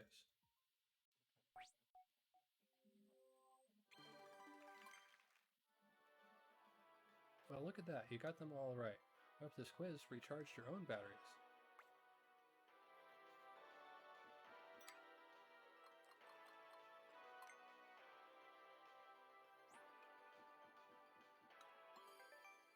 Vivid screen. The Nintendo Switch 2 screen can produce very vivid colors. A deep, vibrant red, for instance. In order to produce such rich color, a very thick color filter is used. However, when you use a thick filter, the resulting image will be darker. If you compensate for this with more brightness, the battery will drain more quickly. We didn't want to compromise battery life, so instead, to keep the image from getting too dark, we made the shining dots pixels as large as they could be. We also made other customizations along these lines. The screen has been customized to display rich, vibrant colors. Liquid crystal display. The Nintendo Switch 2 screen uses a liquid crystal display. It works in much the same way as the Nintendo Switch console's screen. It's much brighter and more vivid than the Nintendo Switch console's screen, though. Also, the Nintendo Switch OLED model screen uses an OLED system. OLED screens are very vivid, but the Nintendo Switch 2 console's LCD screen is also quite striking. While it's true that the OLED model's colors are a little richer, the Nintendo Switch 2 console's screen can be brighter. The screen is also HDR compatible. For those who have both consoles, it might be interesting to compare them. The Nintendo Switch 2 console's LCD screen is brighter and more vivid than the Nintendo Switch console's screen. It will also be brighter than the Nintendo Switch OLED model screen. Refresh rate in LCD. The number of times per second that a screen changes its image is called the refresh rate. For example, if the image were to change 60 times per second, you would say that its refresh rate is 60 Hz. In the case of the Nintendo Switch 2 console screen, it supports a refresh rate under 20 Hz. It also supports VRR, which allows for switching between refresh rates. But each of these features have also been fine-tuned. If the image changes 120 times per second, the pictures do change incredibly quickly. But it also means Anything that interferes with the signals, such as resistance, will have a more noticeable effect. This can ruin the image as a result. We had to implement a few ways to reduce the amount of interference. Conversely, when there are fewer pictures changing per second, colors gradually fade and the image gets darker. So we also had to find ways to ensure that the colors don't fade easily. The number of times this image changes per second on a screen is called the refresh rate. Altering the number of times the images change requires various measurements. Read all the required insights?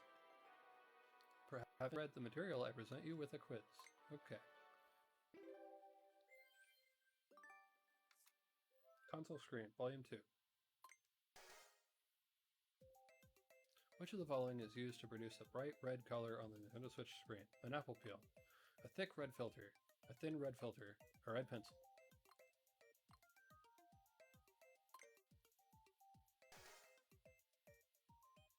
The Nintendo Switch 2 screen outputs its image via which medium?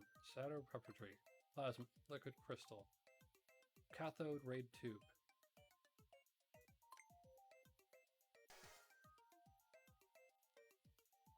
Oh, this image again. What's the term for the second of time for the? What's the term for the number of times the screen changes its image in a second? Image progression, stop animation, refresh rate, quantum pulse.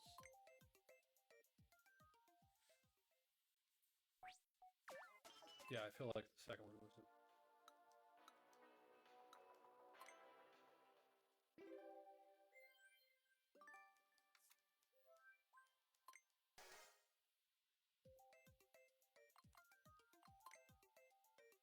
Let's try it though.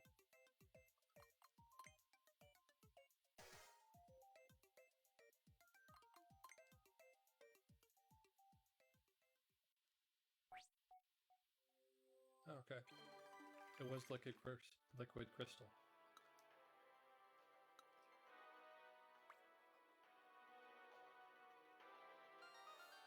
Seems more console screen insights have appeared. Really? You almost done with all the quizzes? Yes, that's what I've been trying to do all day. All day.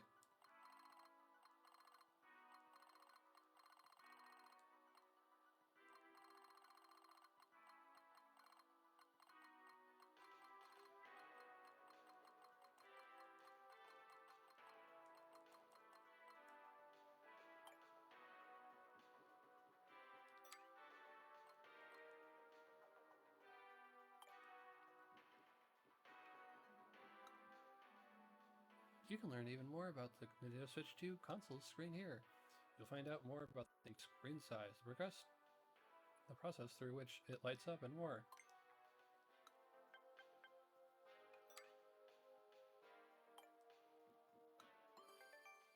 A bigger screen. In terms of screen size, the Nintendo Switch 2 console screen is about 7.9 inches. Compare this with the Nintendo Switch console's 6.2-inch screen and the 7-inch screen of the OLED. It's gotten pretty big. In fact, it's the biggest screen of all the Nintendo consoles to date. This makes it look even more impressive in tabletop and handheld modes. It's also easier to see when playing with others. By the way, it's actually slightly bigger than 7.9 inches. The Nintendo Switch 2 console's screen is the largest of any Nintendo console. It measures in at slightly over 7. Sometimes bigger is better. The Nintendo Switch 2 console does have a large screen, which actually has some benefits you might not be aware of. For instance, a bigger screen means that the computer can do even more calculations. Huh? Well, the more calculations a computer performs, the hotter it gets. How? Okay. The larger the device, the less likely it is to heat up. This allows the computer to perform lots of calculations. So to lay it all out, the bigger the screen, the bigger the console. The larger the console, the less likely it is to heat up. The color it stays, the more calculations the computer can do. And the more calculations it can do, the more pictures and characters it can ultimately create. So, if the computer can calculate lots of pictures and characters, then the images should look clear and smooth, and many characters can be moving around at once. That's the goal anyway. If the screen is bigger, the images on the screen will often look bigger too.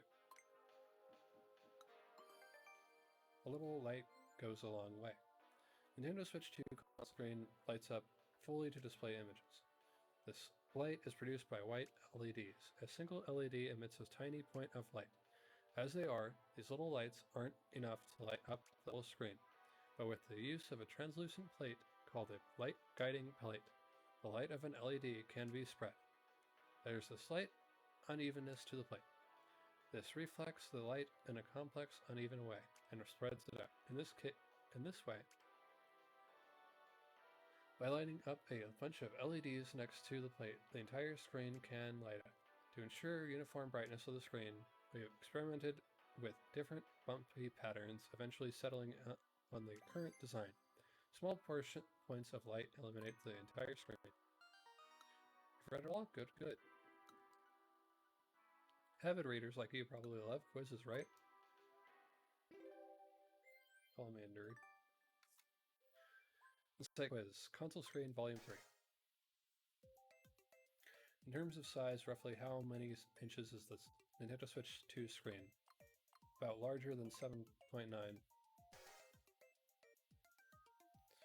What can the Nintendo Switch 2 console do now that it's bigger? Write essays, make many calculations, perform science experiments, feel human emotions.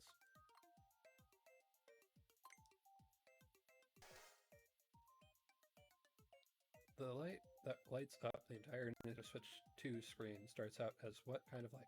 Sunlight, then rays of light, small dots of light, lights from fireflies.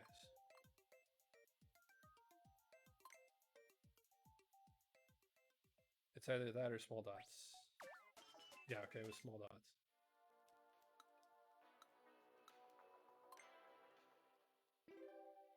Keep going. Keep going, keep going, keep going, keep going. 7.9.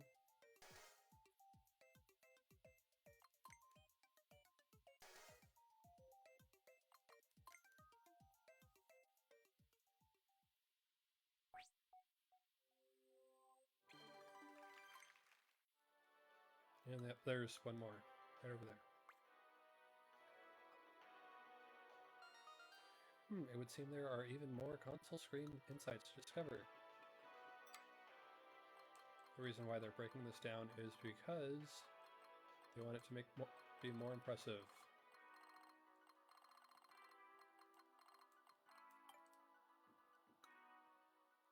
Do you have any idea how thin the Nintendo Switch 2 screen is? Or how it's made up of, like, so many different parts?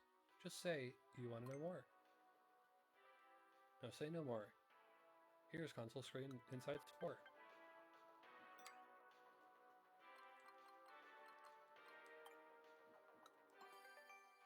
Slightly lower screen. One thing about the Nintendo Switch 2 console screen is that it's actually at a slightly different depth from the area around it. How slight, you ask? Well, the screen is deeper by about the thickness of a piece of printer paper. It's barely noticeable. But this height difference helps prevent the screen from coming into contact with the floor or other surfaces. The screen is deeper than the area around it by about the thickness of a sheet of paper. A thinner screen.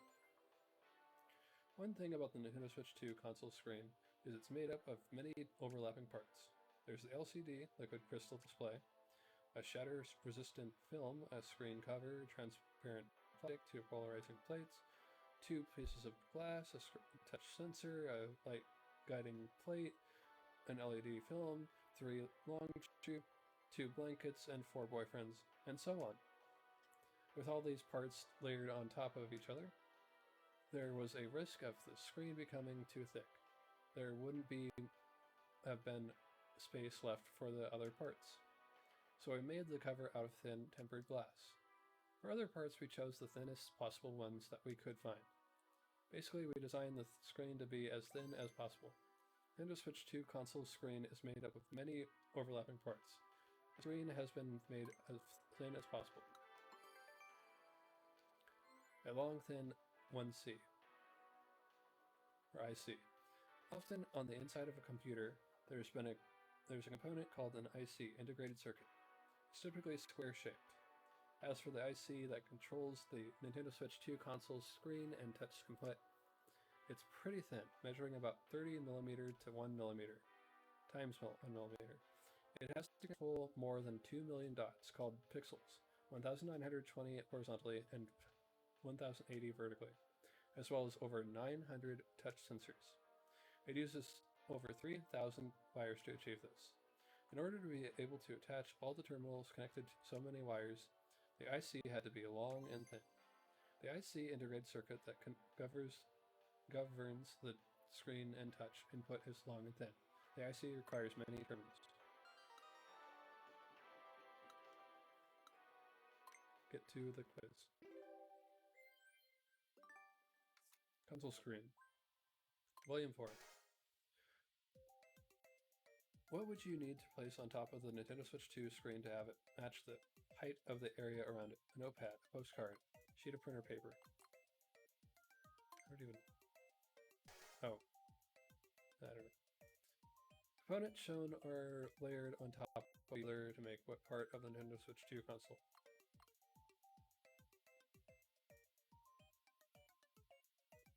Screen. What kind of shape is the IC that controls this Nintendo Switch 2 screen and its touch input? Circular, triangular, thin and long and thin, heart-shaped.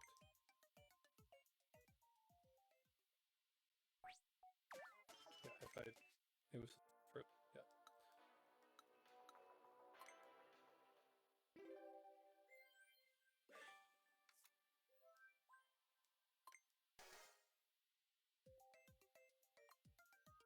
Postcard. I think that these is about the same, honestly. But I'll go with postcard.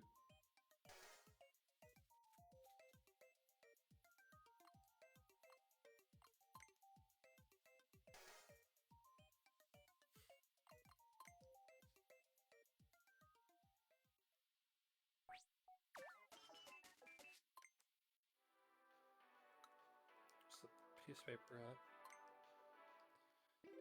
Makes a whole lot of difference between a postcard size and a piece of printer paper.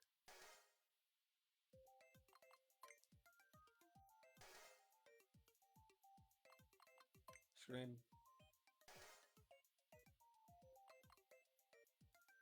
Long and thin.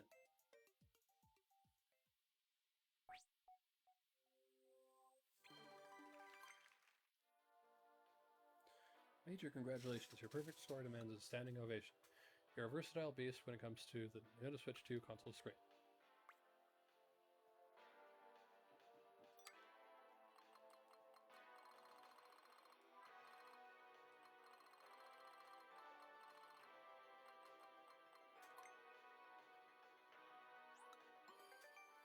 Main computer.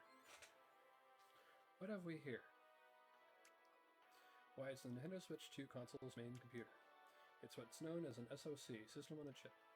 The single chip has all sorts of capabilities. It acts as both the CPU and GPU, handles video and sound, extracts compressed data, shows images on screen, and interacts with the main memory and system memory. Needless to say, it's a very important chip. The main computer has all sorts of capabilities.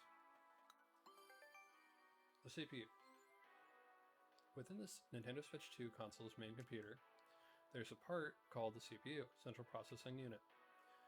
It calculates how characters move, switches from one scene to another. In short, lots of calculations are happening here. The Nintendo Switch 2 console CPU is several times faster than the CPU in the Nintendo Switch console.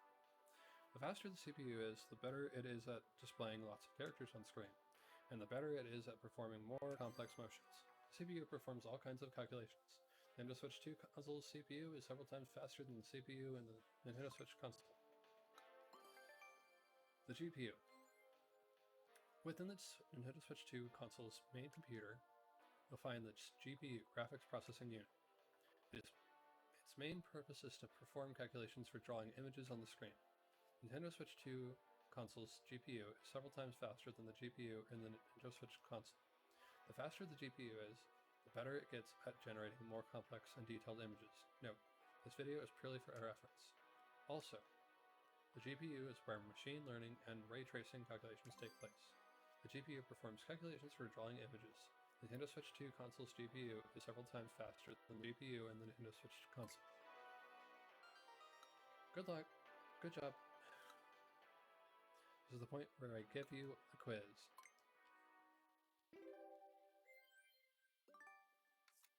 Main computer, volume 1. What three letters are used to refer to the Nintendo Switch 2 console's main computer? DOG. Nope, that's me. HOT. Nope, that's me. SOT. Nope. Maybe. Wait. I don't think so. CAT. That's cat. SOC. Sock? Okay. Which part of the Nintendo Switch 2 console's main computer calculates things like scene transitions and how characters move? CPU. I was figuring that'd be the... but you... okay.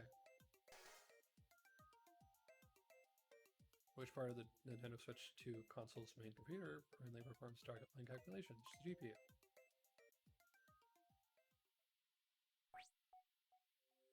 Yeah. Anyway, that's a perfect score. Way to go. Would you say that the main computer is one of the main interests now?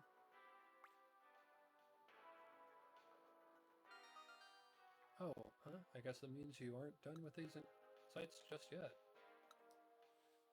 So what are your thoughts on super resolution? How about ray tracing? What do you think of that? Yeah, I hear you. Presenting main computer insights too. A sharper, more detailed picture.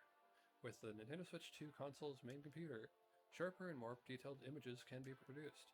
This process is called super resolution. In games that support super resolution, the computer performs machine learning calculations and predicts what kinds of detailed picture it should draw. This results in a clearer, more detailed picture. The process called super resolution produces a clearer, more detailed picture. Machine learning calculations. Inside the GPU of the Nintendo Switch 2 console's main computer, there's a place for performing machine learning calculations. This place contains what are called tensor cores. Using certain fixed patterns, tensor cores can perform multiplication and addition increasingly quickly. These operations are used to perform machine learning calculations. There are plenty of things that can be done with machine learning calculations. For example, you can make the game's pictures clearer and more detailed, or you can erase everything except the people from a camera's video feed. The GPU has a place for machine learning calculations. It can perform multiplication and addition with incredible speed. Ray tracing. Inside the GPU of the Nintendo Switch console's main computer, there's a place that calculates ray tracing, which is a way of drawing images. This place contains what are called RT cores. RT cores can calculate whether or not there's light hitting polygons, and it does this incredibly quickly in games that use ray tracing. These calculations can be used to simulate light reflections and make images look more realistic.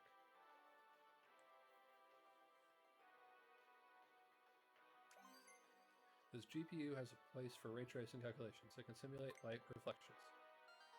I see you've read all the insights. If you're talking to me, that means it's quiz time. Main computer, volume 2.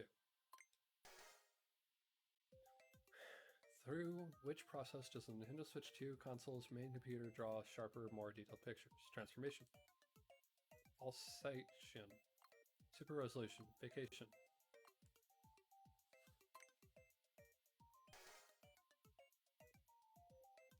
What is the part of the Nintendo Switch 2 console's GPU that can quickly perform addition and multiplication calculate? Loose change. Dates. The number pi. Machine learning calculations.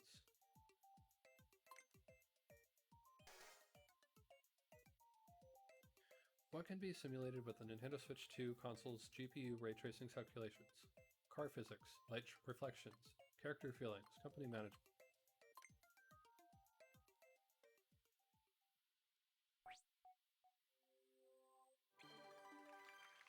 Perfect score, amazing. Got every question right. Looks like you really know the ins and outs of the main computer by now.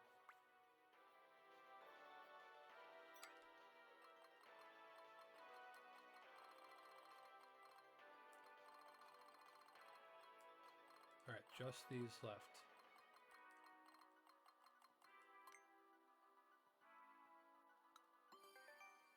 Main memory versus system memory. There are two kinds of memory at play here. One is main memory, and the other is system memory, internal storage. Both types of memory read and write data, but they're actually different from one another.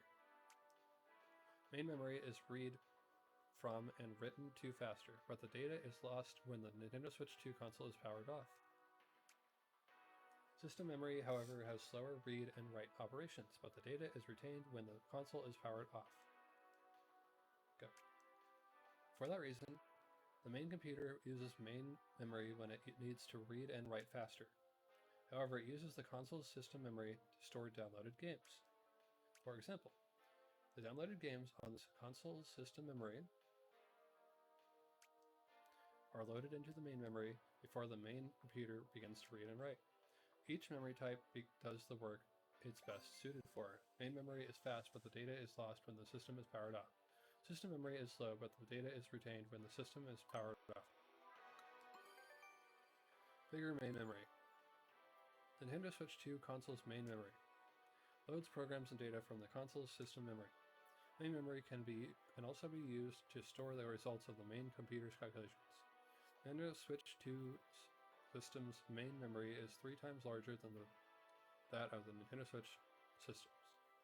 This can be used to display more character models and to create larger worlds. Nintendo Switch 2 console's main memory can hold 3 times the data of the Nintendo Switch consoles.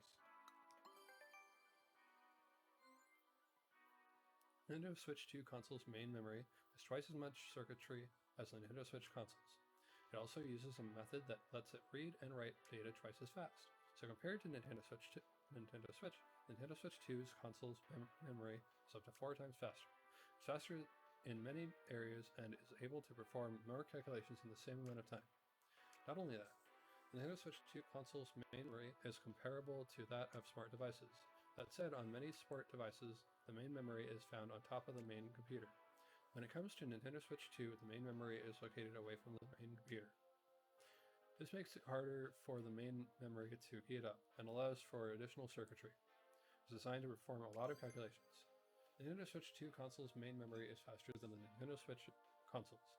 The main memory is located away from the main computer to reduce heat buildup. Memory refresh.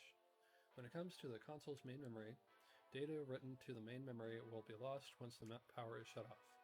To prevent the data loss, power must be supplied repeatedly. This is called refreshing. When it comes to Nintendo Switch 2, data is not easily lost. It refreshes more than 200,000 times per second. The console's main memory is refreshed to ensure that no data is lost. It does this more than 200,000 times per second. Got it memorized? Put your knowledge to use. Memory. Which of the following reads and writes data faster, but loses its data when the power is turned off?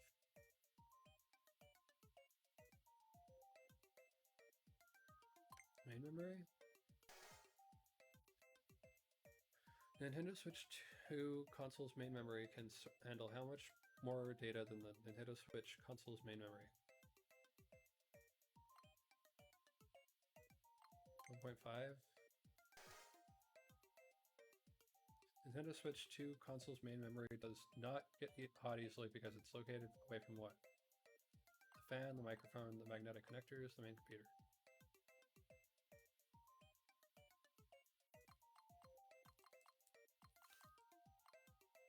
It's not the fan. Main computer? How How many times does the Nintendo Switch 2 console's main memory refresh per second? 200 times. About 2,000 times. About 20,000 times. More than 200,000 times. If whatever.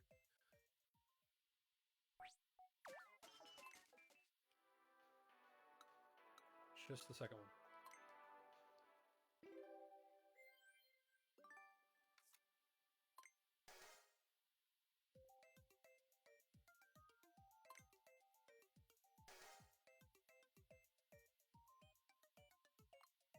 Two times? I don't even remember.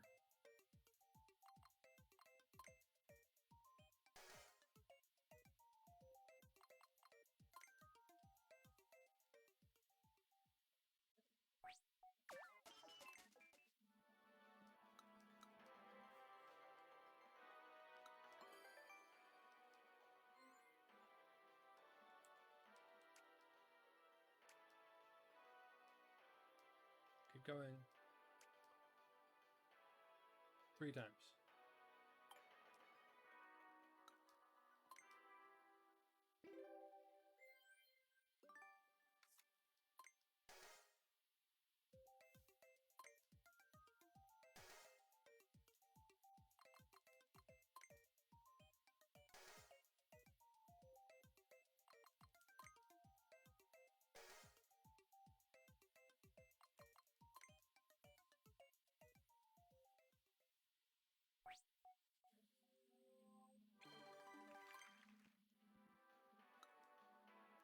You must retained a lot about the Nintendo Switch 2 console's memory.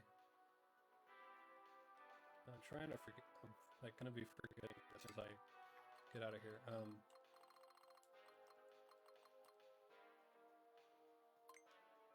2 more.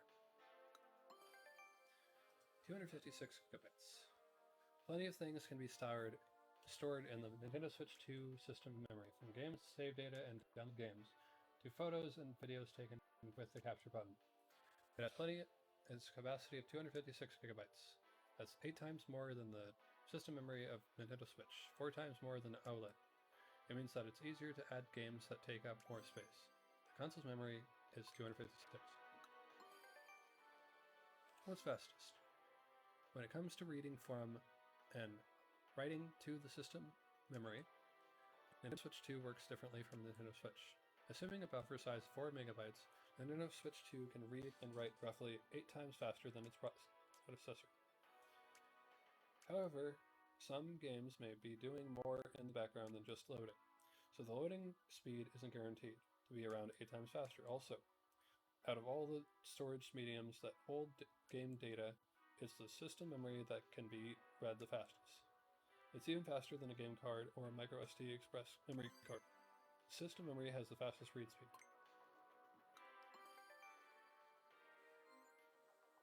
Nintendo has a long history of letting you save games in the form of downloads. Wii, 0.5 gigabytes. DSi, 0.25. 3DS, saved to an SD card. Wii U, 8 gigabytes to 32 gigabytes. Nintendo Switch, 32 gigabytes or 64 gigabytes on the OLED. And let's not forget about satellite view, saved to a 0.001 gigabyte memory pack. This peripheral for the Super Famicom lets you download games via satellite. We've offered you ways to download and save games for as long as Nintendo has been a household name. Nintendo has offered ways to download and save games data for decades.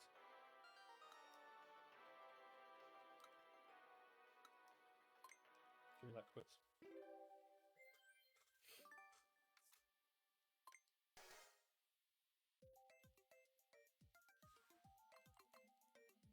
How many gigabytes of system memory does the Nintendo Switch 2 console have? Go 56. Which of the following is the fastest at reading game data? Game cards, micro SD express memory cards, console system memory. They're all the same speed.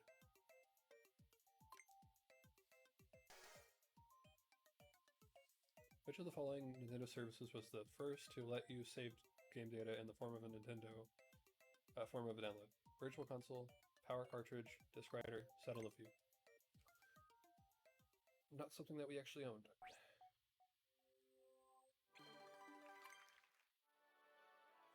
All of your answers were correct.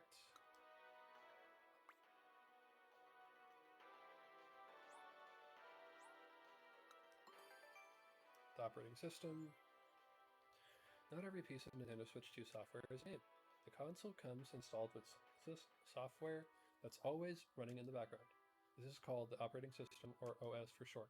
The OS helps game developers by making it easier to create games.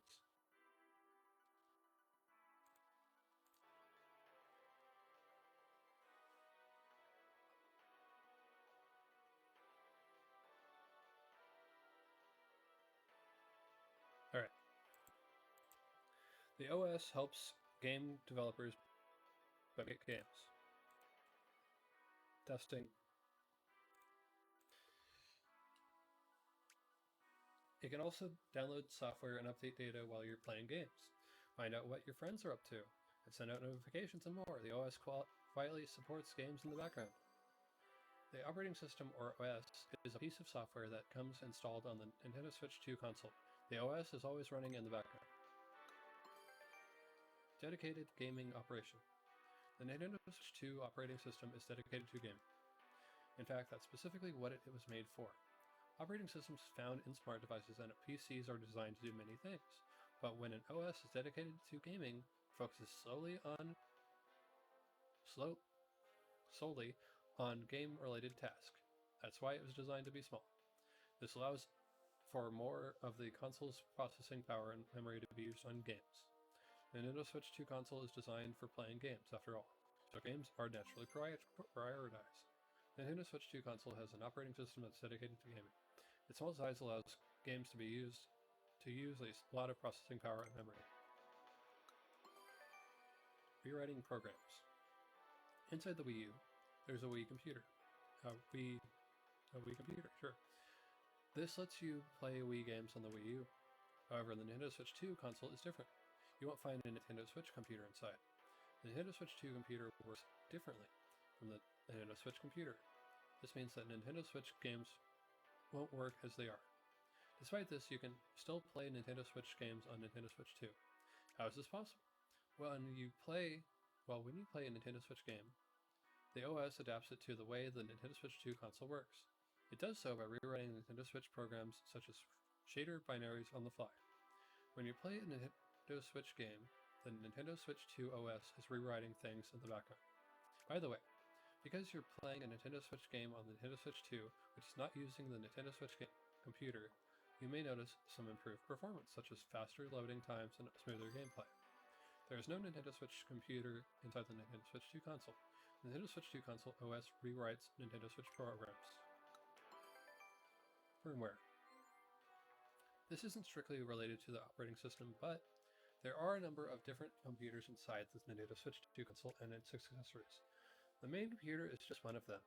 For example, Joy-Con 2 controllers and dock each contain their own computers. In fact, every single game card contains a computer.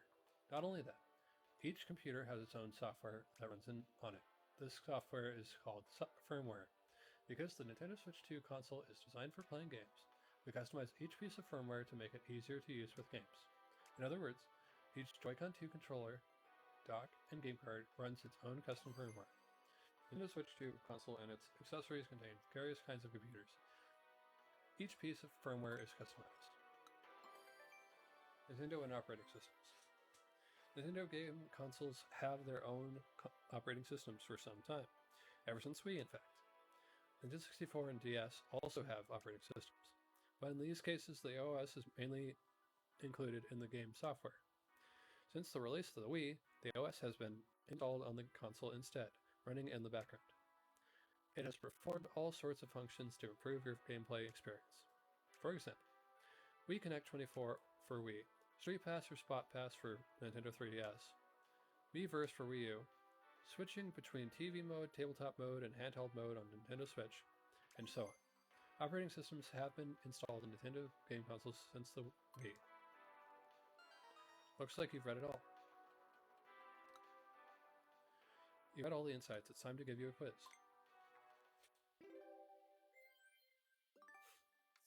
One of the last quizzes. Operating systems. What's the name of the software that comes installed on Nintendo Switch 2 and runs in the background. The PlayStation, the DS, the OS, the VS. Very interesting that you included that. The OS. What operating system does the Nintendo Switch 2 console use? The same OS used on some smart devices. The same OS used on some PCs. An OS dedicated to gaming. The same OS used for Hanafuda playing cards. The playing cards one. Yeah. What allows Nintendo Switch 2 to play Nintendo Switch games? The Nintendo Switch computer contained within Nintendo Switch 2 doesn't have one. Operating system requiring rewriting data in the background. System converting data on the fly via an internet connection. Nintendo Switch games cannot be played.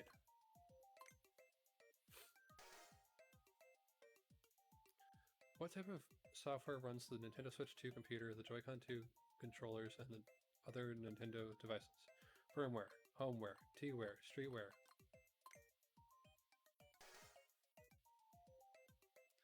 Nintendo has been using game consoles with operating systems installed since the release of which game console?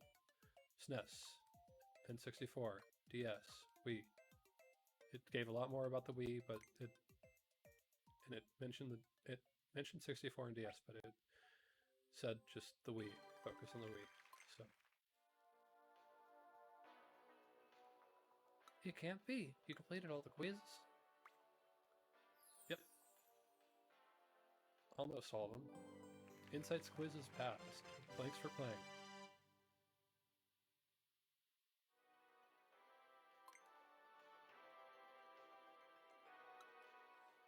You read all the insights. This is truly a remarkable moment.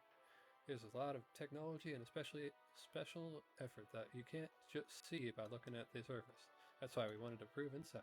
We wanted everyone to appreciate all Nintendo Switch 2 has to offer. Hope all this helped you gain a deeper appreciation for its workings. Thank you for having read so many insights. It really means a lot to me. Well, we're not done. The reason I did all of this was for one specific question. Are you ready to answer blah blah blah about there we go. Are you ready to take on the Nintendo Switch 2 Welcome to our final quiz? Yes. Final quiz. 13 questions. Question number 1.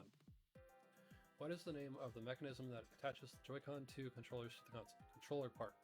Controller connector. Magnetic connector. Magnetic port. Not sure. How many USB Type-C connectors does the Nintendo Switch 2 console have?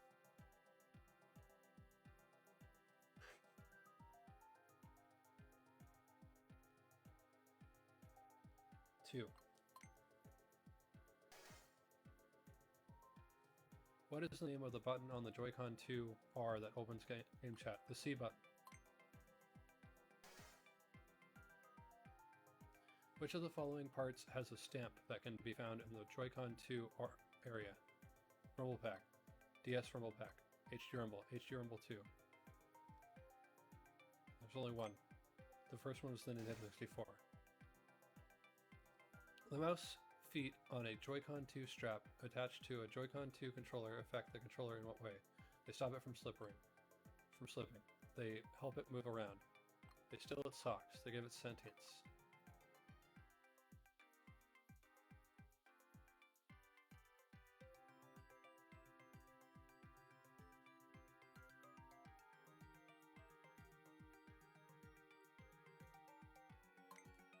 I'm gonna go with that one. Which of the following is present on the Nintendo Switch 2 dock? HD Rumble 2 feature, an HDMI port, a lens, speakers.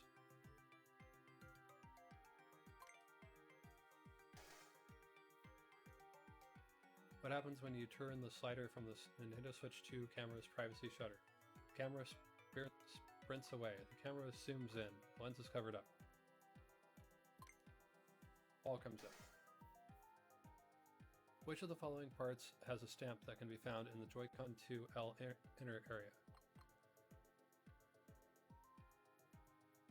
Capture button. Guessing. What is located right in the middle of the Joy-Con 2 grip? the player LED, a player cap, feet, Nintendo Switch 2 logo. Which of the following cannot be found on the Nintendo Switch 2 Pro Controller? LR buttons, GLGR buttons, SLSR buttons, Z left, Z right.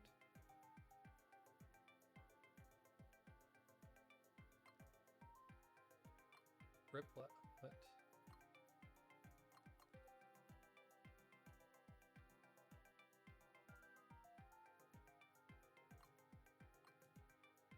I'll go with SL and SR. What is in the shape of the console? U-shaped, D-shaped, circular, rectangular. It's a wheel. It's what?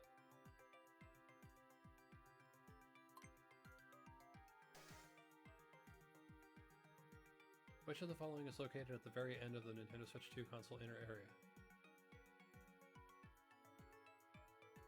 The sock. Was the only one I learned about with that. Well, this exhibition commemorates the release of which Nintendo console? The NES. The Wii. The Nintendo Switch 2.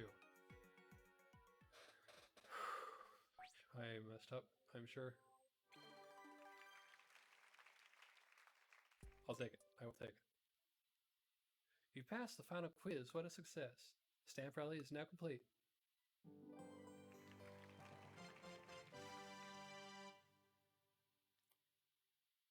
Keep that on for a little bit.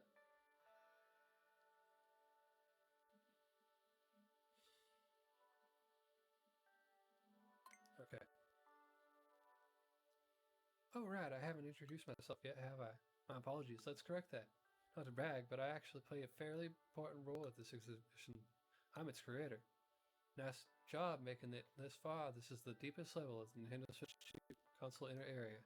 I know you've explored many different areas, but before winding up here, but were there any particular exhibits that left an impression on you?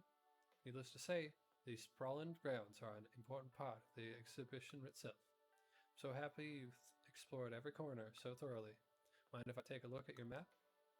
You've been all over the exhibition hall. Thanks for making it all the way here. I hope you'll continue to enjoy the space. And we call it there. So we just, hey, you did everything. We hope that you'll still play this. And yeah, I will. I just haven't done hardly any of the minigames. But that'll be for another time.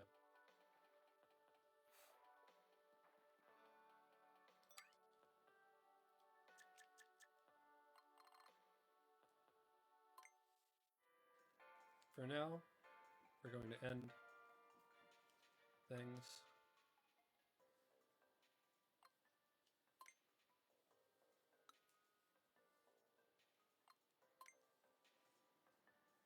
So, thank you everyone for, well, thank you everyone for watching. I'll see you all in the next live stream recording, and I'm just glad that we finished that. All right. Also, I hope that you learned a little bit.